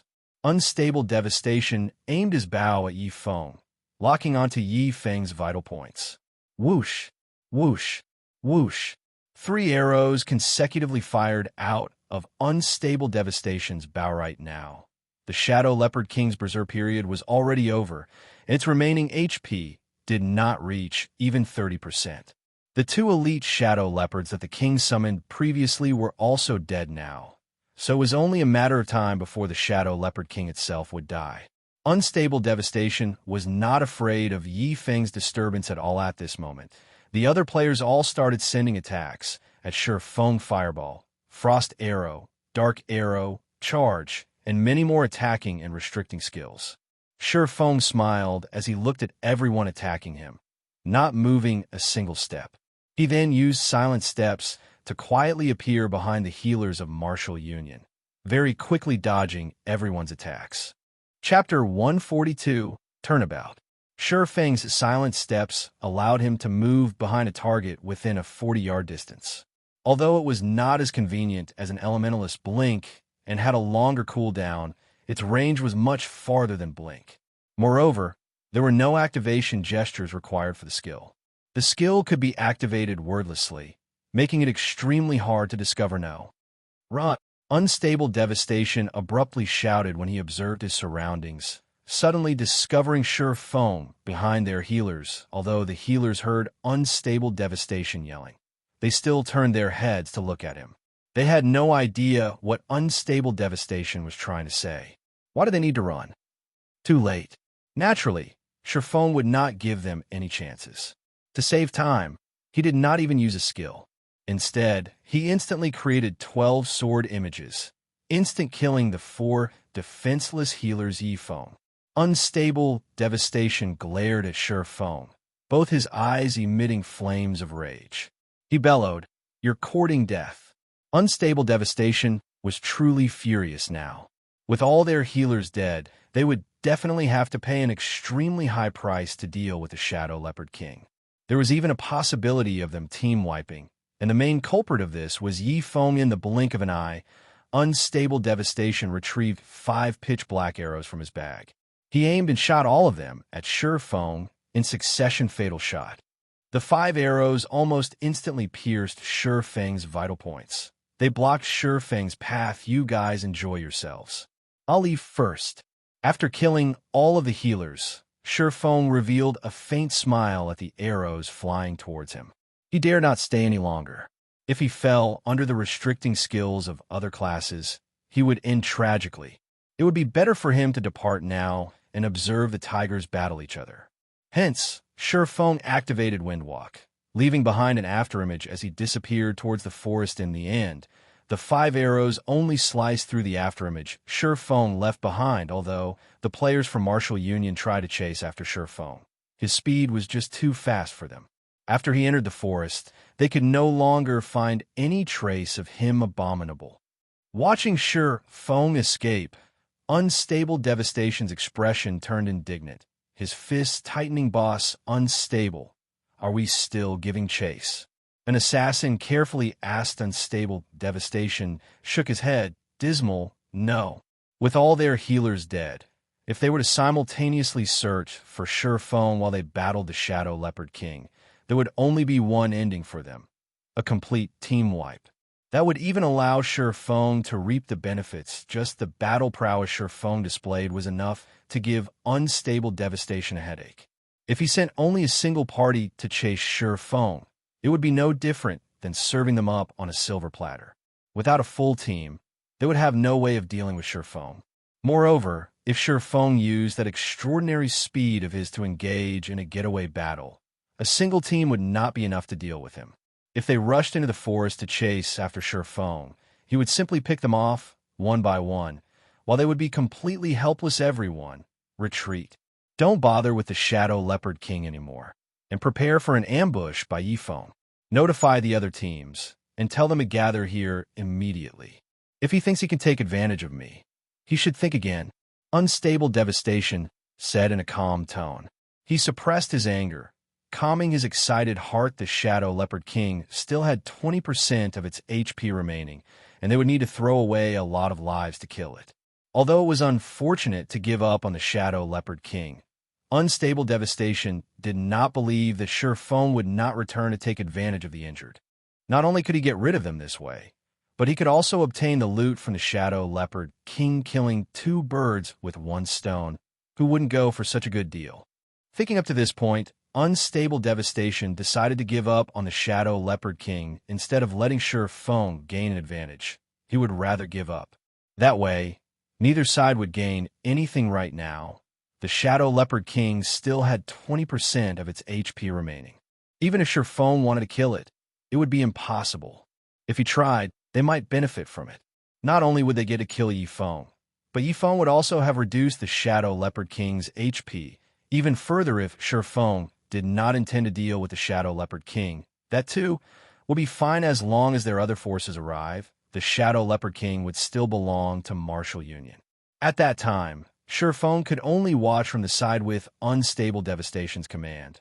The members of Martial Union could only helplessly retreat, giving up a good chance to kill the Shadow Leopard King. However, before the players from Martial Union could properly retreat, the Shadow Leopard King suddenly let out a fierce roar. It summoned forth two elite Shadow Leopards once more to chase after Thima's Martial Union's players retreated and the Shadow Leopards pursued them. They discovered a peculiar matter.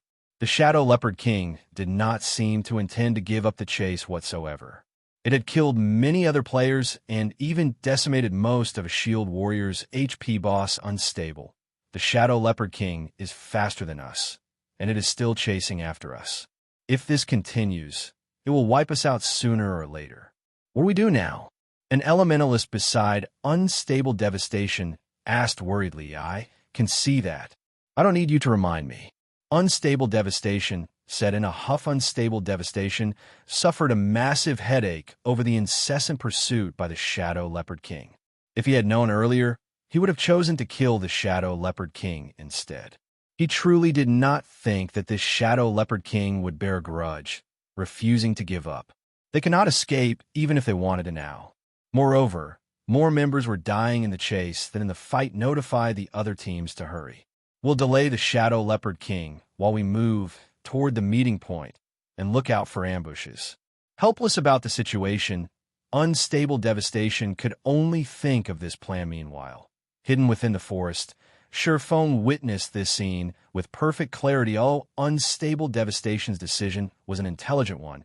He could not outdo Ye Feng. Ye Feng had long since known that the Shadow Leopard King would ceaselessly chase after Martial Union. Otherwise, he would not have chosen to depart. He was merely awaiting the perfect chance to take action after God's domain evolved. The range of monsters' activity had also greatly increased. 4 chieftain-ranked monsters such as the Shadow Leopard King. Its range of activity might even encompass a large half of the entire Gale Valley. Unless everyone from Martial Union left the Gale Valley, or they entered the core area of the Gale Valley, the Shadow Leopard King would not let them get away. As time slowly passed, the number of players the Shadow Leopard King killed grew higher and higher. However, it only had 10% HP remaining now. Meanwhile, Martial Union's previous 50-man team had only 16 players remaining. One could not help but admit that the losses they suffered were incomparably bitter. Are they still not here? Unstable Devastation paid attention to the surrounding movements as he attacked the Shadow Leopard King, his heart filled with wariness for Ye Feng's ambush.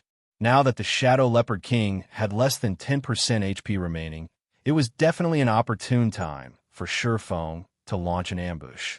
Hence, Unstable Devastation's expression turned exceptionally grave. Boss Unstable, they said that they're only 10 minutes away. 10 minutes? Why don't you tell them to go die instead? Unstable Devastation cursed. This was a crucial moment. The Shadow Leopard King in front of them was about to die, and Ye Feng would appear at any given moment.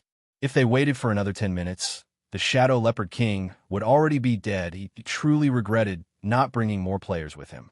Now, Ye Feng, who was hiding in a dark corner, possessed the advantage of initiative, while they were completely helpless against him.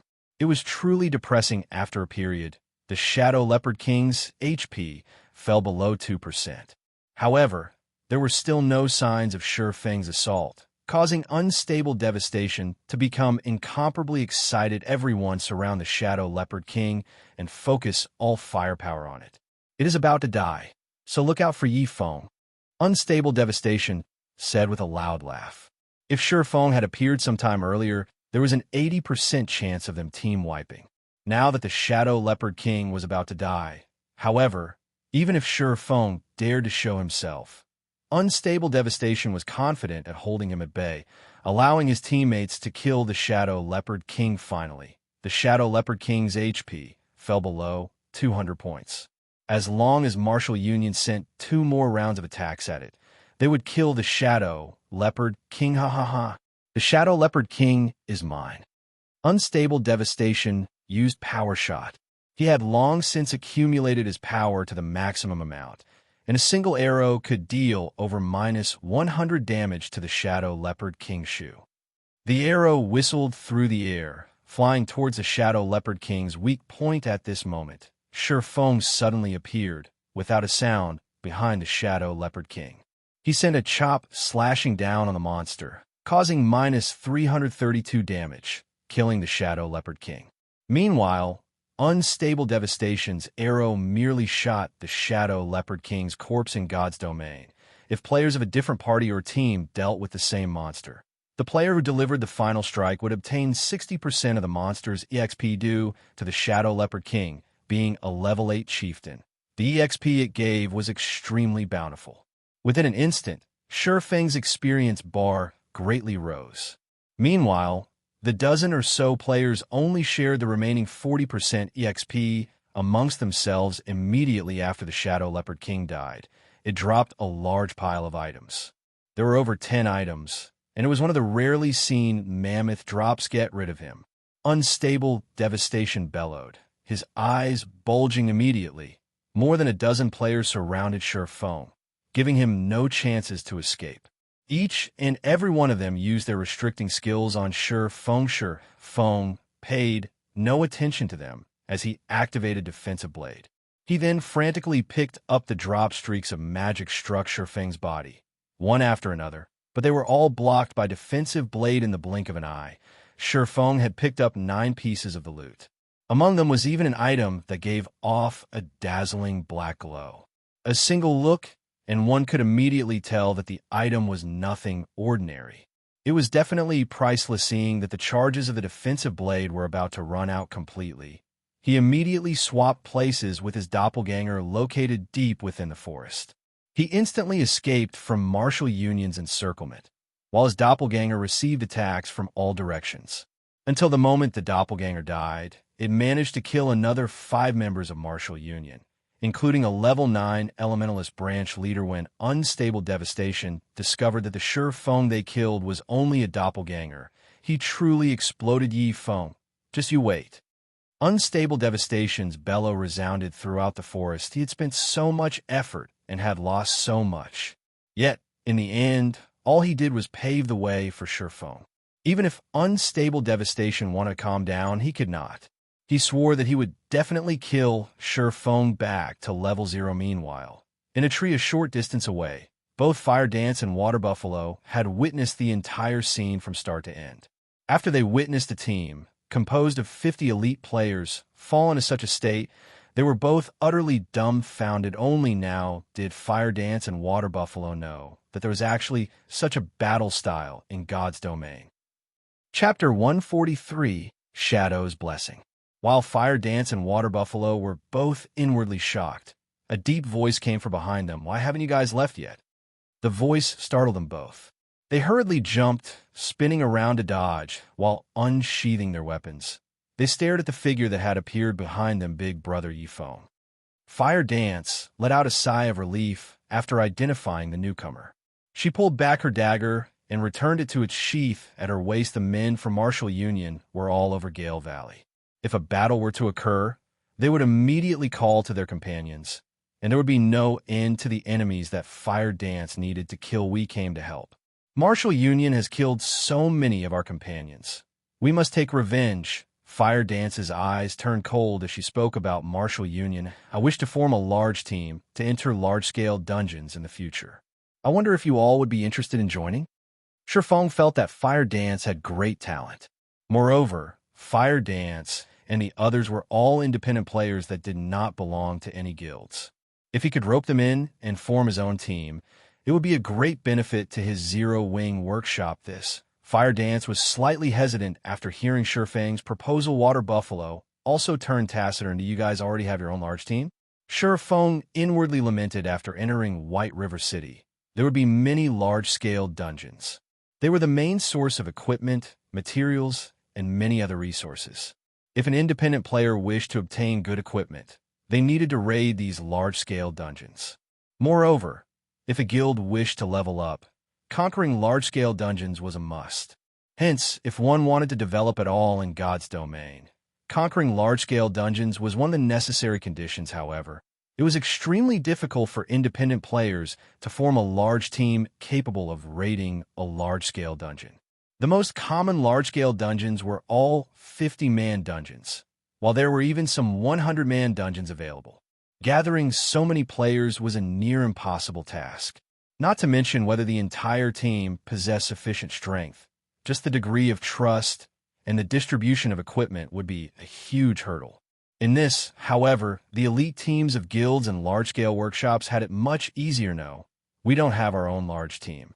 Our team currently only consists of players who prioritizes amusement and don't really care much about other matters. Could you give me some time? Fire Dance explained. In reality, she, too, wished to develop in God's domain properly. In spite of that, the majority of the players in her current team were not too keen on raiding dungeons. They only wished to play casually. If they join a large team, they would definitely experience certain constraints and would not be willing to join a raid. In any case, there is still time. Let's add each other as friends then. When you've made your decision, you can contact me at any time. Ye Feng knew that such matters could not be decided upon immediately. If one wished to obtain something, they would have to lose something in return. Ye Feng did not wish for just any random person to join him. That's good. I'll contact you after discussing it with them. Fire Dance nodded. She also felt that it was about time to make a decision soon. After Ye Feng added Fire Dance as his friend, he ran towards the deeper regions of the Gale Valley in search of Blackie and Lonely Snow on his way there. In order to avoid Martial Union's patrols, Ye Feng hid in the treetops and waited for the players of Martial Union to move past since he had nothing better to do. Ye Feng took out the loot from the Shadow Leopard King. He wanted to see just what valuables the monster dropped. I sent my luck. Just too good? The profits from a chieftain monster are impressive. Ye Feng was slightly shocked after looking at the drops among the 9 items. There were 2 secret silver weapons, 3 pieces of mysterious iron equipment, 2 rare materials needed to make secret silver equipment, 1 bronze-ranked cooking knife, and 1 secret silver accessory. The 2 secret silver weapons were a level 8 staff and a level 8 two-handed axe. The mysterious iron equipment was also level 8.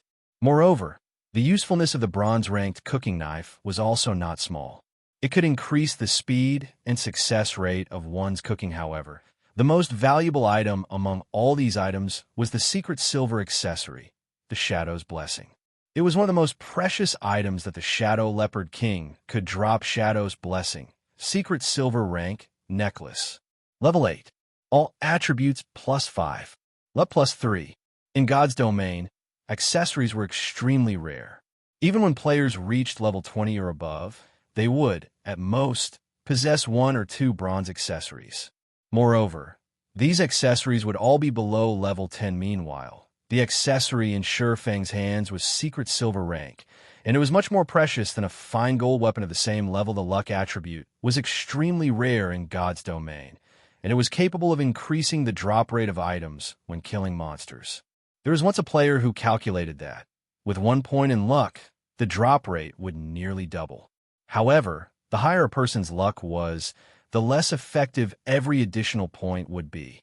At 3 points in luck, a player's drop rate would only triple. Besides that, the luck attribute also held a great effect for lifestyle classes, so its value would never depreciate. If Ye Feng estimated correctly, the Shadow's Blessing would only be worth 2 to 3 gold coins to the average player. However, to Ye Feng, this item's value was around 10 gold coins immediately. Ye Feng equipped the Shadow's Blessing.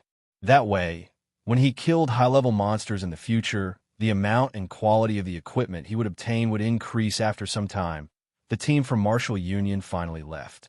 Ye Feng then continued his journey into the depths of the Gale Valley. Blackie, where are you guys right now? Ye Feng sent a voice call, asking. We seem to be beside a swamp. I don't know where this place is, but the monsters here have very high levels. I'll send you the coordinates. Blackie sighed in relief after learning that nothing had happened to Ye Feng. He then sent his coordinates. Don't go any deeper and stay where you are. I'll be there soon. Ye Feng immediately knew Blackie's whereabouts after glancing at the coordinates. He truly did not think that Blackie could actually survive in the silent swamp. There were 2 entrances to the Gale Valley. One was where Ye Feng entered, and the other was at the Silent Swamp, which led to the high-level monster areas. The Silent Swamp was a level 15 to level 20 monster area. To the players at the current stage of the game, it was a forbidden area. Half an hour later, Ye Feng managed to locate Blackie and Lonely Snow. The 2 of them sat beneath a tree, silently observing their surroundings. They had previously met a level 15 swamp crocodile, frightening them into a run. The swamp crocodile had nearly turned them into its chow, but fortunately, they had speed scrolls and isolation scrolls, allowing them to escape. After this meeting, they no longer dared roam as expected of Brother Feng. You avoided Martial Union's search and arrived here safely. Blackie immediately felt that there was hope for them when he saw Ye Feng walking over. Let's leave this place immediately. This place is simply too dangerous. Lonely Snow nodded in agreement. They were only level 8, and the gap between them and the level 15 swamp crocodiles was just too massive. It was extremely dangerous for them to stay here. No, let's stay here to level up. Ye Feng shook his head, saying, I've previously killed quite a lot of Martial Union's members, so they should be frantically looking for me right about now. It would be too difficult to get you guys out of here without discovery. Hearing Ye Feng, Blackie and Lonely Snow finally discovered the bright red marker displayed above Ye Feng's head. This mark was deeply crimson, and it was a wonder just how many players Ye Feng had killed in order to turn into such a state. However, it was only right when one thought about it. Martial Union's men currently filled the Gale Valley, and it would be impossible for Ye Feng to arrive without being seen. Ye Feng would have encountered some players from Martial Union on his way. With Brother Feng's skills, he would have no problems facing 3 to 4 players at a time. He has definitely killed a lot of players on his way here. Thinking up to this point, Blackie and Lonely Snow were extremely moved. Although Ye Feng spoke in a casual manner, they knew that his journey must have been filled with extreme dangers. Right? I'll party you two up. You guys should change into this equipment first. Saying so, Ye Feng passed the staff and two-handed axe, dropped by the Shadow Leopard King, over to Blackie and Lonely Snow, and the two of them received the weapons. They were shocked. Level 8 secret silver weapons were the most top-tier weapons currently available. Though they did not understand just how Ye Feng managed to obtain them, they did not attempt to look into it too deeply. They knew that some questions were not meant to be asked, and such a situation would be beneficial to both parties. After partying up, Blackie was immediately startled when he looked at Ye Feng's level. He asked, voice trembling, Brother Feng, you're level 10 already? They reached level 8 after continuously grinding monsters and leveling up in Gale Valley.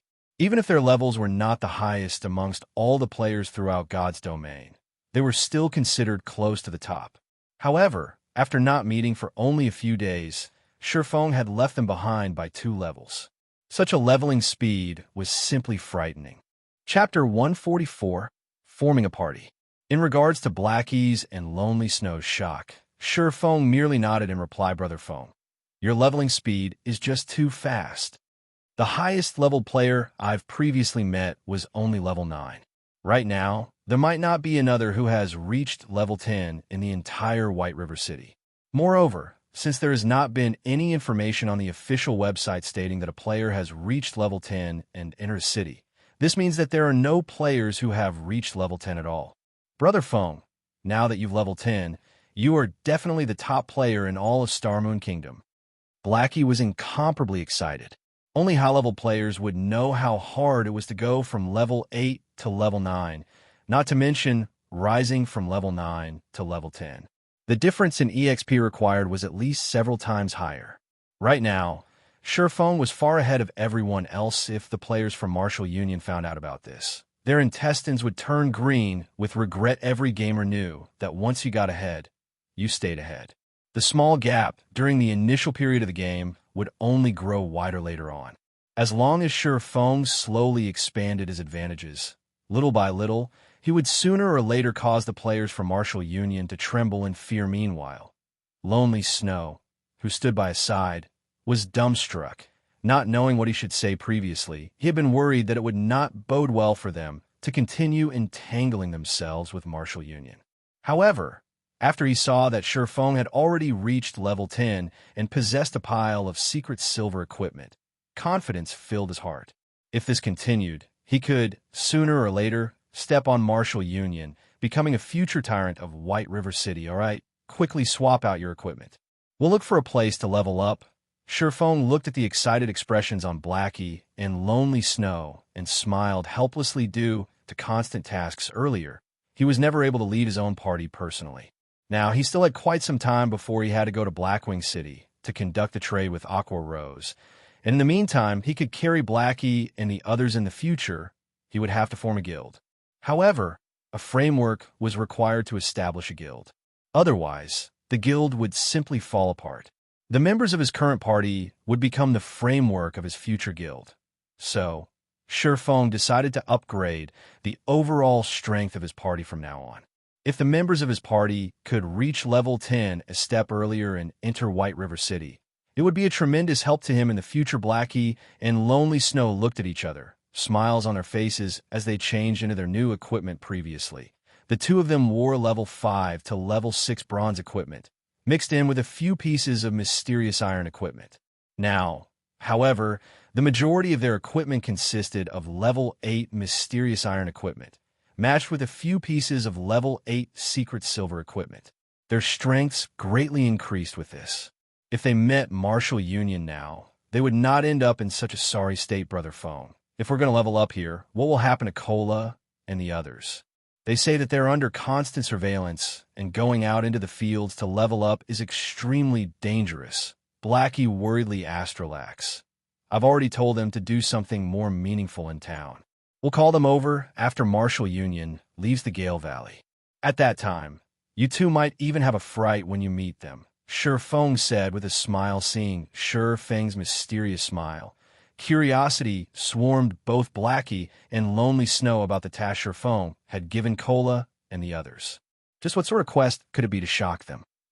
All right, let's level up then.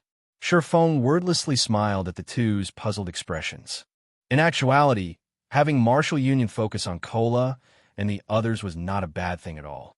Before, while they had been busy leveling up, Ye Feng stopped them from completing the quest.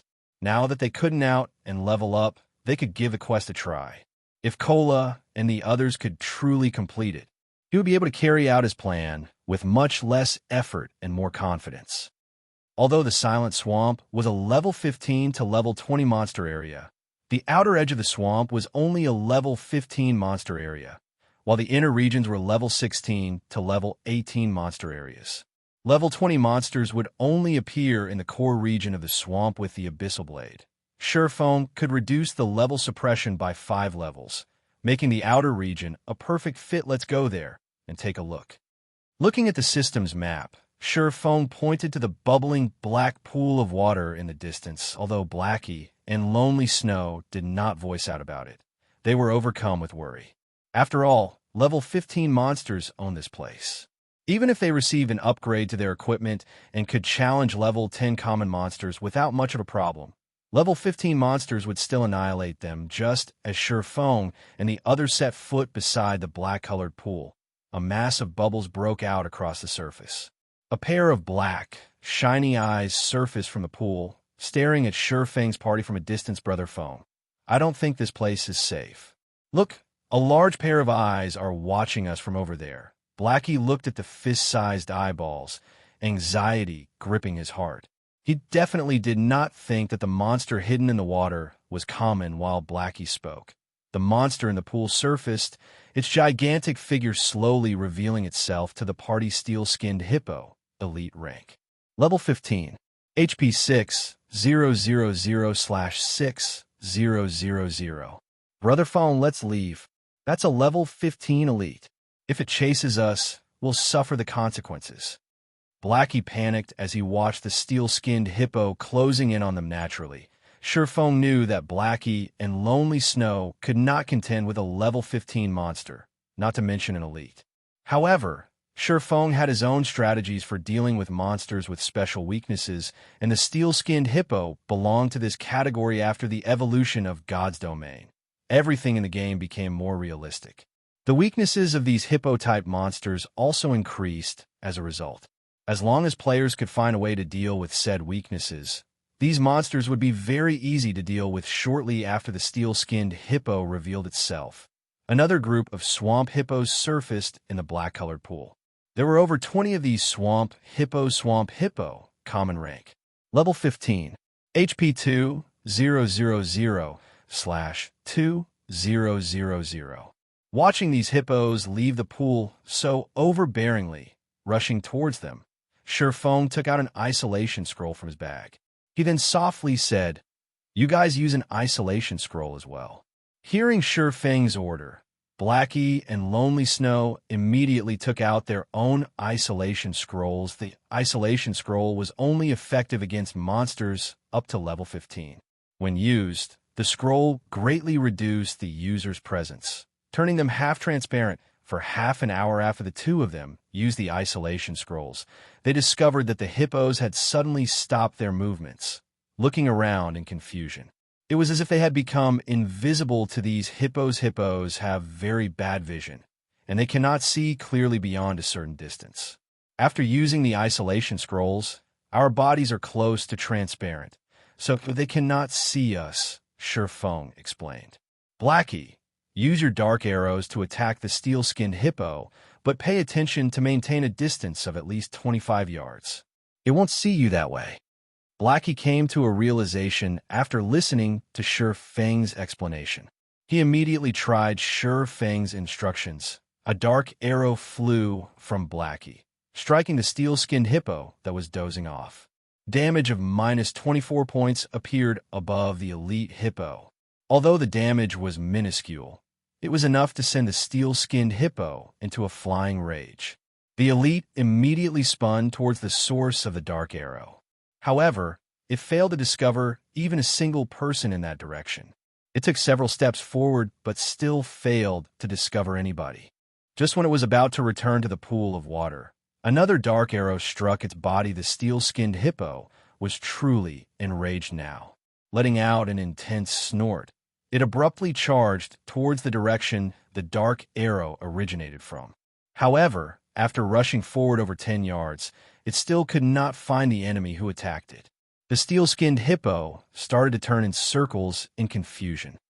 Blackie watched the stupid-looking steel-skinned hippo in the distance, inwardly laughing at it. He continuously sent dark arrows at his target, and with each consecutive arrow, he slowly lured it away from the group of swamp hippos at this moment. Only level 15 swamp hippos occupied the pool. Shi Feng silently closed in on them. After closing a distance of 20 yards, the swamp hippos finally discovered Shi Feng. Immediately, they all parted from the pool. More than 20 swamp hippos thundered after Shi Feng in a grandiose manner. Such a group could easily flatten a level 15 party. Chapter 145, Might of the Devil Flame 1. The swamp hippos were each the size of a small car. When over 20 of them charged forward, it was like being run over by 20 cars going full speed. The earth trembled under the combined weight of the swamp hippos. Their imposing aura surged forth, instilling shock and awe into all observers in the distance. Lonely Snow, who observed this scene, wore a nervous expression. He tightly gripped the secret silver-ranked great axe in his hands. He wondered just what their party leader, Shi Feng, intended to do. This was a group of over 20 level 15 swamp hippos. Not only did these monsters possess thick hides and sturdy muscles, but they also possessed 2,000 HP each. Just judging by how the earth trembled with each step, one could easily tell just how powerful these swamp hippos were. If that kind of body plowed into Shi Feng, the consequences would be unimaginable. However, Shi Feng remained extraordinarily calm as he silently awaited the arrival of the swamp hippos. 15 yards, 10 yards, 5 yards. Just as the swamp hippos were right before him, Shi Feng finally took action. As Shi Feng raised the pitch-black abyssal blade, it released a chilling glow. Green arcs of electricity abruptly appeared on the blade, producing crackling sounds. Shi Feng then slashed down, the abyssal blade pointing at the incoming swamp hippo's thundering flash. 3 electric arcs chained towards the swamp hippos, one after another. When the swamp hippos leading the charge noticed these arcs of electricity moving towards them, their bodies instinctively trembled. Though they tried to halt their feet to dodge these electric arcs, the swamp hippos at the back crashed into them. As a result, none of them managed to dodge the incoming attack in the end. They received all 3 hits after the electric arcs flashed by. The squealing of pigs at slaughter filled the surrounding space. The smell of something burning also filled the air. A series of damages appeared above the 20-plus swamp hippos. creating a dazzling sight. Every swamp hippo received frightening damages of minus 356, minus 481, and minus 648. Some even received critical hits, suffering damages of over minus 1,000 points, their HPs immediately falling to zero. The remaining dozen or so swamp hippos were burnt black. Their HP bars also dropped to dangerous levels, turning a bloody red color. Moreover, a debuff icon appeared beside their HP bars, damage amplification. All damage received increased by 20% for 20 seconds immediately. Fear surfaced on the faces of all the surviving swamp hippos. They all wished to scatter, and escape. Ye Feng gave them no chance whatsoever. With a sudden leap, Ye Feng jumped into the airspace above these swamp hippos. He raised the silver lake, the sword giving off a faint blue glow as it carried with it the power of thunder and fire. Ye Feng loosed a thunder flame explosion in the midst of the swamp hippos, thunder and fire exploding outwards, devouring every single swamp hippo with the damage amplification effect. This attack of Ye Feng's caused over minus 900 damage on the swamp hippo, instantly killing every single one of them. The gigantic figures of the 20-plus swamp hippos fell to the ground with a loud boom, shaking and trembling the earth. The scene was similar, over 20 small cars descending from the air, heavily smashing into the ground. When the bodies of the swamp hippos collided with the ground, the resulting impact generated gusts of wind that spread to the surroundings, causing the leaves and branches of the nearby trees to snap and float in mid-air. Lonely Snow, watching this scene from a distance, was completely dumbfounded, be it the visual or physical sensation. Both impacted him greatly. Ye Feng caused over minus 1,000 damage to the level 15 swamp hippos, ending their lives in just 2 moves. Just how high of an attack power was required to achieve such a feat? If Ye Feng fought against average players, wouldn't he kill one with every strike? Lonely Snow even started to suspect that he and Ye Feng were not playing the same god's domain. The difference in strength between them was no longer just several stages. It was practically the difference between the sky and the earth. Lonely, you pick up the loot. I'll go help Blackie, Ye Feng instructed before turning to chase after the steel-skinned hippo. Lonely Snow nodded in reply, though an absent-minded expression remained on his face. He thought that he had hallucinated before, but after giving his eyes a rub, the pile of swamp hippo corpses still remained. Plenty of items and coins blanketed the ground surrounding them. He now knew that this was not a dream, but reality. When Lonely Snow looked at the system notifications and his experience bar, he was once more given a shock system. Level 15 swamp hippo killed. Level difference of 7. EXP obtained increased by 700%. Obtained 1,650 EXP system. Level 15 swamp hippo killed. Level difference of 7. EXP obtained increased by 700%. Obtained 1,650 EXP system. Level 15 swamp hippo killed. Level difference of 7. EXP obtained increased by 700%. Obtained 1,650 EXP. After a series of notifications displayed, Lonely Snow's experience bar greatly increased, reaching 69% of level 8. The amount of EXP he obtained was truly frightening. Previously, even when faced with level 8 monsters, they needed to kill each one while being extremely cautious and prudent. Moreover, every kill only yielded each member of the party several tens of EXP. After spending over an hour repeating the same process, they would see their experience bars increase by a sizable portion. On the other hand, Ye Feng casually killed off a large group of level 15 swamp hippos with only a few moves. Even after splitting the EXP obtained amongst the 3 of them, Lonely Snow's experience bar still increased by a sizable chunk. Only now did Lonely Snow understand how Ye Feng managed to level up so quickly in this regard.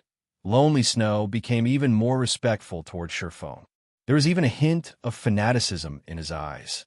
If he followed someone as strong as Ye Feng, his future would be limitless. Even if he could not become Ye Feng's equal, as long as he continued struggling forward, he could still become a true expert one day. On the other side, Blackie was still toying around with the steel-skinned hippo, continuously decreasing the elite hippo's HP. However, not only did the steel-skinned hippo had a very high recovery rate, but its HP was also very high. It would recover a lot of HP every 5 seconds. Moreover, Blackie's attacks could only inflict a tiny amount of damage. If he wanted to grind away the steel-skinned hippo's life completely, he would need at least 20 minutes, and yet, instead of tiring, Blackie grew even more excited. Dark arrows flew from his hand, one after another, each arrow bringing Blackie even more joy. The reason Blackie reacted this way was that challenging monsters of a higher level in God's domain was extremely difficult. Meanwhile, he was currently bypassing 7 levels to challenge a level 15 elite monster. If he spoke of this feat in the future, he would enjoy supreme glory. It was this sense of achievement that became the largest motivation for Blackie. Use Evil Whip, Shi Feng said in the party chat after hurrying over. Okay. Seeing Shi Feng arrive, Blackie knew that it was time to deal with the steel-skinned hippo. As Blackie's chanting came to an end, 9 black barb vines sprung up and bound the steel-skinned hippo's 4 limbs, restricting its speed. However, the steel-skinned hippo's strength was just too high. In the blink of an eye, one of the vines snapped, while the remaining 8 were only a small matter at this moment. Shi Feng used Wind Blade, rapidly arriving behind the steel-skinned hippo. Instantly, 3 sword strikes landed on the steel-skinned hippo's body. The collision producing glittering sparks. Seeing that the attacks from his swords had only dealt -22 damage each to the steel-skinned hippo, Shi Feng was slightly speechless. It was as expected of the steel-skinned hippo. Its physical defense was truly frightening. It also possessed its innate steel skin, reducing all physical damage it received by 70%. If even Shi Feng could only cause slightly over 20 damage to the steel-skinned hippo, a normal physical damage dealer would most likely cause 2 or 3 damage. This rate of damage certainly could not contend with the steel-skinned hippo's regeneration speed. Shi Feng's attacks had yet to end. He immediately followed up with a thundering flash, the 3 electric arcs causing -125, -160, and -211 damage. The steel-skinned hippo was instantly enraged. It spun around, charging at Shi Feng. However, with the thorny vines restricting it, the steel-skinned hippo's turning speed was slowed. This situation gave Shi Feng the chance to evade its charge easily. Shi Feng continued with a series of attacks on the steel-skinned hippo, using one skill after another. However, the damages his attacks managed to cause were generally very low AO. Enraged, the steel-skinned hippo abruptly jumped. It intended to use War Stomp. War Stomp was Hippo's killing move. When used, the skill would cause all enemies within a 15-yard radius to enter a fainted state for 5 seconds. Reacting quickly, Shi Feng immediately cast Abyssal Bind on the steel-skinned hippo. The hippo's movements immediately halted, and its War Stomp canceled. Originally, Shi Feng did not think that there would be any issues. However, a chilling sensation pervaded his entire body, preventing him from moving a muscle. All of his skills were unusable. This is the Tier 1 magic, Death's Lock. Shi Feng was astonished. With his many years of experience, he immediately knew what sort of attack struck him. This was definitely not a move of the steel-skinned hippo. Not bad. This is something that I specifically prepared just for you. You can be at ease and be on your way. A black figure suddenly appeared behind Shi Feng. This figure was precisely the Absolute Heaven, the expert assassin Shi Feng had met before. In the same moment Absolute Heaven revealed himself. The silver dagger in his hand sunk into Shi Feng's back. Absolute Heaven's ambush instantly caused -357 damage. Chapter 146, Might of the Devil Flame, 2. A single ambush instantly devoured 1/4 of Shi Feng's HP. Blackie, who stood at a distance, was dumbfounded by this scene. He did not understand why an assassin suddenly appeared here and attacked Shi Feng. Although he wished to help Shi Feng, time was needed to cast his spells. Moreover, all his restricting skills were already in use on the steel-skinned hippo. He could only helplessly watch as the scene unfolded. The only thing Blackie could do now was to chant and attack with his dark arrows. Such high damage.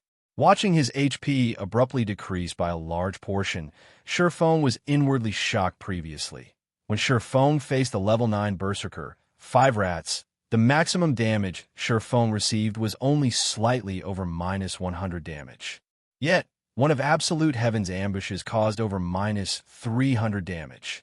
Compared to 5 rats, Absolute Heaven's attack power was much stronger. Assassins had very fast attack speeds, so generally, their attack damage could not compete with that of a Berserker's. However, they could complement their low attack damage with the number of attacks they could dish out. To say nothing of Absolute Heaven's attack damage, which far exceeded that of the Berserker 5 rats. If an assassin could deal the same amount of damage as a Berserker with each attack, their total output would be at least double or triple that of a Berserker's. In the case of Absolute Heaven, his total output would be 3 to 4 times that of 5 rats, although Shi Feng was shocked. Absolute Heaven was similarly shocked when he had used his ambush on an MT who possessed a complete bronze set equipment and was the same level. The attack stole at least 2/3 of the MT's HP. Now, however, he only managed to remove 1/4 of Shi Feng's HP compared to those well-equipped MTs. Shi Feng's defense and HP far exceeded them. Absolute Heaven's hands twisted, a streak of silver swiping across Shi Feng's neck. Simultaneously, his other dagger stabbed into Shi Feng's back, once more garrote. Backstab. Although Absolute Heaven was shocked, an assassin's explosive power did not lie in just the first strike, but a burst of continuous skills from the moment Shi Feng appeared in the Gale Valley to the moment Shi Feng began kill-stealing the Shadow Leopard King. He had constantly trailed after Shi Feng. He had silently waited for the best moment to attack Shi Feng. He knew that Shi Feng was extremely powerful, so he needed to wait for the moment when Shi Feng was the most vulnerable. Only when Shi Feng did not possess any skills would he have a chance at getting rid of him. However, he never found the perfect time to strike. However, his patience had finally paid off. While battling the steel-skinned hippo, Shi Feng finally revealed a weak point. However, in order to guard against the unexpected, he unhesitatingly decided to use the Death's Lock scroll he had bought at an extremely high price. He bought this scroll precisely for this sort of situation. Death's Lock disables all skills of the target, temporarily preventing the target from using any skills. Target's movement will also be disabled. Duration of 6 seconds. Although Shi Feng had high defense and HP, a 6-second burst was enough to kill Shi Feng in such close quarters. Shi Feng could clearly feel the 2 incoming daggers. If he received the burst of Absolute Heaven's attacks, he would definitely die at the moment of life and death. Shi Feng activated Phantom Kill. Immediately swapping positions with his doppelganger, the Death's Lock could only seal the skills a player had learned. However, it would not affect the skills attached to equipment. Just after swapping positions, Absolute Heaven's 2 daggers immediately sliced into the doppelganger's body. Bleeding damage of -212 points and a skill damage of -257 points appeared above the doppelganger's head. Absolute Heaven continued with a flurry of attacks. The 2 daggers in his hands assaulted the doppelganger, and 10 streaks of silver light stabbed the doppelganger's vital points. The series of normal attacks, coupled with an assassinate and the poison damage on his daggers, instantly decimated the doppelganger's HP. A doppelganger. Originally, Absolute Heaven drowned in ecstasy at the thought of having killed Shi Feng. However, he did not expect that, after all of his effort, what he had killed was only a doppelganger. Absolute Heaven's expression turned grim. He squinted his eyes as he observed his surroundings. Very quickly, he discovered Shi Feng a distance away, behind him. He immediately spun, charging towards Shi Feng. The Death's Lock had a duration of 6 seconds. Right now, there were 4 seconds remaining, so how could he so easily allow Shi Feng to break free from the Death's Lock that he had spent a fortune on? Just as Absolute Heaven arrived before Shi Feng, a dark arrow came flying at him. Garbage. I don't have time to deal with you right now. Absolute Heaven ignored Blackie's dark arrow. His dagger aimed straight for Shi Feng. Regarding Shi Feng's teammates, Absolute Heaven did not place any importance on them at all. As long as he dealt with Shi Feng, Killing Blackie would be a simple task. Boom. The dark arrow exploded on Absolute Heaven's body. Damage of minus 221 points appeared above Absolute Heaven's head, removing 1/4 of his HP. Why is this garbage's damage so high? Absolute Heaven's brows slightly wrinkled. Inwardly shocked, Absolute Heaven had not the slightest knowledge that the staff in Blackie's hands was actually a level 8 secret silver ranked staff. Moreover, Blackie wore a few pieces of level 7 and level 8 mysterious iron equipment. He also used the mysterious iron accessory, the Interpreter's Pendant, that Ye Feng had given him. Blackie's magical damage had long since reached the apex. If it were not for Absolute Heaven's equipment being of excellent quality, he might have lost more than half of his HP from just one of Blackie's dark arrows. However, Blackie's high magical damage could not stop Absolute Heaven. Absolute Heaven still accurately slid his daggers into Ye Feng's vital points. The moment Absolute Heaven's dagger was about to stab Ye Feng used silent steps, instantly appearing behind Blackie Crap. Seeing Ye Feng vanish before him, rage and dismay filled the assassin. Ye Feng was clearly unable to use any of his learned skills, yet he still possessed so many skills to avoid the ambush. There were over 25 yards between Absolute Heaven and Blackie. If Absolute Heaven ran towards Blackie, he would waste a lot of time. The seal on Ye Feng would definitely dissipate, and it would become incomparably harder for him to kill Ye Feng. Brother Feng, you're too awesome. You still managed to escape under such conditions, Blackie said with a smile, watching the previous exchange. Shock overwhelmed Blackie. The assassin's speed was impressive. If Ye Feng had reacted a bit slower, he would definitely have lost his life. Blackie couldn't help but break out in cold sweat as he had watched the scene unfold. However, now that the distance between them was sizable, that assassin would be at his wits' end. Stop fooling around and be more careful. That assassin is not someone simple, Ye Feng warned as Blackie still seemed to be in a joking mood. Got it. Leave it to me.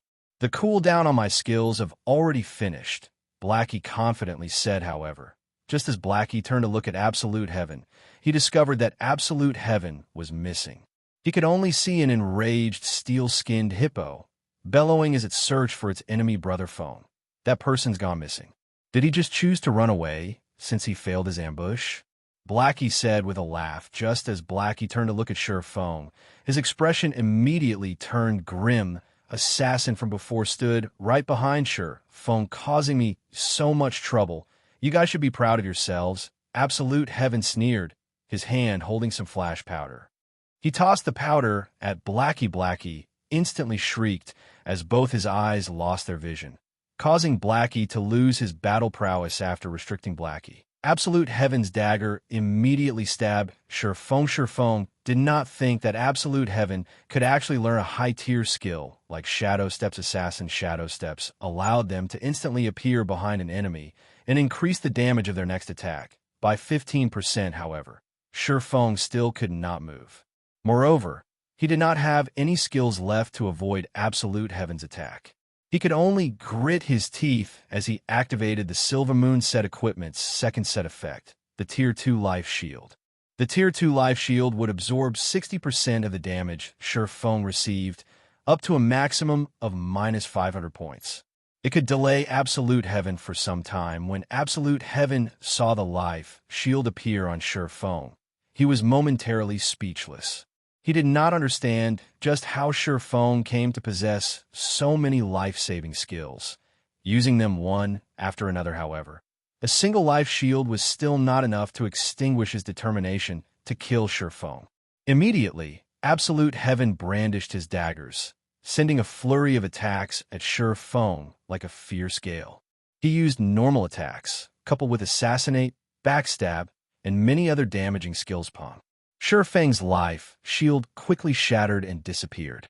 Ye Feng had less than 500 HP remaining. Die. Absolute Heaven excitedly shouted. Immediately, he placed all 5 skill points that he had held on to into his finishing skill, Eviscerate.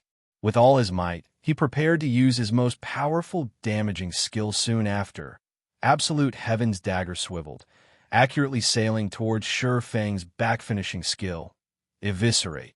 A plume of blue flame suddenly appeared above Shi Feng's palm. Chapter 147, Might of the Devil Flame 3. Absolute Heaven suddenly convulsed in shock when he saw the clear blue flame floating above Shi Feng's palm. Although this flame looked minuscule, the heat it gave off was extraordinarily hot. Within an instant, he could already feel his mouth drying up, however. Since the arrow was knocked, he had no choice but to let it loose within an instant. The ice-blue devil flame covered Shi Feng's entire body, turning him into a man on fire. The ice-cold dagger suddenly stabbed into Shi Feng's back. You can move already? Absolute Heaven was greatly shocked. To a top-tier expert like himself, he had a very precise grasp on time. At worst, there was only an error of 0.1 seconds. Absolute Heaven clearly felt that the 6-second duration for the Death's Lock had yet to pass. Yet, Shi Feng was still able to use Defensive Blade to block his finishing move. Eviscerate. Didn't you have a fun time beating me up just now? Shi Feng revealed a faint smile, coldly saying, "It's my turn now." Wielding the Abyssal Blade, which was covered by a layer of clear blue flames, Shi Feng used Chop, and the Abyssal Blade transformed into a blazing streak of light as it struck towards Absolute Heaven. You have less than 500 HP remaining right now. Do you think you could defeat me? Absolute Heaven sneered, retaliating the instant the two weapons collided. A trace of shock immediately appeared on Absolute Heaven's frosty expression. It was as if the opponent he was facing against right now was not Shi Feng, but a humongous bear. Shi Feng's strength had thoroughly numbed his arm, and he was forced to retreat several steps before stabilizing his body. How can he have such great strength? When Absolute Heaven had exchanged moves with Shi Feng the previous time, Shi Feng's strength was not yet quite so terrifying. However, now that he had changed and upgraded most of his equipment, increasing his attributes by a large leap, he not only surpassed Shi Feng, but the gap between them had somehow grown even wider. Now that he had failed at ambushing Shi Feng, it was already impossible for him to kill Shi Feng in a direct confrontation. He could only patiently wait for his next chance. After forcing Absolute Heaven into a retreat, Shi Feng quickly took out a basic regeneration potion and drank it.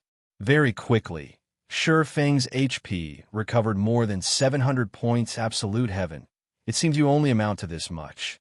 You failed to kill me in both of your ambushes, so now it's my turn to get revenge. Don't even think of getting away from me today. Shi Feng revealed a calm smile as he looked at Absolute Heaven, who was currently filled with killing intent. He could not help but admire and admit that Absolute Heaven's assassination abilities were very powerful. Not only did Absolute Heaven manage to persevere and track Shi Feng to this place, he had even managed to set up an ambush the instant Shi Feng relaxed his guard during his battle against the steel-skinned hippo. As a result, Absolute Heaven nearly managed to kill him. Unfortunately, Absolute Heaven did not know that the ice-blue devil flame had strengthened Shi Feng's body, slightly reducing the duration of the Death's Lock on him. Otherwise, he would truly be finished. Now that he was back to normal, he used the ice-blue devil flame to aid him. A 20% increase in damage was no laughing matter. What a joke.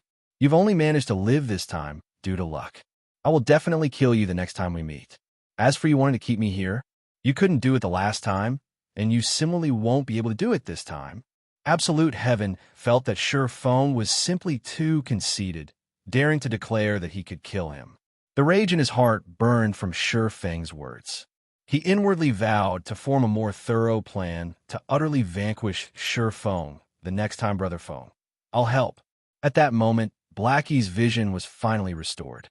He angrily glared at Absolute Heaven, prepared to use his evil whip. Shi Feng waved his hand, saying with a laugh, "No need. Against him, I alone am enough." Brother Feng, he is an assassin. He definitely has a lot of life-saving skills. His speed is also very fast. If he manages to escape, what should we do if he comes back to ambush us again? Blackie had seen before an assassin's myriad of escaping skills. If not properly countered, one would be completely helpless against an assassin. Relax, he can't get away. All right then. Since Shi Feng insisted, Blackie could only resolve himself to watch. The reason why Shi Feng voiced out those words was to agitate and provoke absolute heaven. When dealing with experts like absolute heaven, it was not easy to kill them. Dealing with such experts, one first needed to attack them emotionally, provoking them and sending their state of mind into a mess before looking for a chink or weak point. Brad, you sure have a big mouth. I want to see just how you intend to block my path, absolute heaven said with a sneer. Rage clouding over his expression. We'll know once we try. Ye Feng revealed a calm smile. He activated Windblade, his body piercing towards absolute heaven. Originally, Ye Feng's speed was already very fast. Now, with Windblade activated, Ye Feng's speed was on a whole nother level. He arrived in front of absolute heaven within an instant, 6 sword images immediately stabbing towards absolute heaven's vital points so fast.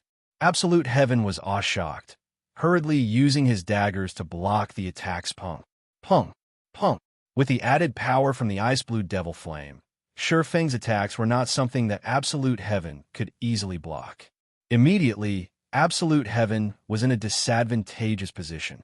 He desperately blocked and dodged Ye Feng's attacks, and he was forced into a retreat with every consecutive attack after exchanging several moves without using any skills. Absolute heaven was struck once by Ye Feng.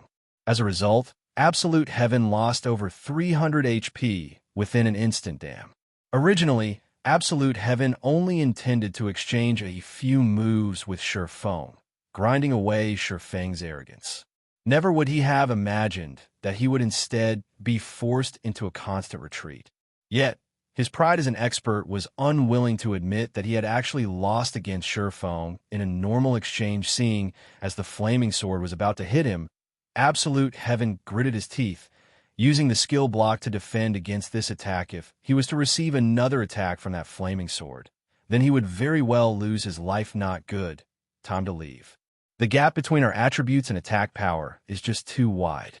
After coming to grips with Ye Feng, he clearly understood the gap between the two of them.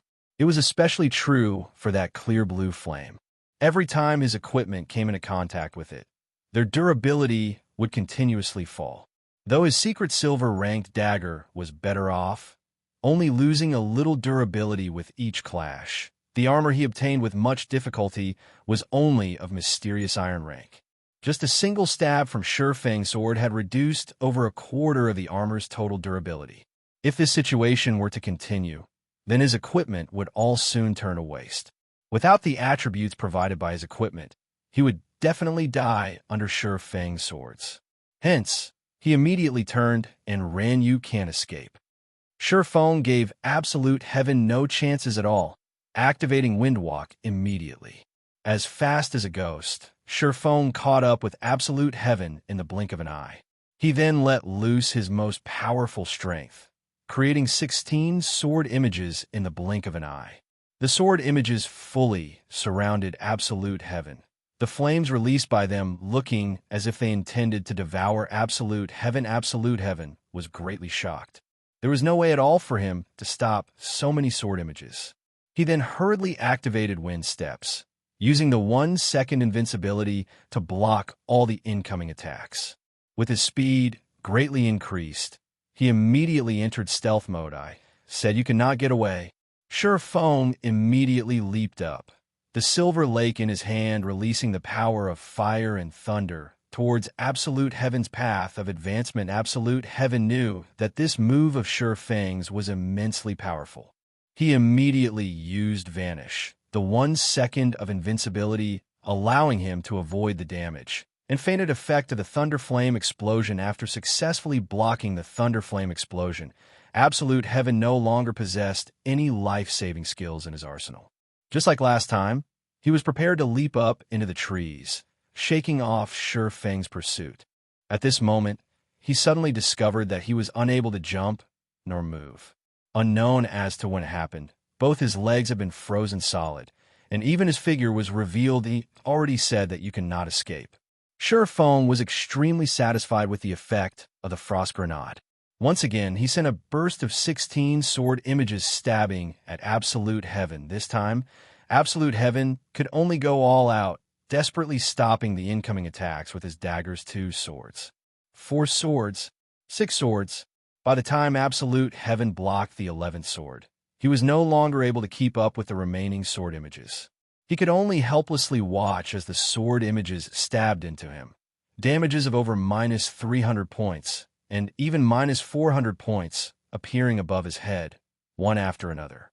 Moreover, the durability of the equipment on his body fell madly by the time Absolute Heaven's HP reached 0. The equipment on his body was all turned to scrape. Absolute Heaven suffered an incomparable heartache.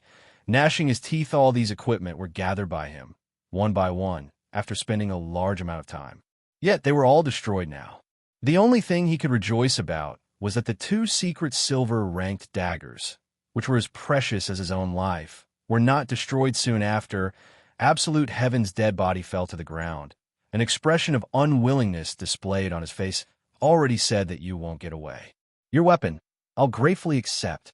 Ye Feng looked towards the silver-colored dagger that Absolute Heaven dropped with a smile, picking it up. Chapter 148, Underworld. Absolute Heaven disappeared with the wind. After he died, Ye Feng toyed around with the dagger Absolute Heaven dropped. The edge of the blade seemed capable of slicing air apart. A dagger with such a degree of sharpness was definitely a rarely seen item blade of assassination. Ye Feng took a look at the dagger's introduction, discovering that the weapon was actually an exclusive item for Assassin's Blade of Assassination. Dagger, secret silver rank. Level 8. Attack power plus 51. Strength plus 5. Agility plus 12. Attack speed plus 2. Durability 35/60ths. Additional passive skill dash. Sharp Edge. Attacks have a 15% chance to cause an armor break effect, reducing target's defense by 50% for 10 seconds. Non-stackable class restriction. Assassin. With such a high attack power and agility, it was no wonder Absolute Heaven was able to deal such massive damage to Ye Feng. This Blade of Assassination was an assassination weapon completely made to increase the user's attack power and speed. It was definitely a favored weapon for the agility-type assassins. Based on Ye Feng's estimations, the Blade of Assassination was worth at least 1 gold coin. With this death, Absolute Heaven will probably need a very long time before he can recover. Ye Feng looked at the Blade of Assassination, a smile plastered on his face. Previously, Ye Feng still felt apprehensive towards Absolute Heaven constantly following him around and abruptly ambushing him. Now that Ye Feng used the ice blue devil flame to give Absolute Heaven a thorough beating, not only did Absolute Heaven lose a level, all the equipment on his body was destroyed as well. Absolute Heaven had even dropped his Blade of Assassination after dying. It would be a long time before it would be possible for Absolute Heaven to come looking for trouble again. Brother Feng, you're just too awesome. You were like the incarnation of the fire god just now. Just looking from afar, I could already feel myself being burned. I didn't think that swordsmen would have such a skill. If I had known about it earlier on, I would have chosen to play as a swordsman as well. If I were to use this skill to pick up chicks in the future, I would definitely catch one with every hook I send. Blackie excitedly ran up to Ye Feng, his eyes filled with endless envy as he looked at the ice blue devil flame covering Ye Feng's body. As for the matter of Ye Feng managing to kill Absolute Heaven, Blackie paid no attention to it. At Alan Blackie's eyes, although Absolute Heaven was indeed an expert, he was still just an elite player of martial union. Ye Feng being able to kill him was all too normal. On the other hand, the elegant-looking clear blue flame surrounding Ye Feng was the truly shocking matter. Hearing Blackie describing the ice blue devil flame as a tool to pick up girls, Ye Feng became speechless. He did not understand just what was going through Blackie's mind. Every day, this flame isn't a swordsman's skill. It is a mysterious flame, and it can increase a player's attack damage. Ye Feng explained. Mysterious flame? Blackie's face filled with confusion. Although Blackie did not know what a mysterious flame was, but hearing that it was able to increase a player's attack damage confirmed it was definitely an extremely precious item. Seeing that Ye Feng possessed such an item, instead of becoming envious, his heart filled with joy. With the mysterious flame, Ye Feng could become even stronger than before. When the time comes, let's see who still dared to bully them. At this moment, Lonely Snow also hurried over after finishing picking up the loot from the swamp hippos. when he saw that Shi Feng's entire body was covered in flames, giving off a scorching hot temperature, and that Shi Feng was even able to control these brilliantly beautiful clear blue flames, he too became incomparably shocked. He nearly regarded Shi Feng as a hidden class. However, after listening to Blackie's explanation, Lonely Snow as well understood just how precious and powerful was the ice blue devil flame. The ice blue devil flame was definitely one of Shi Feng's secrets. If others were to find out about this secret, there would definitely be tons of players wanting to obtain the ice blue devil flame. Moreover, Shi Feng being willing to share this secret with them showed just how much he trusted them. Just this piece of trust alone was enough to let Lonely Snow feel that it was worth striving for Shi Feng. Let's not chat for now. We should get rid of the steel-skinned hippo and quickly leave this place. After Absolute Heaven revives, he might tell the other players from Martial Union to come here and surround us. Shi Feng no longer continued to explain, turning around and charging towards a steel-skinned hippo. Blackie knew that they could not stay in this place for too long as well. He started chanting incantations, aiding Shi Feng in attacking and restricting the steel-skinned hippo. Although the steel-skinned hippo had high HP and defense, with its short vision range, it was destined to become an easy kill for Shi Feng. What Shi Feng needed to do now was to charge up and go all out at dealing damage. After bursting out all of his skills, he would then turn to escape. Meanwhile, Blackie would desperately attack from a distance. And as long as Shi Feng finished using all of his skills, Blackie would use Evil Whip to restrict the steel-skinned hippo. Lonely Snow would then use Charge and Break before escaping as well. After Shi Feng was more than 25 yards away from the steel-skinned hippo, the steel-skinned hippo would lose its target, dumbly rushing about. When the cooldown for Shi Feng's skills ended, he would then continue with another round of bombardment, repeating the cycle all over again this time. Shi Feng did not keep his strength hidden away. He immediately used the Ice Blue Devil Flame, increasing his damage output by 20%. Simultaneously, the power of Ice-type and Fire-type skills was increased by 40% with such an increase. Shi Feng's damage against the steel-skinned hippo instantly soared. Even his normal attacks could deal around 50 to 60 damage now. As for Thunderflame Explosion, the skill could cause over 400 damage to the steel-skinned hippo. Even if the steel-skinned hippo had high HP, it still frantically decreased under the fierce onslaught. Several minutes later, the steel-skinned hippo let out a blood-curdling shriek as its body fell to the ground with a boom. It dropped 4 items and gave a large amount of EXP after it died. Amongst the 4 items, 2 of them were level 15 bronze equipment, while the remaining items were a tier 1 strength gemstone and a bronze-ranked leatherworking material. The effect of the Shadow's Blessing was fully displayed here. Otherwise, aside from giving out a lot of EXP, a level 15 elite would at most give out a piece of equipment and some materials. Only let's go somewhere else to kill swamp hippos. After killing the steel-skinned hippo, Shi Feng brought Blackie and Lonely Snow to another grinding spot. The Silent Swamp was extremely large in size. Its size was at least 2 to 3 times that of the Gale Valley. Meanwhile, the habitat of the swamp hippos took up 1/10 of the entire Silent Swamp. Moreover, they were scattered throughout the entire Silent Swamp. With the 1 to 200 members of Martial Union, it would be hard-pressed for them to locate Shi Feng's party successfully. Moreover, Shi Feng was very familiar with the Silent Swamp. He had once lived at this place for over 20 days in his previous life, so he knew which locations had the highest number of swamp hippos and also the locations with the fastest respawn rates. Shi Feng also knew the spawn locations for the elite monsters in Silent Swamp. However, with the strength of their party of 3 right now, the only elite monster they could deal with was the steel-skinned hippo, as the other elite monsters did not possess any clear weaknesses. If they were to go against these elite monsters, they would have to risk their lives. Doing so, leveling up at this place is just too awesome. Originally, I thought that the leveling speed at Gale Valley was already extremely fast, but after coming to this place for less than 2 hours, I've already managed to reach level 9. If we were to continue in this trend, within 3 hours, I would definitely reach level 10 and be able to enter White River City. At this speed, the elites of those major guilds have probably just reached level 9. Blackie excitedly said, "If Cola and the others didn't die and were with us right now, we six would be able to enter White River City today, becoming the first party to enter White River City." Lonely Snow nodded, agreeing with Blackie's statement. He too could not help but admit to the invigorating feeling of having Sure Feng power leveling them. This leveling speed was at least 10 times faster than the other players. Even if Martial Union surrounded them and killed them once right now, with Sure Feng carrying them, they would quickly recuperate their losses. They did not need to fear having a confrontation with a large guild like Martial Union at All Red Leaf Town. Slum's Absolute Heaven was currently drinking away his sorrows in the enchanted bar. When the others saw Absolute Heaven, they all obediently distanced themselves to a corner, not daring to go near him at all.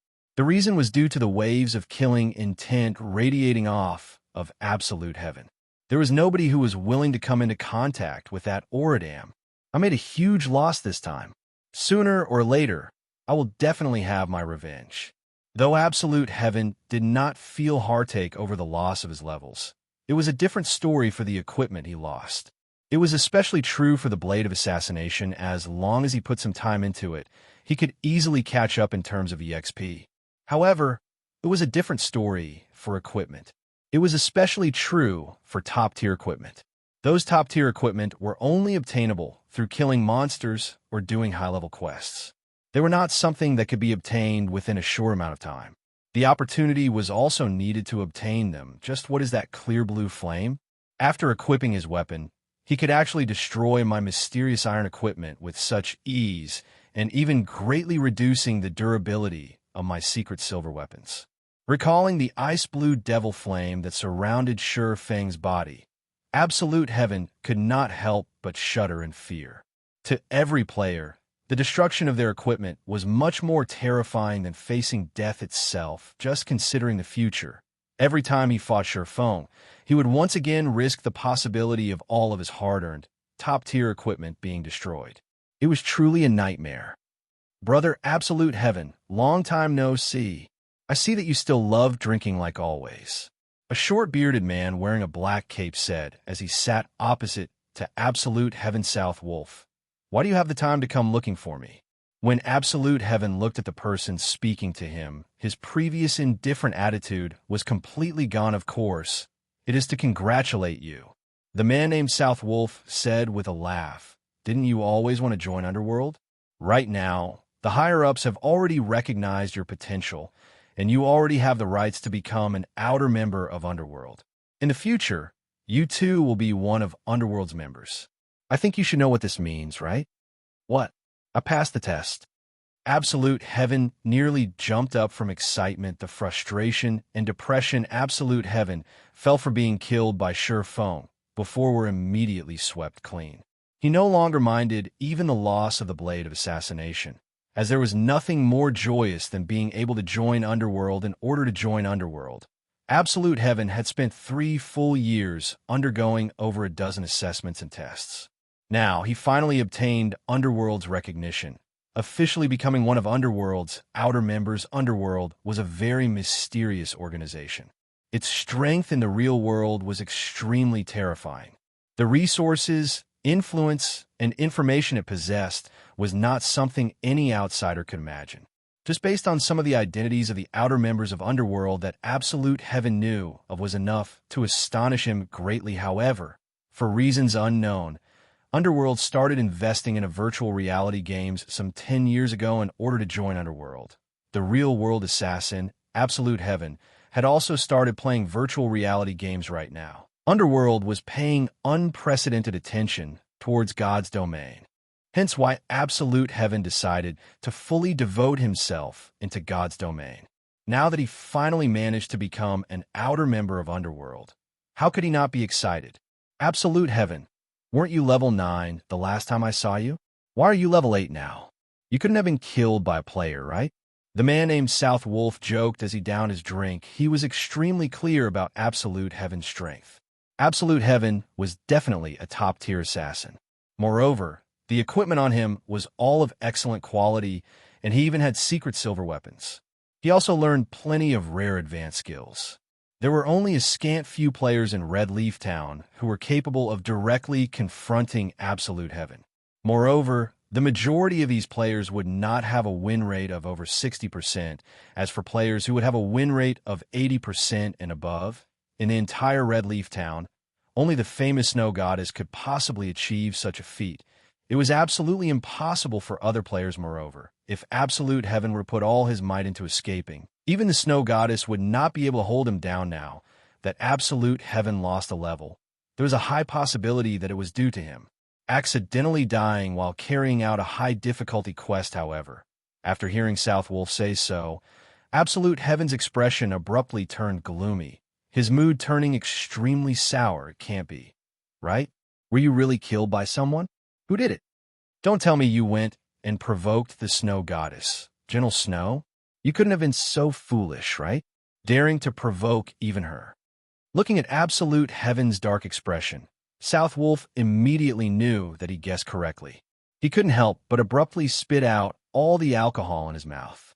Chapter 149, Freezing Shadow. I'm no fool. Why would I dig my own grave by provoking Gentle Snow?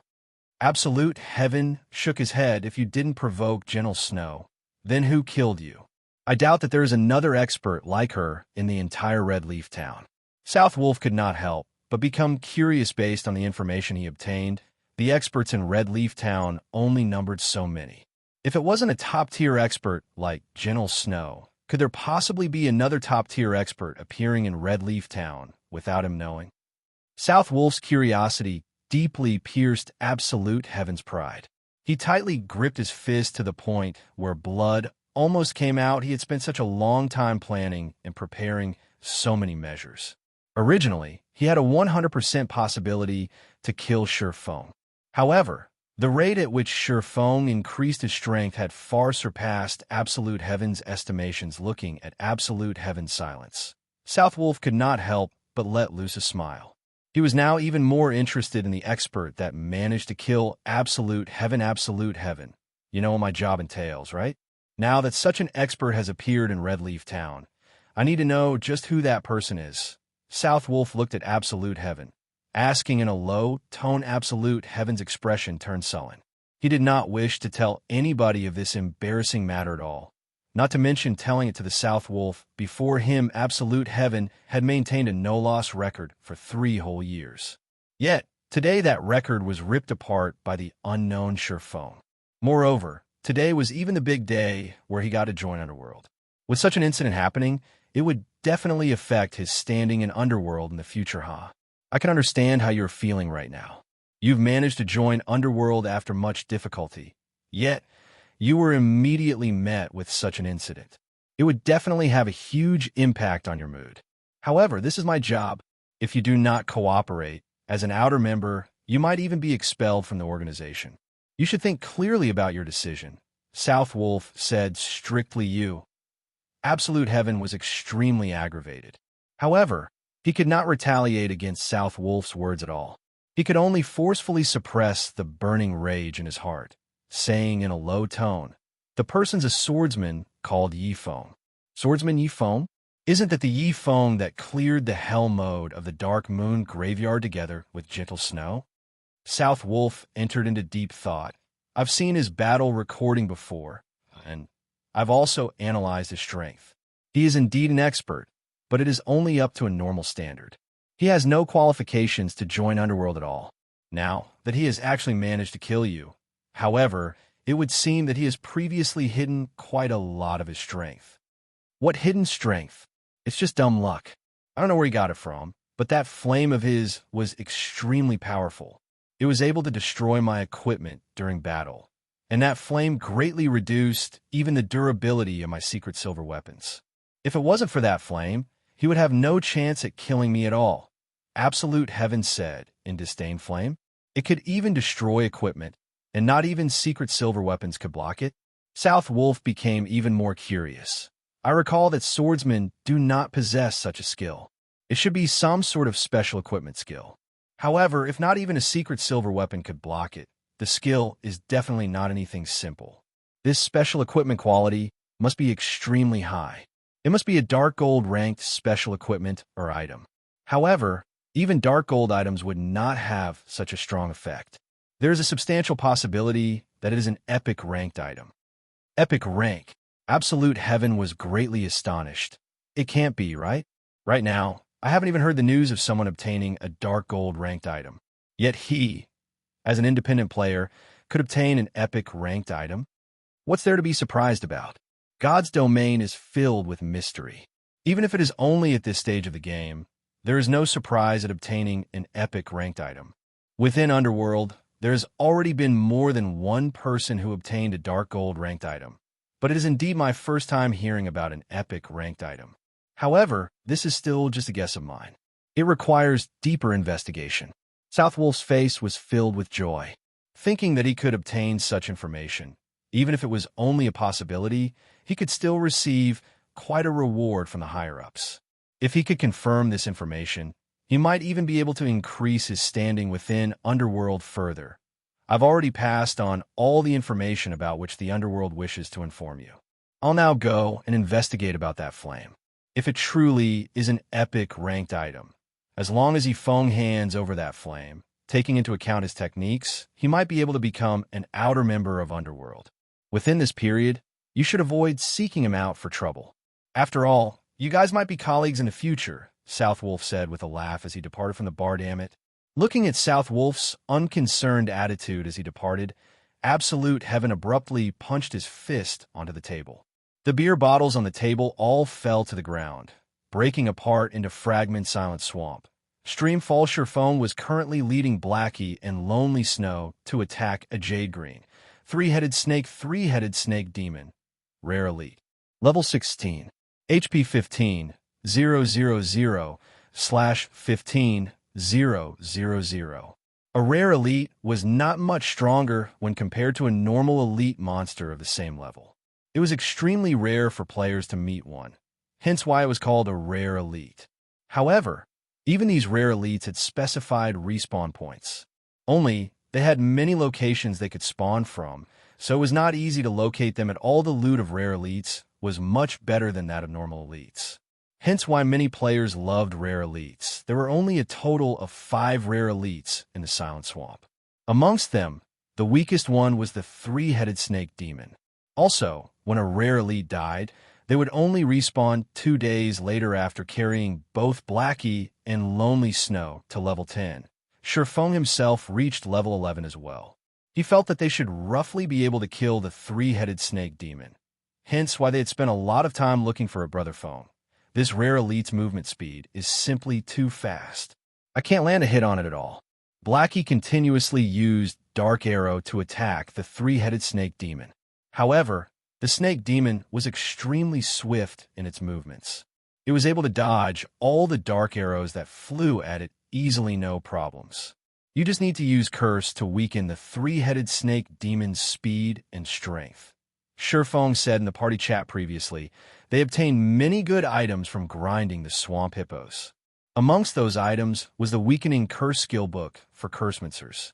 The skill was able to reduce all the attributes of the target by 15%, damage dealt by 15%, and increase the darkness damage the target received by 10%. It was one of the signature skills of Cursementers in addition to the Evil Whip binding and restricting the three-headed snake demon, and also Lonely Snow's charge and break. Xianxia could easily deal with this monster. That the three-headed snake demon's main form of attack was a long-range venom attack.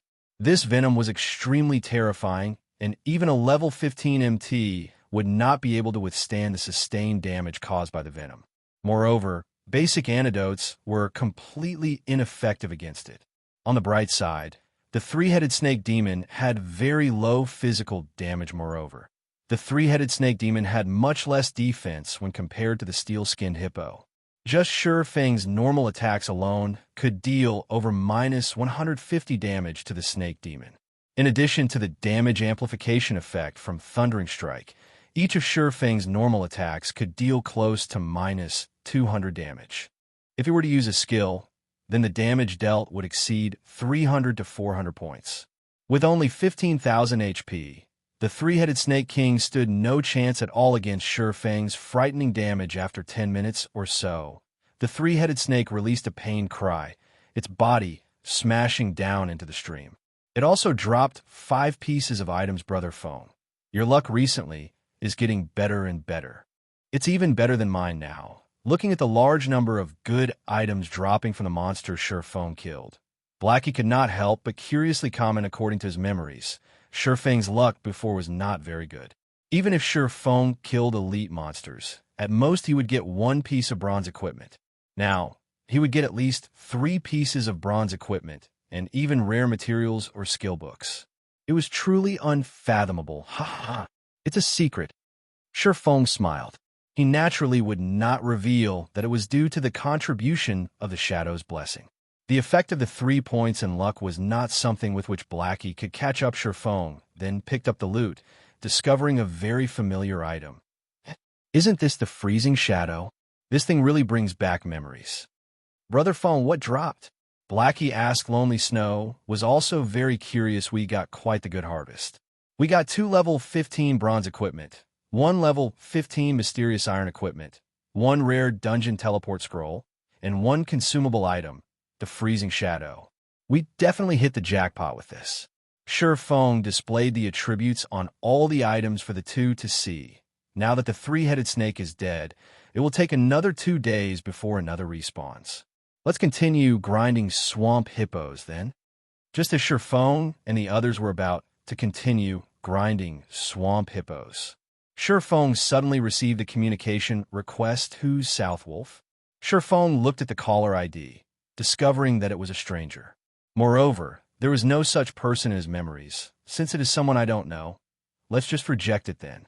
Saying so, Ye Feng rejected the call. Chapter 150, Star River Valley. After Ye Feng rejected the call, he continued searching for swamp hippos he actually rejected. Southwolf looked at the rejection notification, feeling a sense of discomfort in his heart. Normally, those with social standings would earnestly wish to converse with him in order to form friendly ties. Now, however, he was actually met with a situation like this. It was definitely a first for him. However, the ones above had already given him the command to make contact with Ye Feng. Hence, he could only endure it and continue attempting to contact Ye Feng. After he reported the information about Ye Feng and the flame, Underworld carried out an analysis on the effects of the flame. They immediately discovered that the flame was definitely extremely precious, and there was over a 70% chance that it could possibly be an epic ranked item. Hence, Southwolf was tasked with negotiating with Ye Feng to obtain the flame for Underworld. Southwolf sucked in a few deep breaths, calming down his mood. He then sent another communication request to Ye Feng. However, every single request for communication was met with rejection. Crap. I can't believe this. Let's see how long you can keep on rejecting my calls. Southwolf sent a communication request once more. This is getting irritating. Ye Feng rejected the request once again. He then adjusted the system settings to stop receiving calls from strangers. After turning off the system interface, Ye Feng suddenly felt that the world became much more peaceful and serene than before. Leader, I discovered a very special place here. The rivers are actually flowing in mid-air. There are also lots of golden-colored fish swimming in the silver-colored river. Moreover, these fish are all level 20 special elites. Lonely Snow suddenly said in the party chat, his voice containing great excitement. A group of level 20 special elite fish? Isn't this too much of an exaggeration? Lonely Snow, are you sure you saw right? Blackie did not believe Lonely Snow's words at all. Special elites. They were much stronger than ordinary elite monsters. The reason being, special elites were very outstanding in a particular field. If it were not in terms of speed, then it would either be in terms of strength, magic, or something else. There were extremely few special elites in God's domain, and their rarity was comparable to rare elites. Not to mention finding a group of special elites. Even meeting with a single one was extremely difficult. It's true. If you don't believe me, I'll send you a picture of it. After taking a look at the picture, it was indeed as Lonely Snow said. The location in the picture was like a wonderland on Earth, dazzlingly beautiful. It was truly hard to imagine that the dark and damp silent swamp would have such a location in it. There were hundreds of big golden fish in the Silver River, and they all shone brilliantly, creating a dazzling sight. Golden-colored fish. Ye Feng entered deep thought as he looked at the golden fish in the river. Suddenly, he thought of a possibility. What are the coordinates?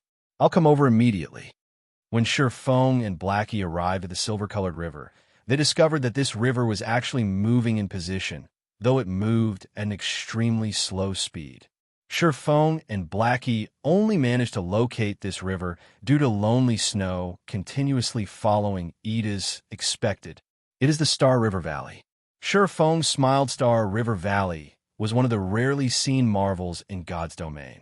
These marvels would usually appear at maps that were below level 50. Any players that were able to meet such marvels were all extremely lucky, as this meeting represented an opportunity. Ye Feng had once heard of a player obtaining a fine gold ranked item from the Star River Valley. There was even a player who obtained an epic ranked item, causing others to feel envious.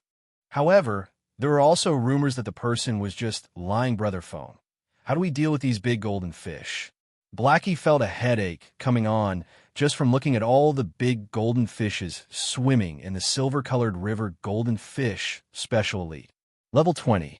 HP 100, 000/100, 000.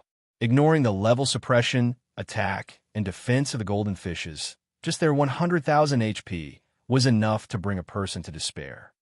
These golden fish are swimming in a river that's floating in mid-air. I've previously tested it out before, and I couldn't land an attack at all. However, if we solely depended on Blackie's magical attacks, the damage dealt might not even match up with the golden fish's recovery speed. Lonely Snow said, "Leader, do you have any good ideas? Let's take a look at the surroundings first, then. We might be able to discover some clues." Ye Feng said it was also Ye Feng's first time meeting the Star River Valley. If their luck was good, they might receive a huge harvest, possibly even obtaining 1 or 2 pieces of fine gold ranked items. Blackie and Lonely Snow started searching through the entire region of the Star River Valley. After searching for over 10 minutes, Blackie discovered an elderly man floating in midair. The elder was holding onto a fishing rod. Fishing. Brother Feng, I found an NPC over here. Blackie excitedly said, "I'll be there immediately." Ye Feng said, also becoming excited. The NPC elder was called Faust, and he was a level 100 NPC that was capable of easily suppressing Ye Feng and the other's respected elder. "Can we help you with anything?" Ye Feng respectfully said. The elder, Faust, seemed not to have heard Ye Feng speaking. His eyelids remained shut as he quietly fished. "He can't be deaf, right?" Blackie said, "He can't be a deaf person, right? I'm guessing that his hearing is impaired. After all, that NPC setting is that of an old man, so his hearing should have deteriorated. He should be able to hear us if we speak louder." Lonely Snow shook his head. "This old man is the great Faust. You adventurers are truly ill-mannered, daring to actually speak about this old man in such a way. This old man is going to give you two a punishment." Faust abruptly opened his eyes. Floating in midair, he looked at both Blackie and Lonely Snow as he spoke in a furious tone. "Holy crap. This NPC doesn't react to praises, but immediately reacts when we talk bad about him. Isn't his IQ too high?" Blackie was shocked. Lonely Snow was also incomparably shocked. However, before the two of them could recover from their shock, Faust casually pointed a finger at them. The two of them suddenly floated high up into the air before plunging down to the ground, nearly dying from the fall. After teaching the two a lesson, Faust started fishing once again. "You too." Ye Feng laughed as he spoke in the party chat. "The NPCs in God's domain possess extremely high intelligence. This is especially true for almost all high-level NPCs. They are totally different from the average Joe. You guys should treat powerful NPCs with respect in the future." This time, Faust could be considered to have given you a light lesson. If he were to become truly angry, there's the possibility that he might even kill you. In Ye Feng's previous life, many players who paid little respect to NPCs. In the end, they were killed off by said NPCs. Ye Feng had even seen more severe cases where NPCs would kill off a player whenever they met Brother Feng. "Why didn't you say so early?" Blackie complained. "I wanted to say it, but you guys spoke before I had a chance to say anything." Ye Feng shrugged, shoving away the blame. D. Just as Ye Feng was about to reveal his strategy, the system's message notification constantly rang out. one after another. The message notifications created a symphony of beeps. Sure Feng became speechless. Just where did so many messages come from? Why is it South Wolf again? Sure Feng did not think that this person called South Wolf would be so persistent. The person had actually sent several hundred messages over. He was truly insane. Do you dare accept a voice call? Do you know who I am? Are you reading this? I know you're reading this. There's a big opportunity awaiting you right now. You best contact me immediately. Looking at these messages, speaking from a certain perspective, this person called South Wolf was indeed a very awesome person. Sure Feng was extremely curious about why this person was trying to look for him. He also could not continue involving himself with this person, so he readjusted the system settings to allow calls from strangers again. Chapter 151. Come if you can. Very quickly, South Wolf's communication request arrived. Who are you? If you have something to say, then say it quickly. I'm very busy, Sure Feng said in an annoyed tone after picking up the call. Do you know who I? Sure Feng's words nearly caused South Wolf to lose it. However, in the end, he still endured it. After all, this was a task handed down to him from above, so he needed to carry out the job properly. If it were any other person who dared speak to him in such a way, they would definitely face a tragic end. If you have nothing to say, then I'm hanging up, Sure Feng said. South Wolf furiously said. Why would I look for you if I have nothing to say? Then speak of it quickly. I'm very busy, Sure Feng said, annoyed. There was a huge opportunity right before his eyes, so where would he find the time to bicker with a stranger? South Wolf nearly burst out in rage once again at Sure Feng's words. A loose expert like Sure Feng dared to speak to him in such a way.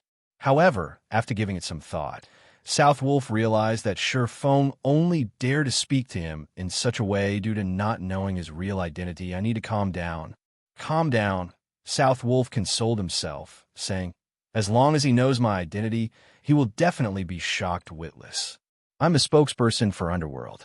I assume that you have never heard of the name of Underworld, right? That's because Underworld is a gigantic hidden organization. If a person does not reach a certain degree of standard, they will have no qualifications for knowing about our existence at all. As for the strength of Underworld, I can tell you about it right now. Even if it is an assassination expert like Absolute Heaven, after striving for 3 years, only now did he manage to obtain the qualifications to become an outer member of Underworld. Until now, he was just in existence at the very bottom. What?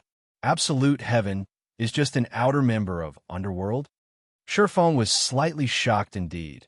He had never heard of the name of Underworld before. He also did not know how powerful it was. However, if a top-tier assassin like Absolute Heaven was just an outer member, it could be seen just how unfathomable a background Underworld possessed. Sure Feng also did not think that South Wolf was speaking a lie. After experiencing so many things in God's domain, Sure Feng was rather proficient at determining whether a person was lying or not. Moreover, the way South Wolf spoke carried the hint of someone speaking down from high above, like an emperor overlooking commoners. This was not an action that could be faked. They can't be wanting to take revenge because I killed Absolute Heaven, right? Sure Feng inwardly guessed. Previously, he had not discovered any guild emblem on Absolute Heaven's person. Hence, he always thought that Absolute Heaven was a hidden expert working as a solo assassin. He did not think that Absolute Heaven would have such backing. Hearing Sure Feng's shock, South Wolf felt slightly satisfied actually. This isn't anything special. Underworld also possesses an unimaginable influence in the real world. The resources and information we possess far exceed your imagination. Even as an outer member, the strength you possess could cause even a major corporation in a city to tremble. Even the snow goddess, Gentle Snow, that you're very familiar with, has to treat an intermediate member of Underworld with respect, not to mention the upper management of Underworld. South Wolf laughed, proudly saying, by telling you all this information, I am not trying to brag about Underworld, but instead, I'm telling you just how powerful of a background Underworld possesses. If you don't believe me, you can go ask Gentle Snow. Without sufficient strength, one would not even have the qualifications to know about the existence of Underworld. I'm contacting you to tell you that you have already received the attention of Underworld. You now possess the qualifications to join Underworld. Is it because I killed Absolute Heaven? Ye Feng calmly asked, and you can put that way. If you did not have the strength to kill Absolute Heaven, then you really would not be able to catch the attention of Underworld. South Wolf was slightly astonished. Ye Feng was actually not the least bit excited after hearing his words. If others were to receive a similar message, they would normally be ecstatic, wishing they could join immediately.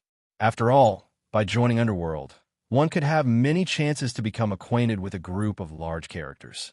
Carrying out tasks in the future would also become much more convenient. The information Underworld possessed far exceeded what one could imagine, and it would have an unimaginable benefit towards one's future development. So you're saying, as long as I agree, I can become an outer member of Underworld immediately? Ye Feng had long since weathered through plenty of storms. He was no longer that immature youth in his early 20s. Hence, he reacted extremely calmly in Ye Feng's previous life. As the guild leader of Shadow, he had never heard of the existence of Underworld. However, Ye Feng did not find it strange either. After all, Shadow was only a second-rate guild. In the eyes of first-rate guilds, they were but an ant on the road, not worthy to be mentioned at all. You can put it that way as well. However, it would not be easy if you wish to join Underworld. Right now, you only possess the qualifications to join. Moreover, in Underworld, we have always believed that if you wish to obtain something, then you need to pay an equivalent price for it. Only when you can afford the price to join Underworld would you be able to officially become an outer member. Can you tell me what sort of price I need to pay? The price to join Underworld is a considerable amount. Even Absolute Heaven spent 3 years to join. However, you're extremely lucky. From my previous investigations, I discovered that there is a certain flame in your possession that is able to greatly increase your attack and destructive power. As long as you hand over that flame and pay a monthly membership fee of 10 gold coins, you will officially become an outer member of Underworld. I see. Realization struck Ye Feng. The organization, Underworld, was similar to a grand chamber of commerce in real life. If one wanted to join the organization, then they needed to pay the membership fee. However, not just anybody possessed the qualifications to join the organization. Within the organization, members would be able to form platforms for mutual assistance, information sharing, and resource sharing. With this, members would be able to obtain many more business opportunities to develop their own enterprises further. Since you understand, what are you prepared to pay the price? I can't stay too long in Red Leaf Town. I still have many other things that I need to do, South Wolf said with a laugh. As long as he could obtain the epic ranked flame in Ye Feng's hands, coupling it with several years of accumulated contributions, he would be able to officially become an intermediate member of Underworld. At that time, he would be able to call the wind and rain as he pleased. Sorry, but I refuse to join. You should look for someone else, Ye Feng said in a stern tone. After his experience with Shadow, he no longer wished to join someone else's organization. Moreover, he did not need to join someone else's organization. With his advantage as a reincarnated person, he had knowledge of tons of information of which others were unaware. He also knew the trends in which the future would develop toward. If Underworld was seeking him out to cooperate as equals, then he could put some consideration into the matter. However, for him to become a member of Underworld, it would only be a different form of slaving off for someone else. Fortunately, he did not possess such a hobby right now. He could already start establishing a large workshop. The goal of establishing a large guild was also within close sight, so he truly did not see any need to join Underworld. The most valuable thing one could obtain within Underworld was information about God's domain. In the eyes of others, although such information was extremely precious, to Ye Feng, it was common knowledge the reason he spoke so much was simply to find out more about Underworld. What did you say? South Wolf thought he had heard incorrectly. After speaking for such a long time, Ye Feng had simply rejected him. I'm not interested in joining Underworld. You should look for someone else, Ye Feng reiterated once more after speaking so much. In the end, you were just toying with me? South Wolf angrily said. Do you know what kind of consequences your actions will bring? It is you who contacted me first. Now that I don't wish to join Underworld, are you going to threaten me to join? Shi Feng sneered, since you dare to toy around with us, Underworld, you naturally have to pay the price. Hand over the flame, and I'll consider it as if this matter never happened. Otherwise, prepare to suffer Underworld's wrath. South Wolf threatened in a cold tone. You finally revealed your fox's tail. Since the beginning, your goal has always been the flame, right? You found out from absolute heaven that my flame is not anything simple, so you wish to have it for yourselves now, is it? Shi Feng calmly said, I only have one sentence to say to you. If you guys have the ability, then come. Chapter 152, Legendary Character. South Wolf fell silent at Shi Feng's calm reply. He clearly informed Shi Feng of Underworld's background and its frightening might. Yet, Shi Feng still resolutely chose to oppose Underworld, refusing to hand over the flame. This was the first time South Wolf encountered such a case. If you think that, just by being acquainted with and backing of Gentle Snow, Underworld will not dare target you, you couldn't be more wrong. South Wolf sneered. Even the currently famous Ouroboros does not dare possess enmity against Underworld, not to mention a measly first vice leader. I'll give you one last chance to hand over the flame. That way, you can still play in God's domain comfortably. Otherwise, there will be no place to accommodate you in all of God's domain. It looks like you really don't understand human words. Or is there a problem with your intelligence? Shi Feng laughed disdainfully. You wish to take something that belongs to me with just a few words? Do you think that your family runs God's domain or something? I'll tell you one more time. If you have the ability, then come. I'm eager to see just what you can do to me. If it were his last life, Shi Feng might have yielded. However, it was a different story altogether now. In this life, he possessed both the capital and confidence to challenge a gigantic existence like Underworld after reincarnating. Shi Feng's goal in life was to complete the dream he never accomplished in his previous life, establishing his own virtual empire. On this path, he was destined to make enemies of the many major powers of God's domain. If he lowered his head to Underworld now, how could he challenge the tyrants of God's domain in the future? How could he compete over the resources, territory, equipment, and such in God's domain? Although Underworld's influence was massive, and its influence in reality similarly great, when faced with God's domain, the globally acknowledged Second World, nary a power in the world could interfere with the main God system. Not to mention a measly Underworld. Even if Underworld wished to investigate Shi Feng's identity in real life, it was an impossible task to achieve.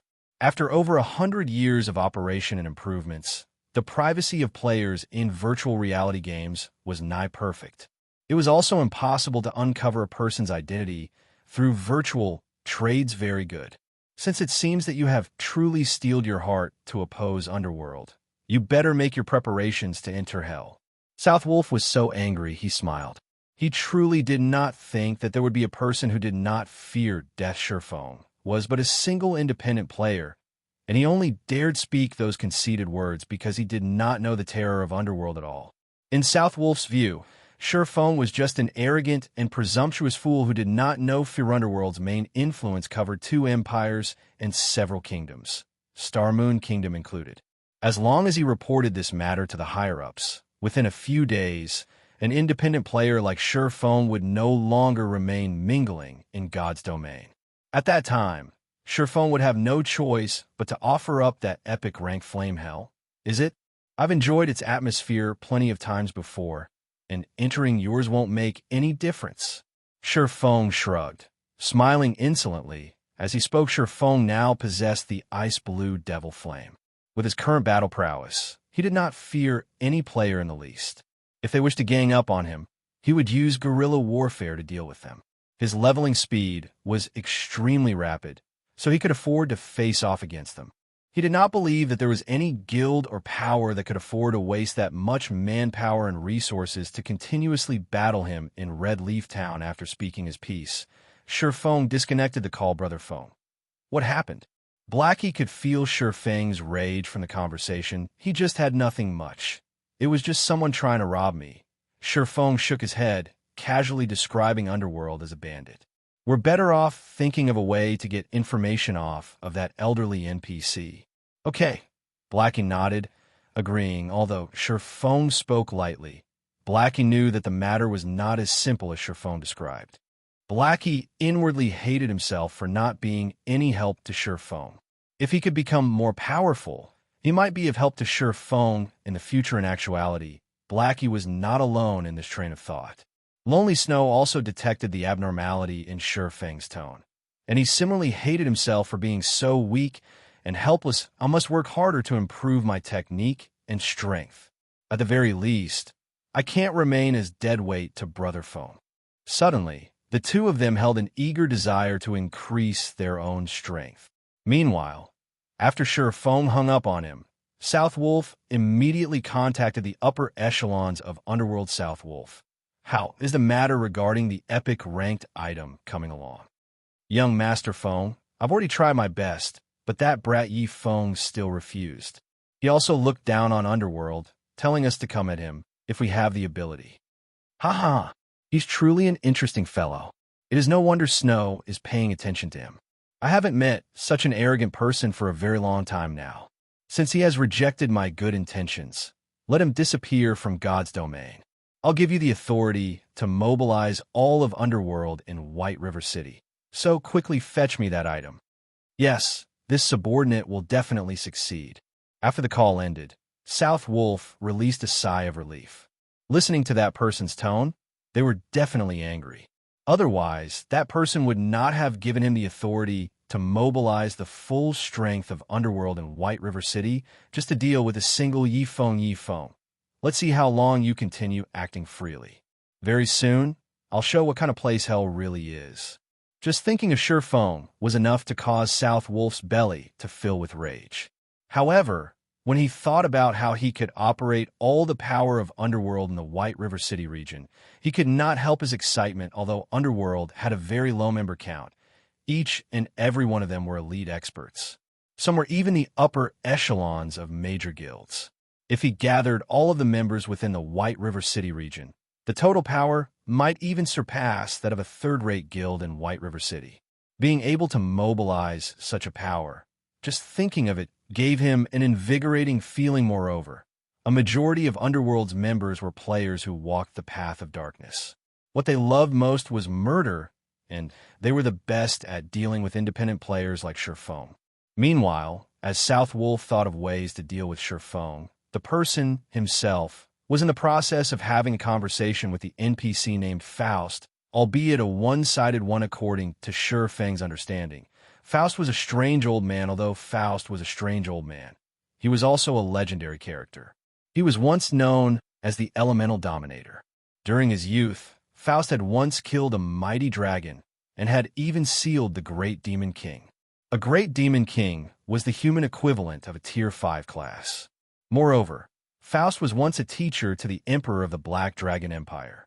Rumor had it that Faust had once fought against a god and survived the encounter. However, when he reached the age of 100, he suddenly started wandering all over God's domain. Right now, Faust was already an old monster that exceeded the age of 300. As to how powerful Faust was right now, Feng was unable to properly discern that. In short, Faust's strength was immeasurably deep. Hence, it was extremely difficult to start a conversation with Faust. The first condition to do so was to have sufficient strength to attract Faust's attention. The second condition was to have delicious cooking. Only when both of these conditions were fulfilled would Faust give out a rare quest called Delicious Golden Fish. When this quest was completed, one could obtain a reward. In reality, displaying sufficient strength to Faust was a simple task. To do so, one merely needed to deal over 100 damage to the golden fish. However, it was an extremely difficult challenge for players below level 20 to cause over 100 damage. At the very minimum, one needed to be level 20 and possess a complete set of bronze set equipment and a mysterious iron weapon to achieve such damage. Moreover, before one displayed their strength, they needed to initiate a conversation with Faust. On the surface, Faust appeared to not take notice of players.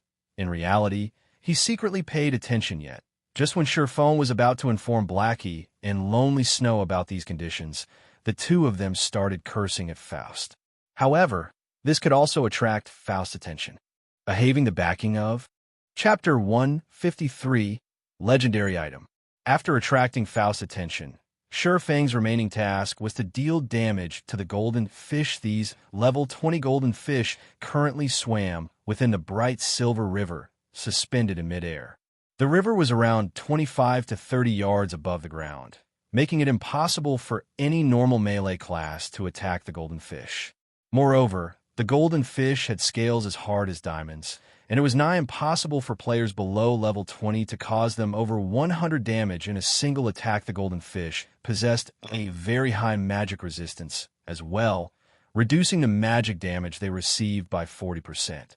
Also, the golden fish swam at exceptionally fast speeds in the Silver River, making them extremely hard to hit. As a result, there were many players who gained nothing despite having found the Star River Valley. One thing that greatly differed God's Domain from other virtual reality games was that, in God's Domain, there were many fortuitous encounters available out in the field. These encounters could allow a player to soar to fame and power overnight, and Feng had seen many such examples before. However, even though there were plenty of fortuitous encounters available in God's Domain, encountering one did not necessarily guarantee any harvests. Whether one could obtain anything from such an encounter depended on one's abilities. Blackie, Lonely, you too take this. Feng took 2 basic frost grenades from his bag, passing them to the 2 previously. To obtain the ice blue devil flame, he used a lot of the frost grenades he stocked up.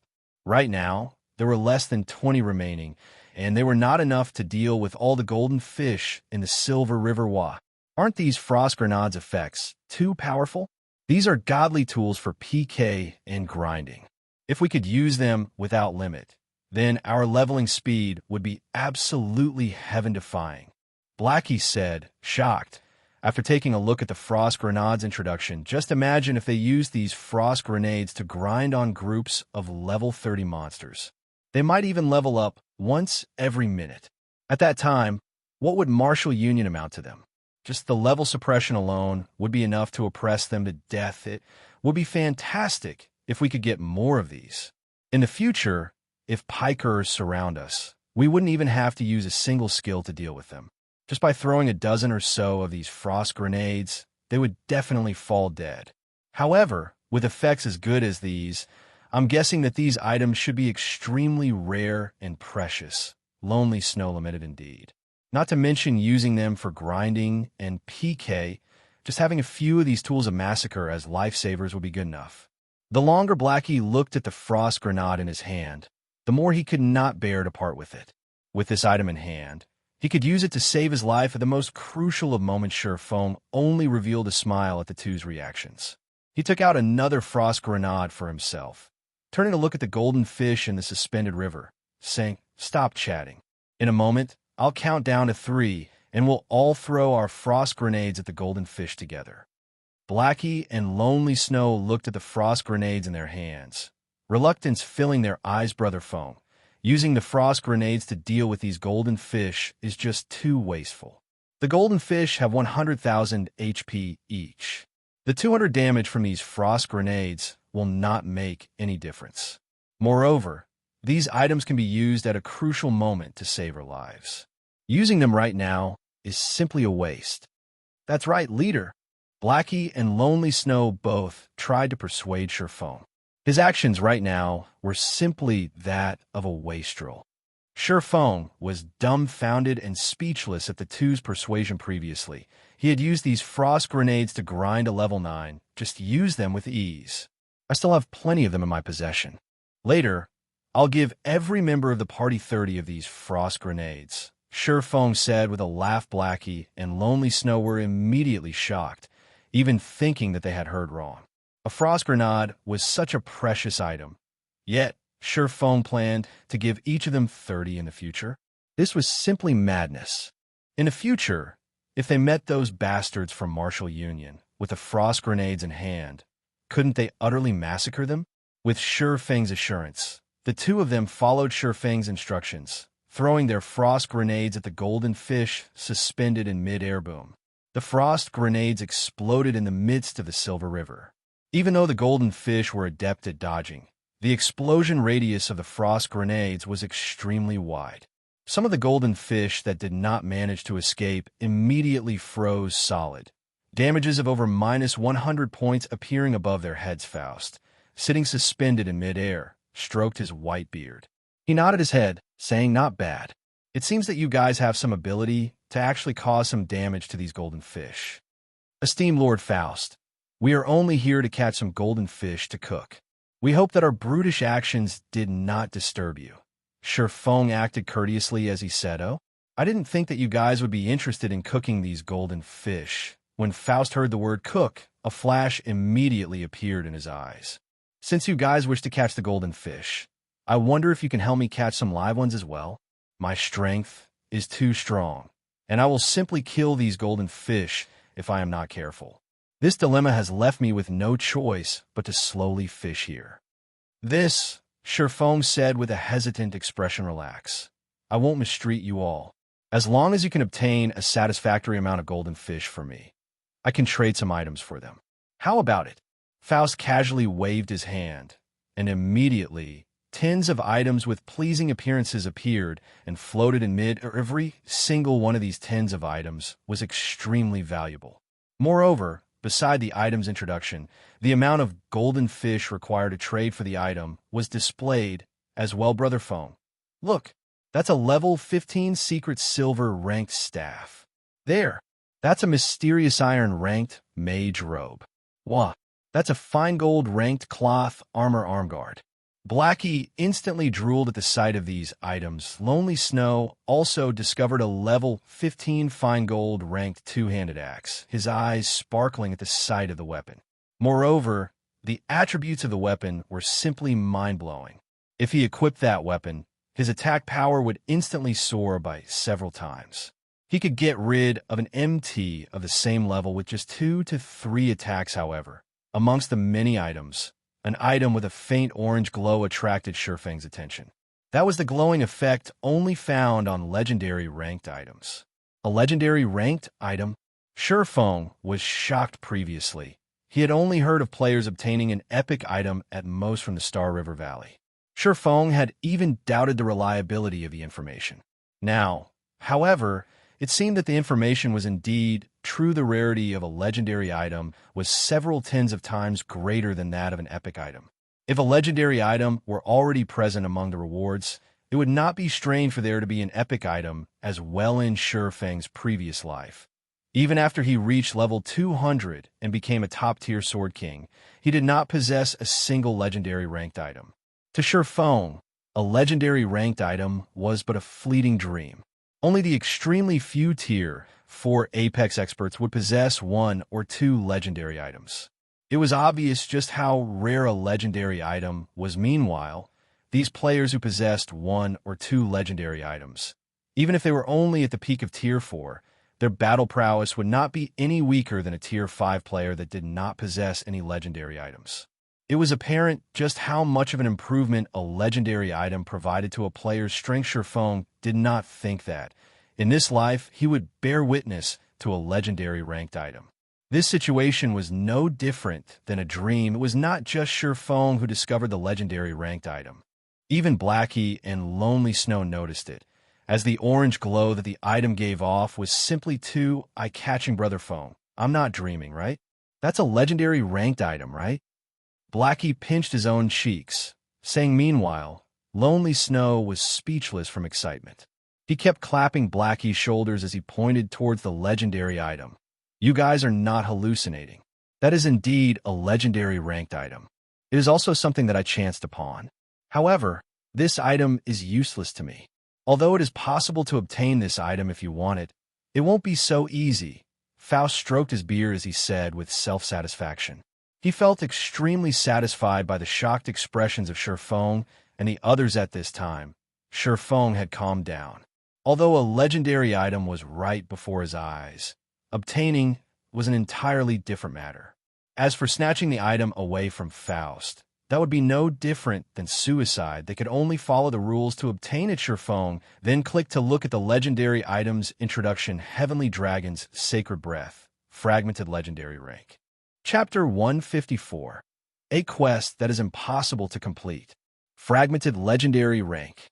Shi Feng was slightly surprised, but he still felt that it was reasonable in Shi Feng's previous life. The statistics showed that, after operating for over 10 years, there were no more than 3,000 legendary ranked items discovered in God's Domain right now. However, God's Domain had only recently started operation. So, how would it be possible for a legendary item to appear here so easily? Just a fragment alone was already a miracle in and of itself. Blackie and Lonely Snow were dumbfounded after seeing that the item was only fragmented legendary rank. They got all excited over something that was completely different from what they imagined. As a result, their fiery, passionate hearts instantly cooled. I sent this just a scam? Didn't you say that it was a legendary item? Why is it only a fragment? Blackie complained to Faust. It was no wonder the strange old man was so generous as to take out a legendary ranked item. In reality, it was only a fragment. It was not even close to a legendary item at all. You little brats. Aren't you being too greedy here? Do you think that legendary ranked items are like cabbages? Do you think you could just find one in any random place? Faust, flabbergasted, scolded. Moreover, do you think that you brats can successfully obtain it? You're better off looking for something else. I'm not trying to belittle you all, but with your current abilities, it is an absolutely impossible goal. Don't waste your energy on such thoughts. I will cast a spell to strengthen you all, give you the ability to float in midair, and deal increased damage to the golden fish. As long as you severely injure the golden fish for a short time, the golden fish will enter a crippled state and won't be able to move. At that time, use these magical nets to catch them. Following which, Faust took out 3 golden-colored magical nets, handing them over to Shi Feng's group. He then chanted some incantations, providing Shi Feng's group with over a dozen buffs, greatly increasing the 3's attributes. Their attributes multiplied by almost 3 to 4 folds, and at the same time, they could ignore up to 15 levels who says we won't obtain. With such powerful attributes, the Heavenly Dragon's breath will definitely be ours. Looking at his increased attributes, Blackie's confidence instantly grew by over 100-fold. Lonely Snow nodded in agreement as well. He could not help but wish he could begin his assault on the golden fish immediately. Regarding Shi Feng's strength, the two of them held an almost blind faith in it. Shi Feng had simply shown them too many miracles. His battle techniques were even matchless. Young folk being so confident is a good thing indeed. However, you should first look at the exchange quantities. Faust stroked his white beard as he laughed. He did not mind Blackie's words at all. The 3 of them immediately checked the exchange quantities. Level 15 bronze ranked item and level 20 bronze ranked item required 1 to 2 golden fish. Level 15 mysterious iron ranked item and level 20 mysterious iron ranked item required 3 to 5 golden fish. Level 15 secret silver ranked item and level 20 secret silver ranked item required 10 to 15 golden fish. Level 15 fine gold ranked item and level 20 fine gold ranked item required 30 to 50 golden fish. Level 15 dark gold ranked item and level 20 dark gold ranked item required 100 to 200 golden fish. Fragmented legendary ranked item required 1,000 golden fish. There were a lot of golden fish in the entire Silver River. At a single glance, one could tell that there were several thousand golden fish in the river. Blackie and Lonely Snow could not help but smile here. I thought you required some astronomical amount. Isn't it just 1,000 golden fish? We'll quickly gather them up for you. Blackie laughed. Shi Feng also felt that it would not be difficult for them to obtain 1,000 golden fish. Only it would require a lot of time to do so. However, to obtain a fragmented legendary rank item, even spending several days would be worth it, just as Shi Feng and the other 2 were about to take action. Before you all start, I need to give you a small reminder. The Star River Valley will not remain in the Silent Swamp for too long. At most, it will disappear from the Silent Swamp in 4 to 5 hours. I, too, will disappear with it.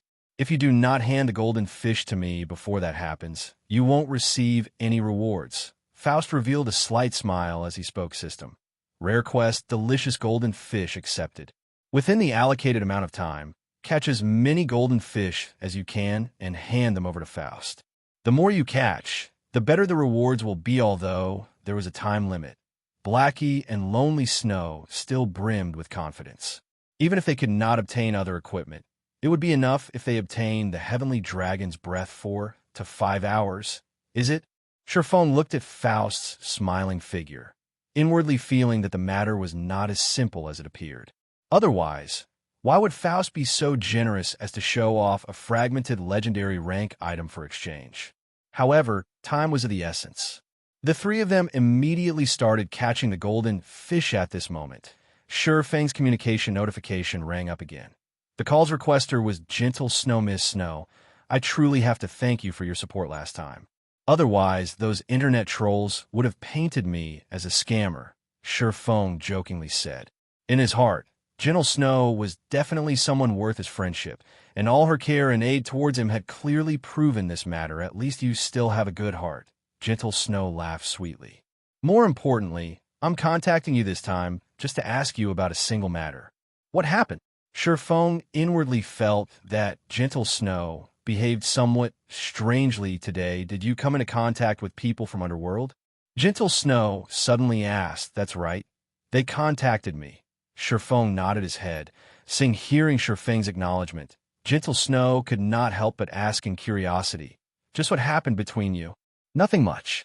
They just wanted something from me, and I refused to give it to them. Ye Feng calmly said, how could this be? Although I don't know what actually happened, don't try to trick me. If it is only a small matter like this, that person from Underworld would not specifically send me a message telling me not to get involved. What exactly happened between you two? If you tell me the truth right now, I might be able to offer some help. Underworld strength is definitely not something an unrated guild like Martial Union could compare to. Just its strength in White River City alone is probably more than 10 times that of Martial Union. There are also plenty of top-tier experts amongst their ranks that walk the path of darkness. If they go all out to deal with you, it might not even be safe for you to stay within the confines of the town. Gentle Snow's tone turned grave as she spoke. A hint of fear towards Underworld's power also colored her tone. She simply could not understand how an independent player like Ye Feng could anger Underworld to such a degree. It was truly unbelievable. It's true. Why would I lie to you? They only wish to obtain something that I possess. I simply refused them and told them to bring it on, if they can. There really isn't anything else. Ye Feng said with a bitter smile. You call that nothing else? I truly admire you right now. You are the first one to actually dare provoke Underworld in such a way. Gentle Snow nearly choked when she heard Ye Feng's words. Fortunately, your matter isn't too severe. I'll try to explain to the management of Underworld and see if this matter can be settled. Hopefully this event will become bygones. Ye Feng did not particularly mind the matter of Underworld trying to deal with him. In any case, adding one more to his list of enemies wouldn't make much of a difference. However, seeing Gentle Snow earnestly trying to help him, he couldn't just not give her face and reject her kind intentions. Thank you. No need for that. We're friends after all, and it is only natural for friends to help each other. Just don't forget to sell me any high-level equipment that you don't need in the future. Gentle Snow revealed a faint smile before hanging up soon after. Ye Feng joined Blackie and Lonely Snow's fishing party, however. Before Ye Feng had even reached the golden fish and attacked them, he quickly discovered a problem. After his attributes increased, Blackie was comparable to a powerful level 20 Cursemancer equipped with a complete secret silver set equipment and a fine gold weapon. However, even then, Blackie's attacks dealt less than 400 damage to the golden fish. Moreover, the movement speed of the golden fish was extremely quick in the Silver River. Even if Blackie's techniques improved by quite a lot, out of 10 dark arrows he sent out, only 5 managed to find their targets. As a result, Blackie's damage output was greatly reduced. The golden fish's 100,000 HP was like a huge mountain. Meanwhile, on Lonely Snow's side, he felt even more helpless. The golden fish only dodged and did not attack. Not mentioning whether a melee class could land a hit. To begin with, just trying to chase after the golden fish was a big problem. In addition, the golden fish's physical defense was simply too high. Lonely Snow's normal attacks only dealt around 200 damage, and his overall damage output could not even compare to Blackie's to strike a golden fish down to critical health. The two of them, with their strengths combined, needed to spend over 4 minutes concentrating their attacks. The total quest duration was only around 4 to 5 hours at this rate. They could only catch around 70 golden fish within 5 hours. They would not even hit 1/10 of the required 1,000 golden fish. Chapter 155, Devour once more. After spending a long amount of time, Blackie and Lonely Snow finally managed to catch a golden fish at this moment. They both realized that they had greatly underestimated the difficulty of the challenge. Not to mention a fragmented legendary ranked item. Even a dark gold ranked item was a fanciful delusion. This old man has already said that your strengths are just too weak. Stop thinking about the heavenly dragon's breath and be more realistic. Otherwise, you all might not get anything in the end. Faust, who floated in the air, smiled in reality. Faust only teased Ye Feng's group for fun by taking out the fragmented legendary rank item in God's domain. Even a fragmented legendary rank item was an incomparably precious item. Its value was over 10 times that of an epic ranked item. If one were lucky, one might even restore the legendary fragment into a true legendary ranked item. So, who would be willing to give it away? This was why Faust had set such an unreasonable and unattainable amount for exchange. That damned old man. He's clearly just toying with us. Blackie cursed in the party chat leader. What do we do now? Should we just give up on the fragmented legendary and dark gold ranked items and just go for a fine gold ranked item? Lonely Snow had already given up on an unattainable item. Ye Feng shook his head, saying, "You guys focus on catching the golden fish. I'll try by myself." It was impossible for Ye Feng to give up on the fragmented legendary rank item. Who knew when he would have another chance to meet with a fragmented legendary ranked item? Moreover, the difficulty of obtaining one at that time would definitely be much higher than now. If he couldn't even obtain a fragmented legendary ranked item, how could he secure a legendary ranked item in the future? Soon after, with his attributes now greatly increased, Ye Feng rushed towards a golden fish that currently swam in the Silver River Chop. A black light slashed at the golden fish's soft-sided abdomen. He struck the golden fish before it could even react, a damage of over -1,400 points appearing above its head. Immediately after, Ye Feng sent a normal slash at the golden fish, causing over -800 damage, following which Ye Feng brandished the silver lake in his hand. 3 electric arcs wove across 8 golden fish. Instantly, damages of -1,056, -1,384, and -1,758 appeared above their heads in the blink of an eye. The golden fish lost over 6,000 HP. The frightening damage surprised Faust not bad. Faust praised as he stroked his white beard. However, he still did not hold a thread of belief that Ye Feng could procure the heavenly dragon's breath. On the other hand, there was a large possibility for him to secure a dark gold ranked item. Brother Feng. Leader, looking at the damage Ye Feng had caused, Blackie and Lonely Snow forgot to continue attacking the golden fish as their eyes filled with fanaticism and excitement. With such frightening damage, there might really be a hope of completing the quest. Don't just stare at me. Continue your attacks.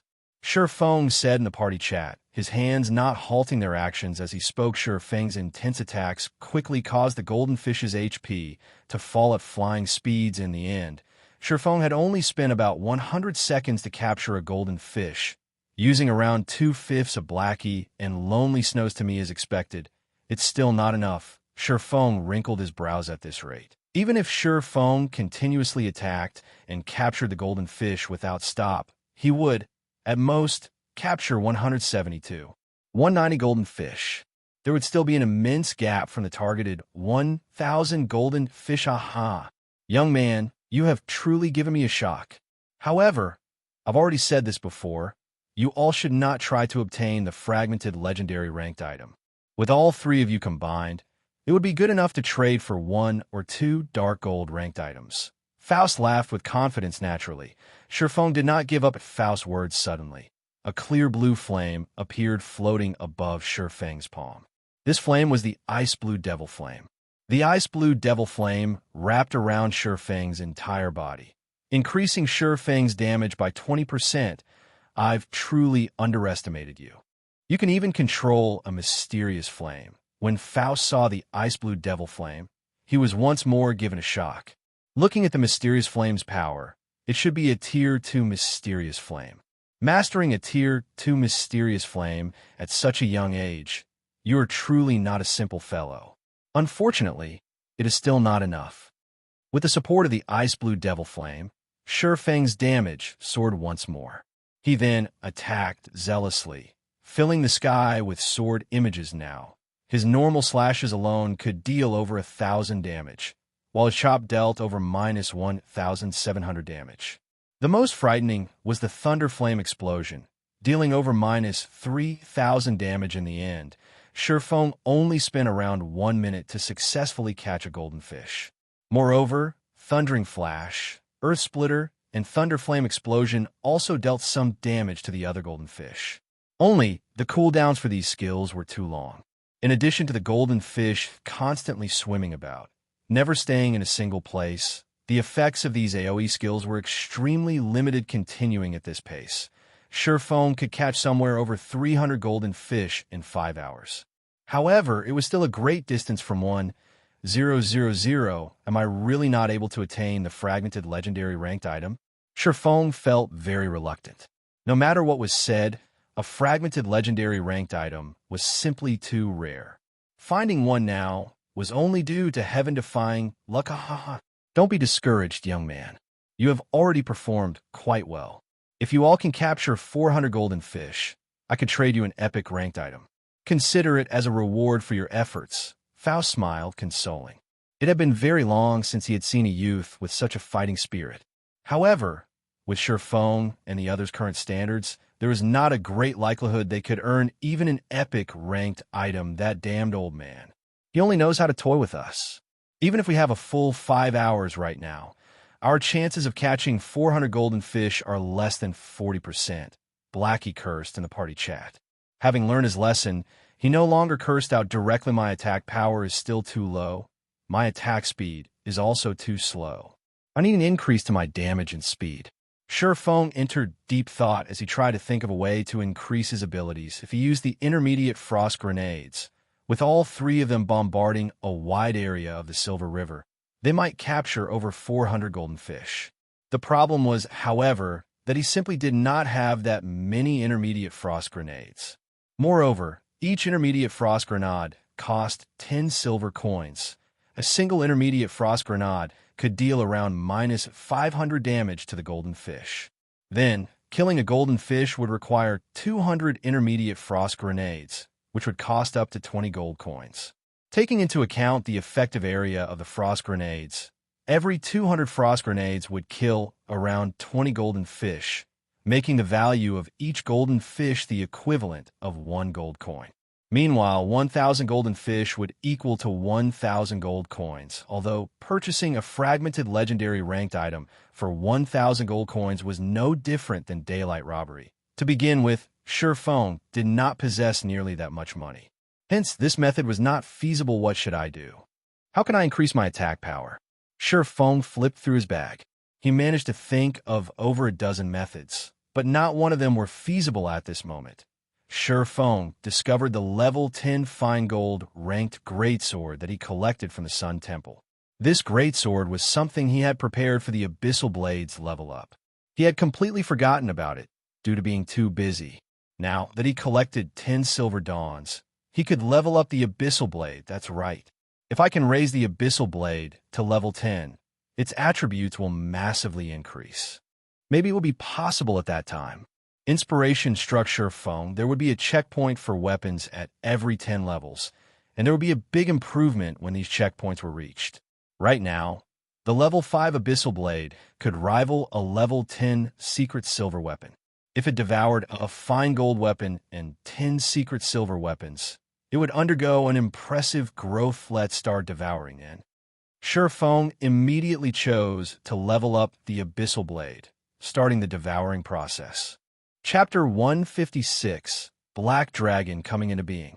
At a glance, the Cabula Wilderness was comprised mainly of silt and gravel. There were also plenty of abandoned pastures and farmland. From time to time, sounds of crows cawing reverberated throughout the land-level 10 monsters, such as white-tusked boars, large bisons, and vultures, roamed this land, and they were all extremely ferocious at this stage of the game. A level 10 monster area was an extremely dangerous place for players. However, in a certain pasture in the Cabula Wilderness, a 20-man team currently grinded on white-tusked boars were almost finished clearing out the monsters over here. "Little Shadow, go lure some more monsters over," a handsome youth commanded. This youth wore a set of golden armor and wielded a greatsword. Yes. The level 9 assassin called Little Shadow very respectfully answered. He then turned to lure more monsters. If an average player witnessed this scene, they would probably be incomparably shocked.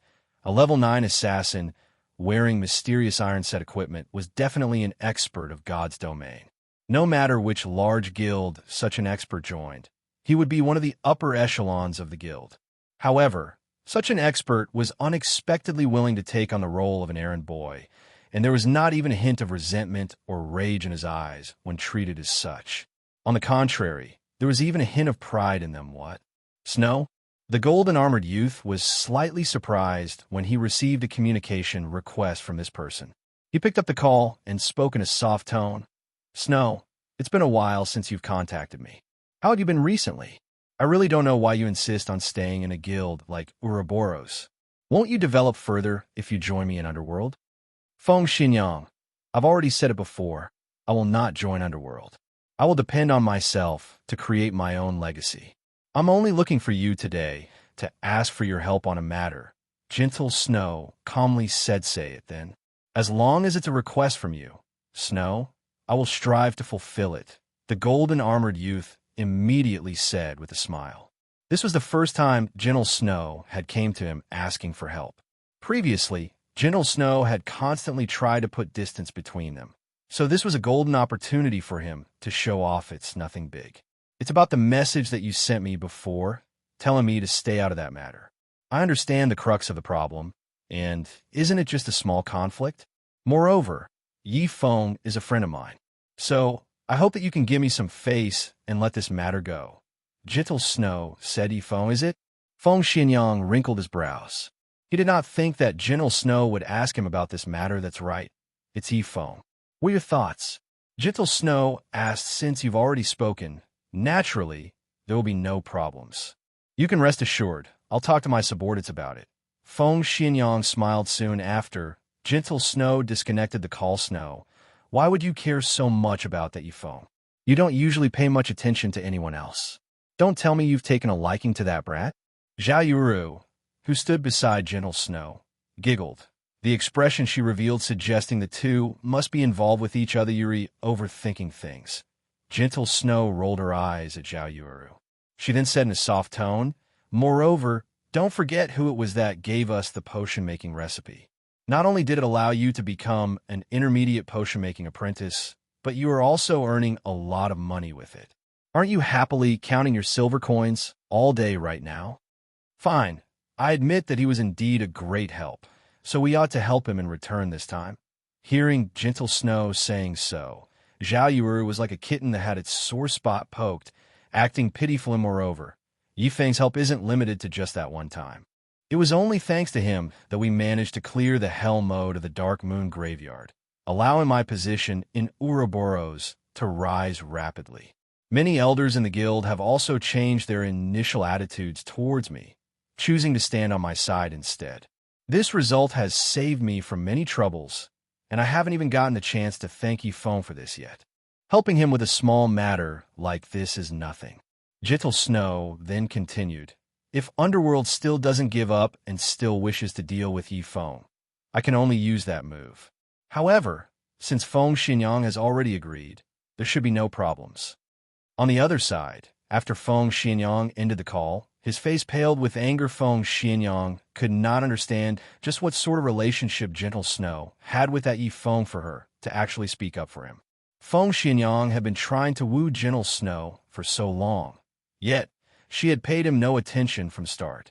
Right now, Underworld was just teaching Ye Feng a lesson, yet gentle Snow immediately came calling. The degree of care that she gave Ye Feng was abnormally high. It had even reached a degree that caused Feng Xianxia jealousy. Feng Xianxia had both money and power. He was also incomparably handsome. He was hundreds of times better than that Ye Feng in every way. Yet, gentle Snow chose to pay attention to Ye Feng instead. There must be a problem here, however. Feng Xianxia was extremely clear about gentle Snow's daily lifestyle. There was no chance that a minor character like Ye Feng could meet her in real life. The only possibility was in God's domain. There must be something that he had here that led to gentle Snow treating him so well. If Ye Feng remained in God's domain, the two of them might have a deeper development. The more Feng Xianxia thought about it, the more plausible it seemed. Feng Xianxia's eyes gleamed with a cold glint. He had no intentions of watching his years of effort go to waste. I absolutely cannot let that Ye Feng remain in God's domain. He would not tolerate Ye Feng's continued contact with gentle Snow. He needed to get rid of Ye Feng immediately. Only with Ye Feng gone would there be no possibility of any development occurring between him and gentle Snow. Young Master Feng, do you have any commands? South Wolf respectfully asked. I want you to break apart the relationship between Ye Feng and gentle Snow. Think of a way to turn them against each other. Then make Ye Feng disappear from God's domain. However, you cannot let others know that Underworld is involved in this matter. Do you understand? Feng Xianxia coldly said understood. This subordinate will carry out your orders. However, I hope that young Master Feng can allot me some more helpers. That way, I can do things more easily. South Wolf smiled as he spoke. Fine. I'll send a party from the Underworld guards to assist you. However, you have to carry things out more beautifully. Feng Xianxia said. Hearing the name Underworld guards, South Wolf was shocked into a jump. He simply did not know how Ye Feng had provoked young Master Feng to unleash the Underworld guards, the core strength of Underworld. Moreover, it was not tasking just an individual, but a full party. Young Master Feng, rest assured, this subordinate will carry out your orders without fail, South Wolf assured. Star River Valley. The abyssal blade in Ye Feng's hand suddenly emitted pitch-black flames. These black flames instantly wrapped around the fine gold-ranked greatsword and the 10 silver dawns. The flames radiated a scorchingly hot temperature as they melted these weapons. The temperature of the black flames was on an entirely different level compared to the ice-blue devil flame. In the blink of an eye, even the fine gold-ranked greatsword melted into a lump of metal. The abyssal blade, continuously absorbing the essence of the weapon after the devouring process completed, the abyssal blade flared with a gigantic black flame. The black flame was like a living being, transforming into a black dragon. The size of a dragon was like a great mountain with a height of around 200 to 300 meters, and pitch-black scales that were even harder than steel covered its entire body. Soon after, the black dragon released a heaven-shaking roar, instantly scattering the dark clouds in the sky. The roar of the dragon shocked the entire Star River Valley, and even the golden fish in the Silver River were shocked still, not moving at all. Magic weapon. Faust, who floated in mid-air, instantly knew what was happening when he saw the black dragon's appearance from the abyssal blade. His constantly calm expression before even showed signs of shock right now. How is this possible? A young fellow like you actually controls a magic weapon and haven't felt its curse yet. Chapter 157, Battle Prowess dramatically rises. The appearance of the black dragon instantly sent Blackie and Lonely Snow into shock. Just standing on the ground and feeling the roar that rang through the skies was enough to cause one to tremble with fear. As for the flames surrounding the black dragon, the temperature it radiated increased the temperature throughout Star River Valley by more than 10 degrees. The black dragon had thoroughly frightened them. Stiff, the black dragon glanced at its surroundings, its sight stopping on Faust momentarily before shifting to Ye Feng. Isn't trying to kill me, right? This was the first time Ye Feng had personally witnessed a dragon in God's domain. Dragons were the symbol of power and destruction. It was obvious just how terrifying dragons were. Not to mention The dragon before him right now was a king amongst dragons. The black dragon, king young man, relax. It died long ago, and this is merely a phantom of its past. It cannot hurt anybody at all. It has only materialized itself now, because you allowed the magic weapon to devour and obtain new power. Faust could see the worry in Shi Feng's eyes. Hence, he explained with a smile as expected. The Black Dragon King before Shi Feng simply stared him, taking no other actions, however. Even if it were just a phantom, it was still enough to frighten a person greatly if the actual body of the Black Dragon King were here right now. It might have instantly turned the entire Star River Valley into a sea of flames, a living hell. Shi Feng and the others would not have remained standing there, safe and sound after a moment. The shadow of the Black Dragon King dissipated, turning into black flames as it returned into the Abyssal Blade immediately. The Abyssal Blade began its transformation. Unknown silver-colored runes suddenly appeared on the pitch-black blade in Shi Feng's hand. The Abyssal Blade itself gave off a faint illusion of being surrounded by black flames. There was also a dragon coiling around the hilt of the sword now. A single glance was enough to tell that the Abyssal Blade was no ordinary item. Is this the new power of the Abyssal Blade? As Shi Feng held the Abyssal Blade, he felt the misconception of two minds connecting with each other. It felt as if the Abyssal Blade were becoming another part of his body, and moving it was no different than stretching his own arm aside from this misconception. The attributes of the Abyssal Blade also underwent an earth-shaking transformation. Abyssal Blade, one-handed sword, magic weapon. Attack power plus 96. All attributes plus 22. Attack speed plus 6. Ignore levels plus 7. Attacks have a 30% chance of causing 200% damage, 10% chance to cause 300% damage, 20% chance to induce Doom Curse, reducing all attributes by 40%, lasting 30 seconds if wielder belongs to any swordsman job. All skill levels plus 3. Increase free ability points received by 2 points for every increase in level equipment. Level 10. Can be leveled up. Devour 10 level 15 mysterious iron equipment and 1 level 15 secret silver equipment to level up to level 15. Can be evolved. Unknown. Additional skill 1. Phantom Kill. Instantly creates a doppelganger. You can control this doppelganger. Doppelganger will have 50% of original body's attributes and all skills. At the same time, doppelganger and the original body can be swapped. Duration of 40 seconds. Cooldown 5 minutes. Additional skill 2. Abyssal Bind.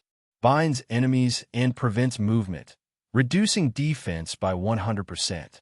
Duration of 3 seconds. Cooldown 1 minute. Additional skill 3. 9 Dragons Slash.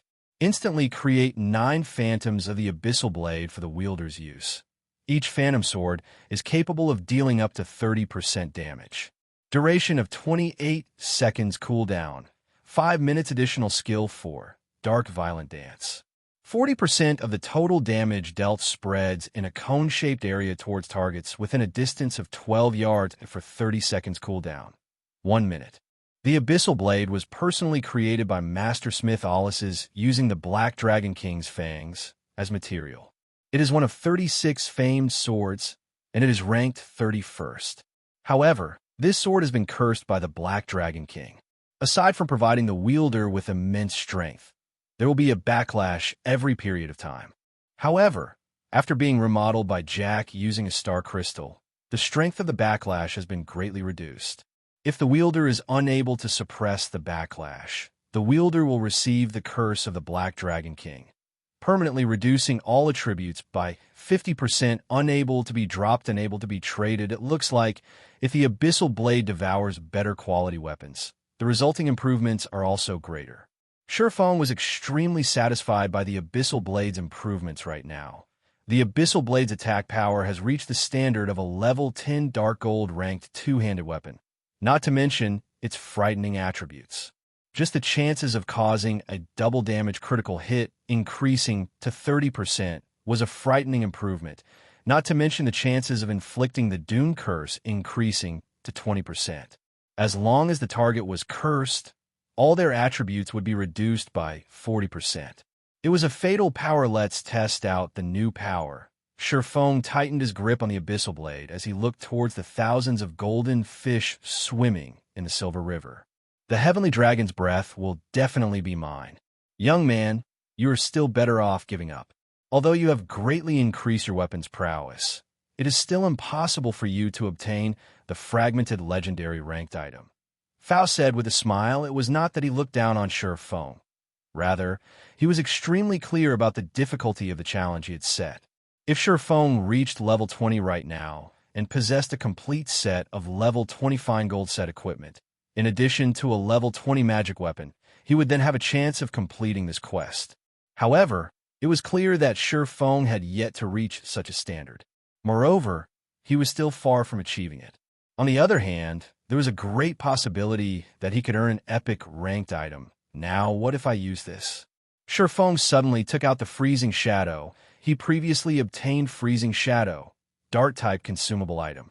Usage count, 10,000/10,000. Causes 120% frost damage toward a target. Only effective towards enemies that are level 30 and below. No cooldown at a glance. Even Blackie and Lonely Shadow, who were familiar with Ye Feng, might not understand this item. The Freezing Shadow darts could only attack a single target at a time. Compared to using a skill to cause damage, it was much weaker. So how could it possibly reach the target of 1,000 golden fish? Faust could not help but shake his head, silent as he turned back to his fishing Blackie.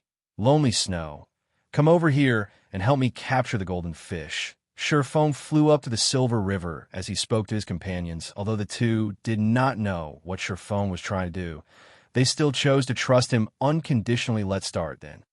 After the two of them made their preparations to capture the golden fish with a magical net, Ye Feng also finished his own preparations. Immediately after Ye Feng activated the ice blue devil flame, he rushed towards a group of fish with the abyssal blade in one hand and the Freezing Shadow in the other. Ye Feng then slashed the abyssal blade towards the spot with the highest concentration of golden fish. Thundering flash. Instantly, 3 electric arcs weaved across over 20 golden fish, inflicting frightening damages of -1846, -2,389, and -3,201. There were also some golden fish that received critical hits, doubling the damage they received to -3,692, -4,778, and -6,402. There were even some that felt the doom curse upon them, immediately reducing their attributes by 40% and their maximum HP to 60,000 points. Earth Splitter. Thunderflame Explosion. After the 3 massive AoE skills, every golden fish Ye Feng struck lost at least 20,000 HP. The ones that received critical strikes lost over 30,000 HP, while those that received the Doom Curse instantly lost close to half of their HP. Seeing these damages, Blackie and Lonely Snow were both dumbfounded. They even thought that they were dreaming. Scatter and Go, Dark Violent Dance. After using the 3 massive AoE skills, he wielded the Freezing Shadow as he activated the Dark Violent Dance. Xiao. Instantly, more than 10 Freezing Shadow darts pierced the golden fish inflicted with the Doom Curse. Every dart caused over -1,700 damage. Simultaneously, the damage spread effect of the Dark Violent Dance caused over -600 damage to each of the surrounding golden fish. In the blink of an eye, over 100 golden fish had their HP reduced. Unlike the frost grenades, the Freezing Shadows did not have a cooldown.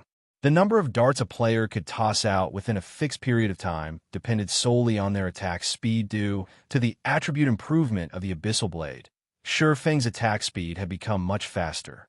In addition to Faust buff, Ye Feng could easily throw out 20 Freezing Shadow darts simultaneously. However, in an attempt to pursue stability and accuracy, Ye Feng limited the number of darts he tossed out to 12 at a time due to Ye Feng's unrestrained damaging. The HP of the golden fish afflicted by the Doom Curse madly reduced. Very quickly, the 60,000 HP of these golden fish fell to a critical level, forcing them into a crippled state. Chapter 158, The Final Violent Dance. Lonely, I'm not dreaming, right? Blackie slapped Lonely Snow's shoulders, his finger pointing towards the group of crippled golden fish. Lonely Snow's gaze turned sluggish as he shook his head in a daze compared to the rapid decrease of the golden fish's HP. Lonely Snow was more shocked by Feng's techniques. He only managed to see the countless shadows left behind by Feng's hands.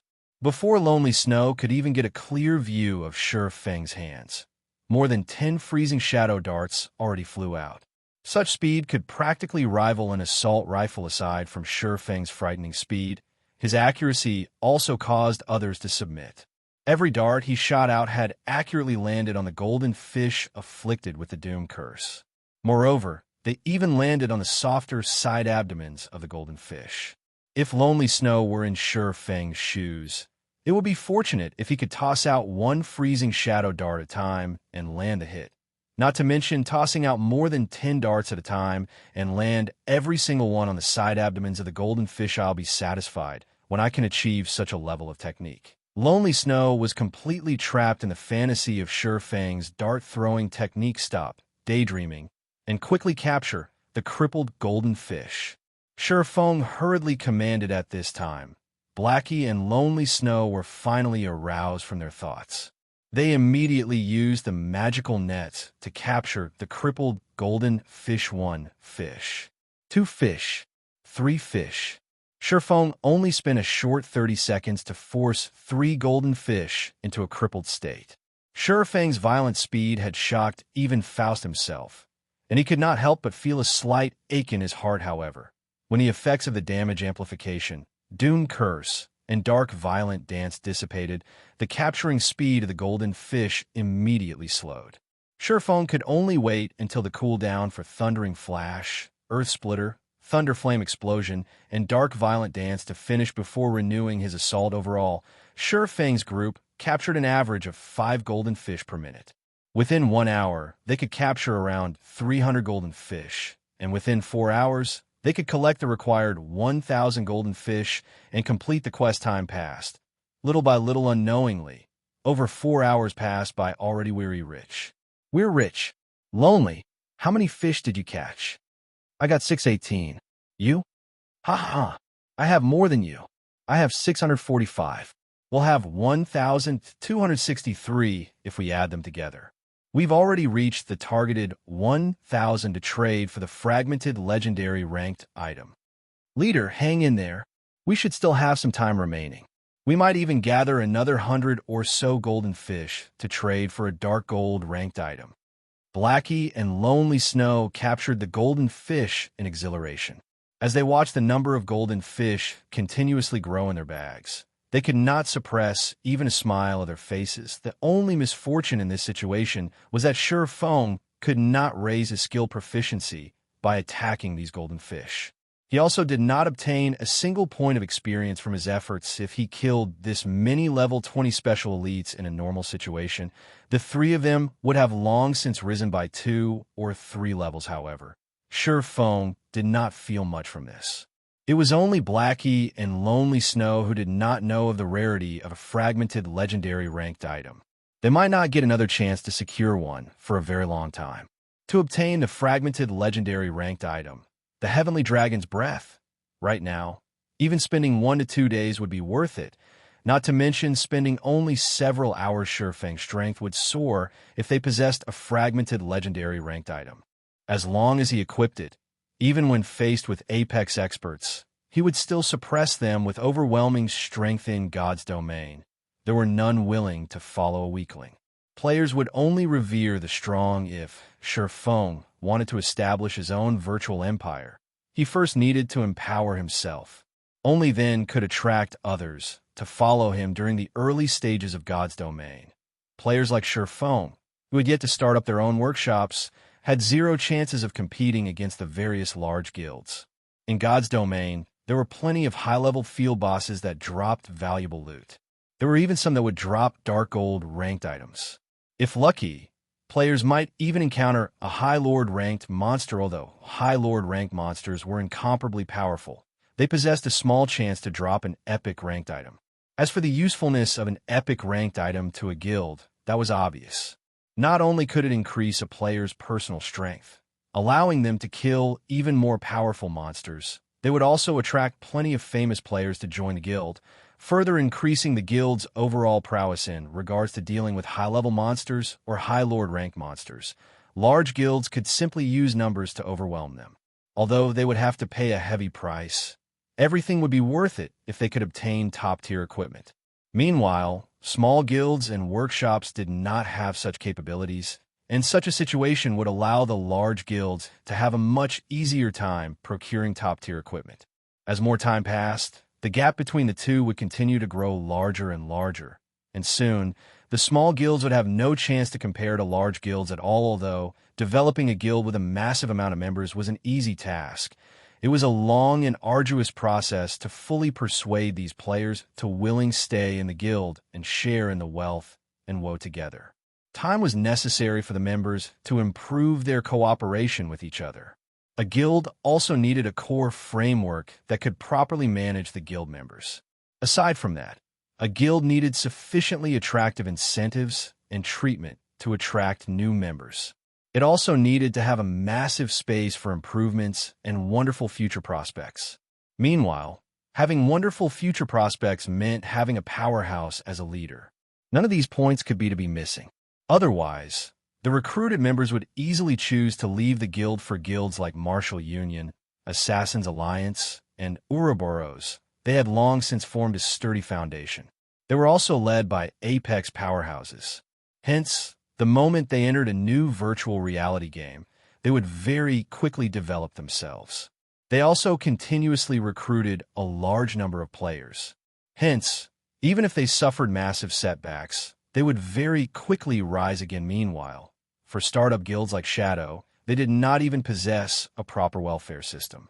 If they wished to recruit a large number of players within a short period, they might cause an adverse effect, entering a period of stagnation and maybe even a period of declination. Thus, Ye Feng chose to go down the road of the elite.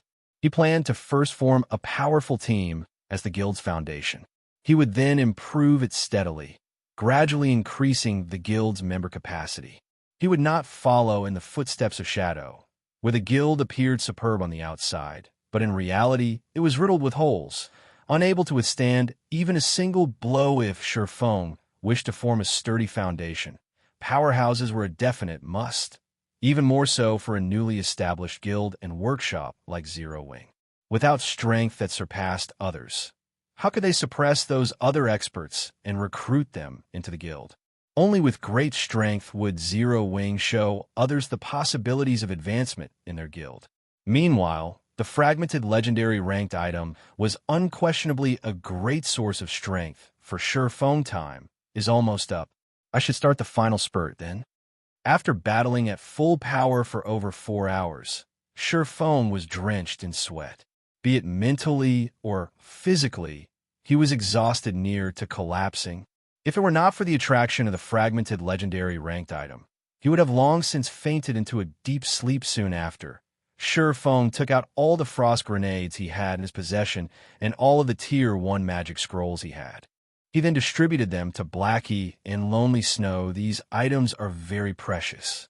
We use them together. Absolutely do not waste them, Ye Feng sternly said in the party chat. Brother Feng, rest assured, I'm a curseman, sir, so it will not be a problem for me to release these Tier 1 magic scrolls. Leave it to me. Blackie and Lonely Snow could also feel the weight of these items.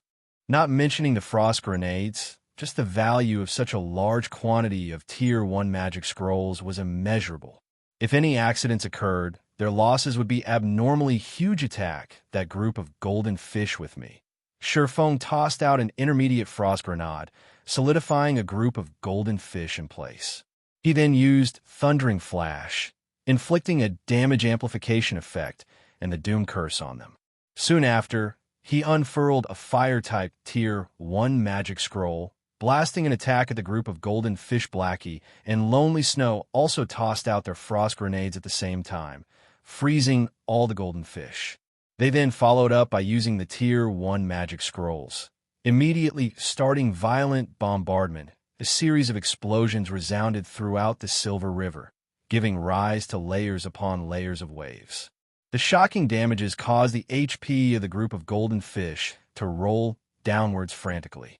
Compared to Shi Feng's initial burst, this burst was much more powerful. Watching this, Faust could not help but wipe away the cold sweat that formed on his forehead. Are these young lads trying to snatch even my family inheritance away? Chapter 159, The Forgotten History. The power of Tier 1 magic scrolls far surpassed the capabilities of the magic of players at this stage of the game. The might of Fire-type and Ice-type magics that Shi Feng wielded was especially frightening. A Tier 1 AoE scroll, Flame Explosion, instantly caused over -6,000 damage to the golden fish, while another Tier 1 AoE scroll, Cold Wind Blowing, caused over -5,000 damage with all three members of Shi Feng's group attacking simultaneously. The golden fish had nowhere to hide due to being frozen. By the frost grenades, the golden fish were unable to move at all. Tier 1 magic scrolls bombarded them with magical attacks, one after another, rapidly reducing the golden fish's HP and sending them into a crippled state after an all-out burst lasting more than 10 minutes. Shi Feng completely exhausted all of the attack-type Tier 1 magic scrolls he obtained from the Moonlight Forest. They had also fully depleted the frost grenades he bought from the Blackwing City. If totaled, the value of all of the items used was at least 20 gold coins. This loss could bankrupt a normal guild. However, their harvest during these 10 minutes or so was bountiful. They captured a total of 247 golden fish during this time, increasing their total accumulated number to 1510 golden fish, far exceeding Shi Feng's initial estimation. They had perfectly achieved the quest targeted. Number Brother Phone. Here's the golden fish I collected. Here's mine as well. Blackie and Lonely Snow excitedly handed over all the golden fish they captured to Shi Feng. Anticipation filled their eyes as they waited for Shi Feng to trade for the Heavenly Dragon's Breath. They wanted to see just how powerful the attributes of fragmented legendary ranked item were. Just as Shi Feng received all the golden fish, hesitation appeared on his face. Originally, his goal from the beginning had been the Heavenly Dragon's Breath. Now, however, he had an additional 500 or so golden fish in his possession, far exceeding his initial estimates.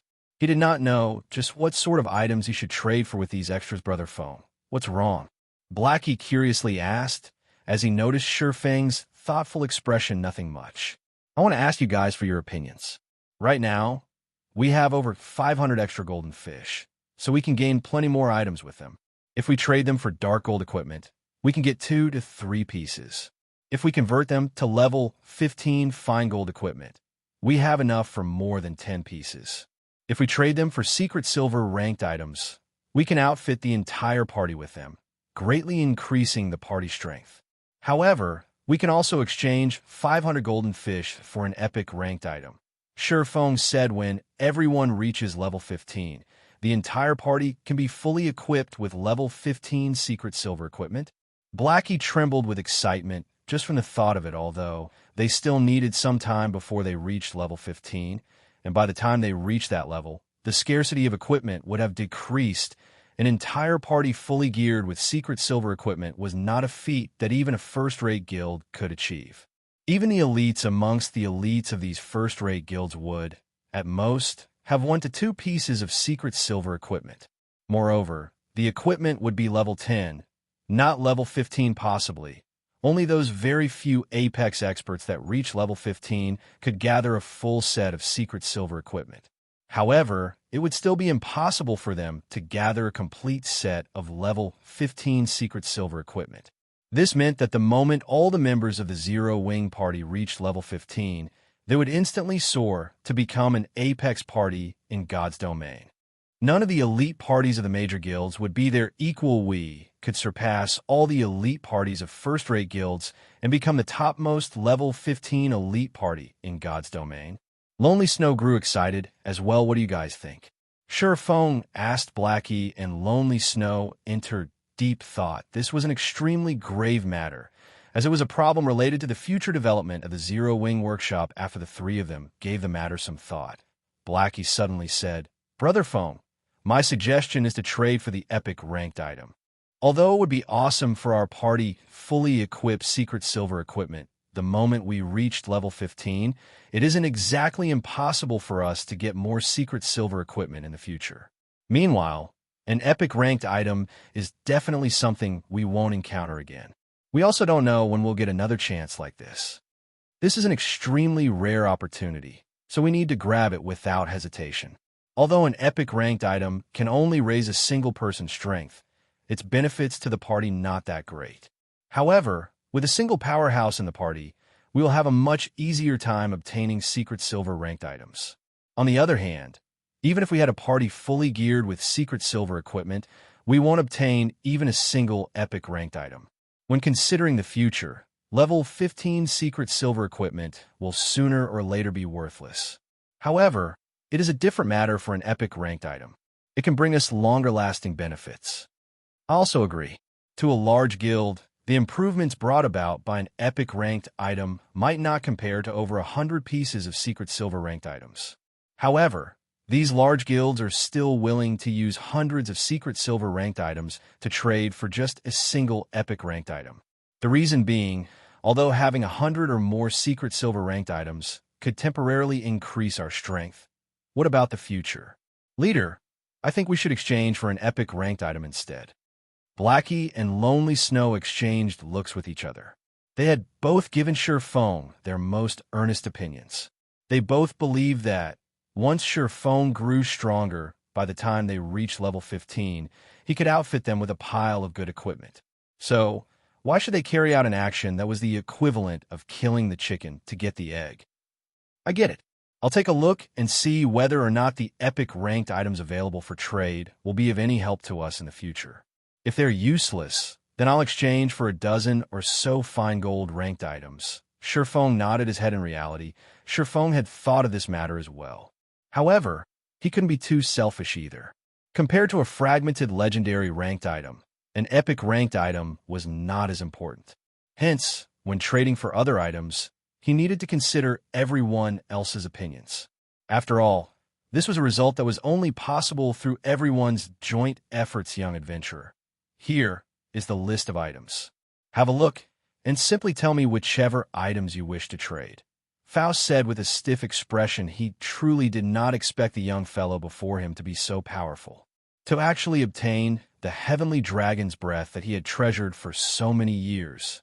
He had not been willing to sell it in the past, even when someone offered 30,000 gold coins. Yet, today he was trading it away for only 1,000 golden fish. Ye Feng looked at the list of items, discovering that there were 3 additional epic ranked items available for trade. There was a necklace called Heart of Light, a longbow called Star Chaser, and a staff called Mavis's Guardas for the dark gold ranked items and fine gold ranked items. There were a ton of them available.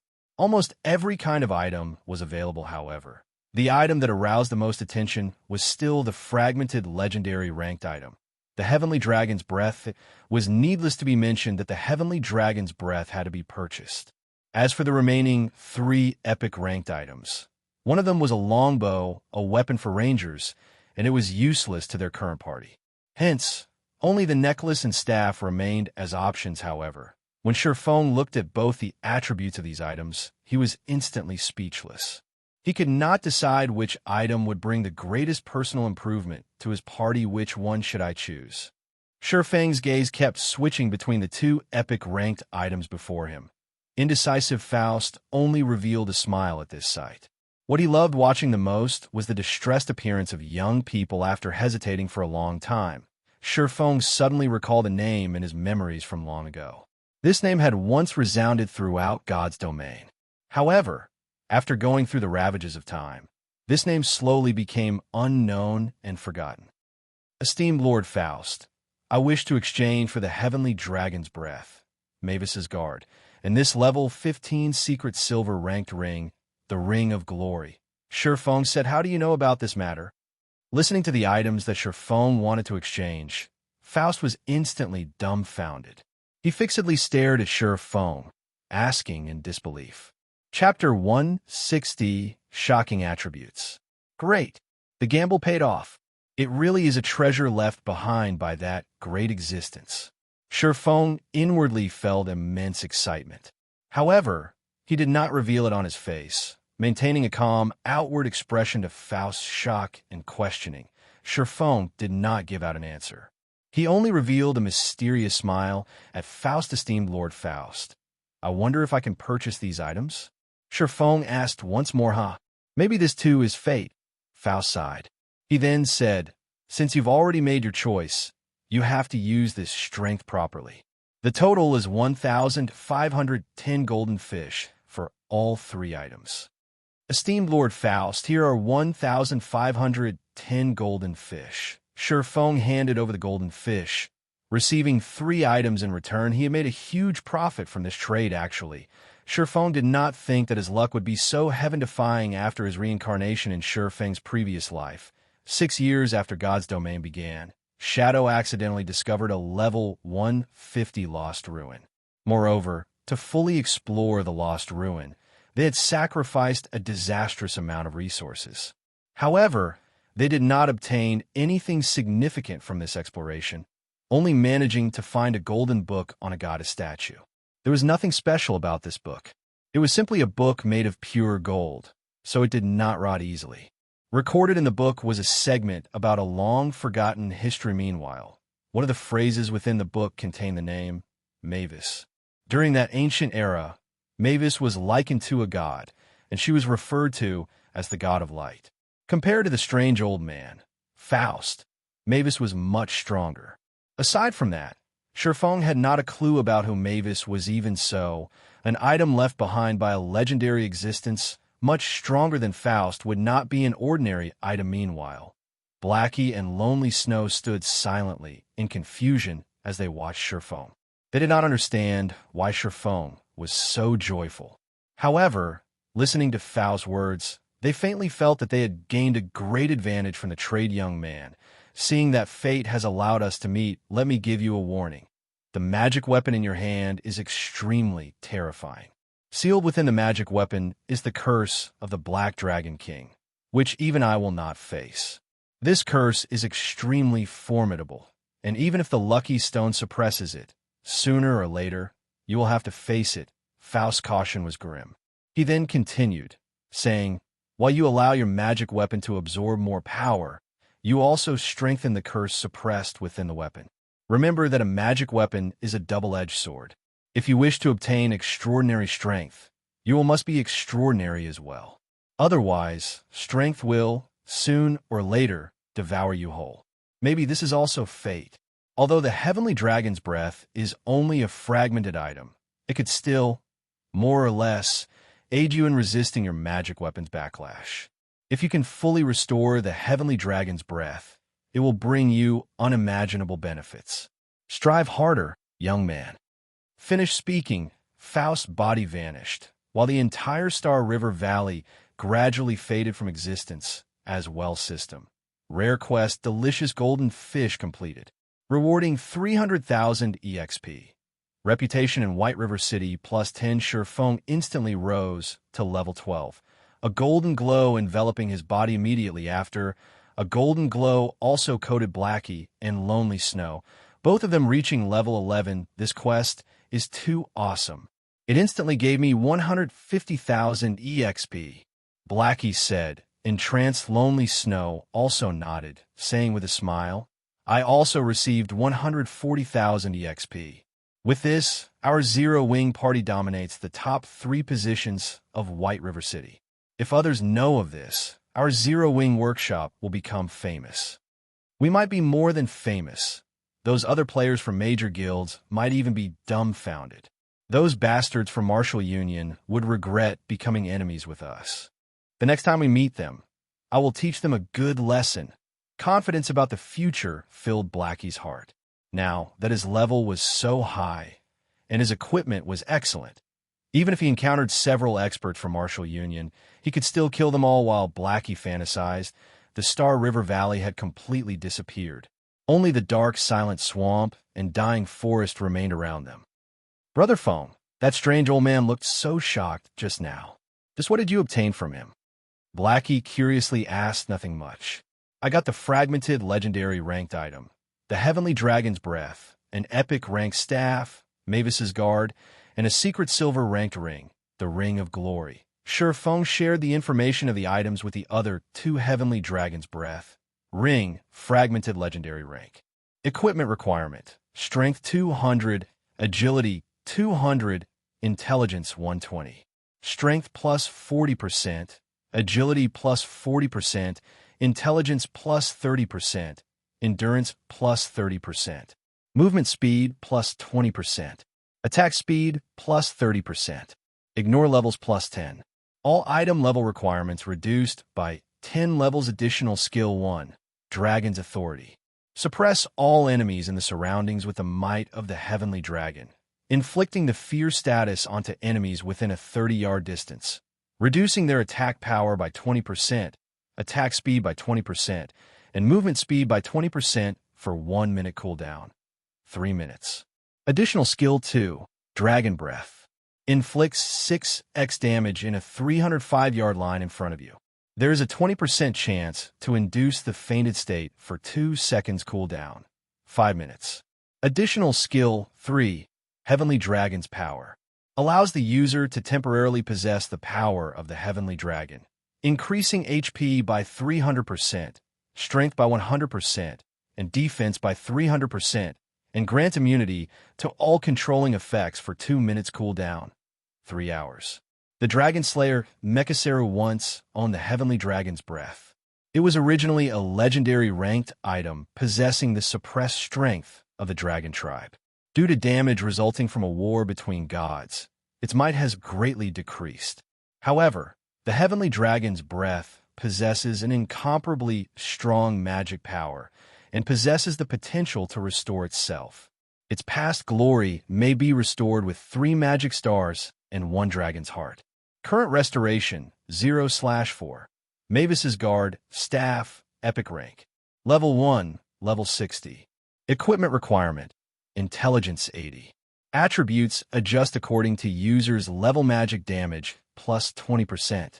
Maximum mana plus 20%. Mana consumption minus 10%. Ignore levels plus 10. All magic type skills plus 2 levels. All item level requirements reduced by 10 levels. Additional passive skill: Spear of Light. There is a 15% chance to trigger this skill when attacking, launching a spear of light at the target and causing 200% magic damage. Additional skill 1. Guardian of Light. Grants a target immunity to all magic damage, reduces physical damage by 80%, and recovers 5% HP every second for 20 seconds cooldown. 20 minutes. Additional skill 2. Stars of Light. Deals 500% magic damage to targets within a 5-yard radius, or deals 300% magic damage to targets within a 20-yard radius. The damage scales up by 10% every second for 15 seconds cooldown. 30 minutes. Mavis's Guard was once a staff blessed by the God of Light, Mavis. It possesses incomparably powerful magic. However, due to the limited materials used to make the staff, it is unable to display its full might. Its maximum level can increase to level 100 if a Master Forger uses 5 Radiant God Steel to reforge the staff. Ring of Glory, Ring, Secret Silver Rank. Level 15. Equipment requirement: Intelligence 40. Intelligence plus 24, Vitality plus 15, Endurance plus 10, Strength plus 8, Agility plus 8. Increases damage of all light-type magic by 15%. These are a fragmented legendary ranked item and an epic rank item. Aren't they too OP? Blackie and Lonely Snow's eyes nearly popped out of their sockets when they saw the attributes of the 3 items previously. They thought that the attributes of a secret silver weapon were already powerful. Only now, after seeing these attributes, did they understand that no matter how strong you were, there would always be someone stronger than you. In the face of fragmented legendary ranked items and epic ranked items, secret silver ranked items were simply trash. Chapter 161, Frightening Damage. Seeing these items' attributes, even Shi Feng himself was greatly shocked. It was the first time he had witnessed the attributes of a fragmented legendary ranked item. In his previous life, the attributes of fragmented legendary ranked items were all kept secret by their respective owners, so others could only guess the actual attributes. He truly did not think that the Heavenly Dragon's breath would be so powerful. Instead of increasing a fixed amount of attributes, it had a percentage-based increase of the user's attributes. It was no wonder the powerhouses who possessed legendary ranked items claimed that only a powerhouse could use the full potential of such items. Even if a weakling obtained one, the bonuses would not be significant if Ye Feng could equip the Heavenly Dragon's breath right now. With his current attributes, he could easily kill a level 20 elite player. Unfortunately, with the equipment requirements of 200 strength, 200 agility, and 120 intelligence, Ye Feng could only helplessly stare at it. Right now, his strength was only at 111 points, with only 123 points in agility and a measly 50 points in intelligence. He was still far from possessing the required attributes with the magic weapon he possessed. He would obtain 2 more free attribute points than other players for each level up. Even so, if he wished to equip the Heavenly Dragon's breath, he needed to be level 20 at the very least and own a full set of level 20 fine gold equipment. Blackie, see if you can equip Mavis's Guard and the Ring of Glory. Ye Feng handed the 2 pieces of equipment to Blackie. Ye Feng had made considerations when he chose these 2 pieces of equipment. He could not always carry everyone in the party, as he still had many things he needed to tend to. However, if he wanted his party to level up quickly, the party needed a powerhouse to lead it. Meanwhile, the matter regarding an epic weapon was extremely important. The person he could trust the most was Blackie, so he could feel secure passing both the Mavis's Guard and Ring of Glory to Blackie. With the improvement brought about by these 2 pieces of equipment, Blackie's damage output might even surpass his own. After all, his magic weapon was currently only the equivalent of a dark gold weapon. It was still a distance away from rivaling an epic weapon. Moreover, Blackie was a mage class, and Blackie's grinding speed was originally faster than his. In addition, the skills Mavis's Guard granted were extremely powerful. Blackie would have a much easier time leveling up the party than he would this. Alright then. At first, Blackie hesitated. He felt that he did not possess the qualifications to wield this epic weapon in the least. However, looking at Ye Feng's serious attitude and trust, he nodded his head earnestly. Although the requirement of 80 intelligence was very high, Blackie was already level 11. His character's attributes massively increased. He also had a few pieces of secret silver equipment. After he added all his attribute points he received from leveling up into intelligence, he just barely reached the staff's requirement, managing to equip Mavis's Guard. Right now, Mavis's Guard was a level 11 epic rank staff. The staff increased numerous attributes.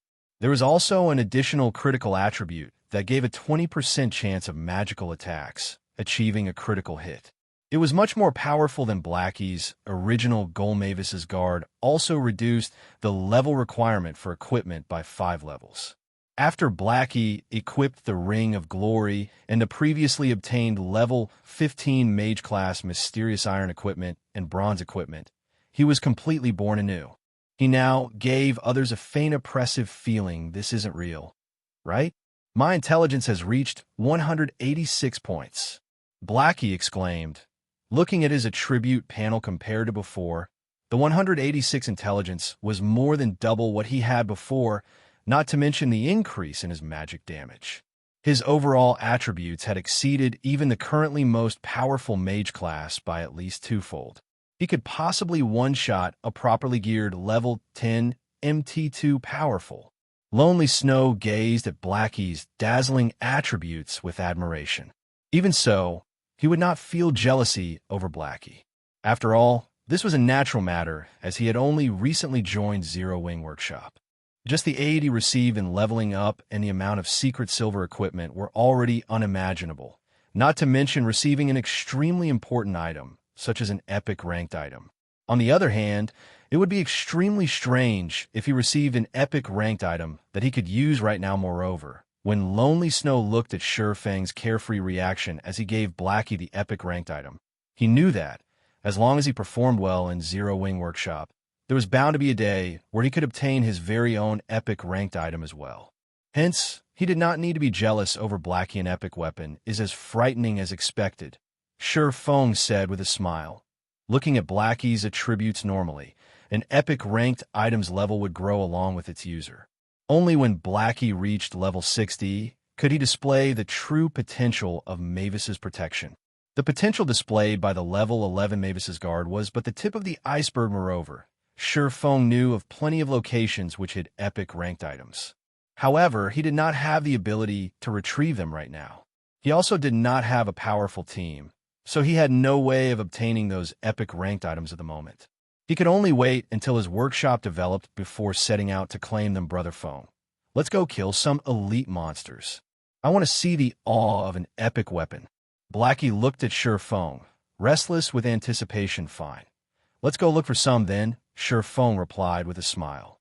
During that year when he held his first epic ranked item, he, too, was as excited as Blackie right now. He had been extremely eager to test out his strength on powerful monsters very quickly. Under Ye Feng's leadership, the trio located a level 17 rare elite, the Swamp Lizard, rare elite. Level 17. HP 200 000/200 000. I'll lure it over. Lonely. Try to restrict it as it attempts to spit out gray fog and use caution. Blackie, pay careful attention while you kite it. Make sure you maintain your distance from it. Ye Feng spoke in the party chat. The Swamp Lizard was the most challenging rare elite in the Silent Swamp. If it was not for reaching level 12, the Abyssal Blade having upgraded to level 10, and Blackie's possession of Mavis's guard now, he would not have chosen to fight this monster at all. The Swamp Lizard was a physical melee-type monster. However, it could deal a lot of damage. With a single claw attack, it could take away more than half of a normal level 15 MT's HP. Its attacks also carried an additional petrification effect that slowed the target. Moreover, the Swamp Lizard's movement speed ranked at the very top of all the monsters found in the Silent Swamp. If a normal level 15 party met it, the usual result would be a party wipe soon after. Ye Feng circled the Swamp Lizard. Without holding back, he activated the Ice Blue Devil Flame. He then used Wind Blade, his swords piercing towards the back of the Swamp Lizard. 2 damages of -288 and -224 points appeared above the Swamp Lizard's head compared to when Ye Feng dealt with the 3-headed snake demon. His damage had greatly increased. However, to the Swamp Lizard, which possessed 200,000 HP, such damage was negligible. With an angry bellow, the Swamp Lizard slashed its claws at Ye Feng. Ye Feng dodged to the side, sending a level 7 chop slashing towards the Swamp Lizard's waist. A damage of -1,058 popped up above the Swamp Lizard's head. The Swamp Lizard immediately released a pained wail. Its steel-like tail turned into a black shadow as it swiped at Ye Feng. Ye Feng quickly reacted. He leaped into the air and dodged the attack, distancing himself from the Swamp Lizard. At the same time, Lonely Snow took this chance to use charge on the Swamp Lizard, interrupting the Swamp Lizard's follow-up attack. He then sent a violent strike at the Swamp Lizard's back, causing -28 damage. Lonely Snow nearly spat out blood when he witnessed this damage. However, he was utterly helpless about it. Not mentioning the level suppression, the Swamp Lizard's physical defense was extremely high. Moreover, Lonely Snow could only deal this amount of damage due to reaching level 11 and wielding a secret silver weapon. Otherwise, he wouldn't even deal over 10 damage. Let me see just how amazing you are, Mavis's guard. Blackie had waited in frustration. He shot out a level 7 dark arrow strengthened by the Mavis's guard. When the skill blasted the Swamp Lizard's body, a damage of -712 points appeared above its head. Immediately after, Blackie's attack triggered the passive skill on Mavis's guard, the Spear of Light. A silver-colored spear of light struck the Swamp Lizard once more, landing a critical hit of -1,354 damage. The damage was far more powerful than Ye Feng's attacks. Immediately after, Blackie used Evil Whip. 9 thick chains constricted the Swamp Lizard. When the Swamp Lizard broke free from one of the chains with much difficulty, a damage of -116 points appeared above its head. By the time it broke free from all the chains, Evil Whip had caused close to -1,000 damage due to Blackie's intelligence reaching over 100 points. He activated the intermediate hidden passive skill for intelligence, Quick Chant. The passive greatly reduced the time required for chanting spells, increasing Blackie's rate of attack. As a result, damages in the hundreds continuously appeared above the swamp lizard's head in quick succession, its HP decreasing like water flowing from an open tap. This is too powerful. This is an epic weapon. Lonely Snow was tongue-tied from watching this scene. Blackie was similarly dumbfounded in addition to Ye Feng controlling and damaging the swamp lizard. Before even a minute had passed, the swamp lizard fell dead.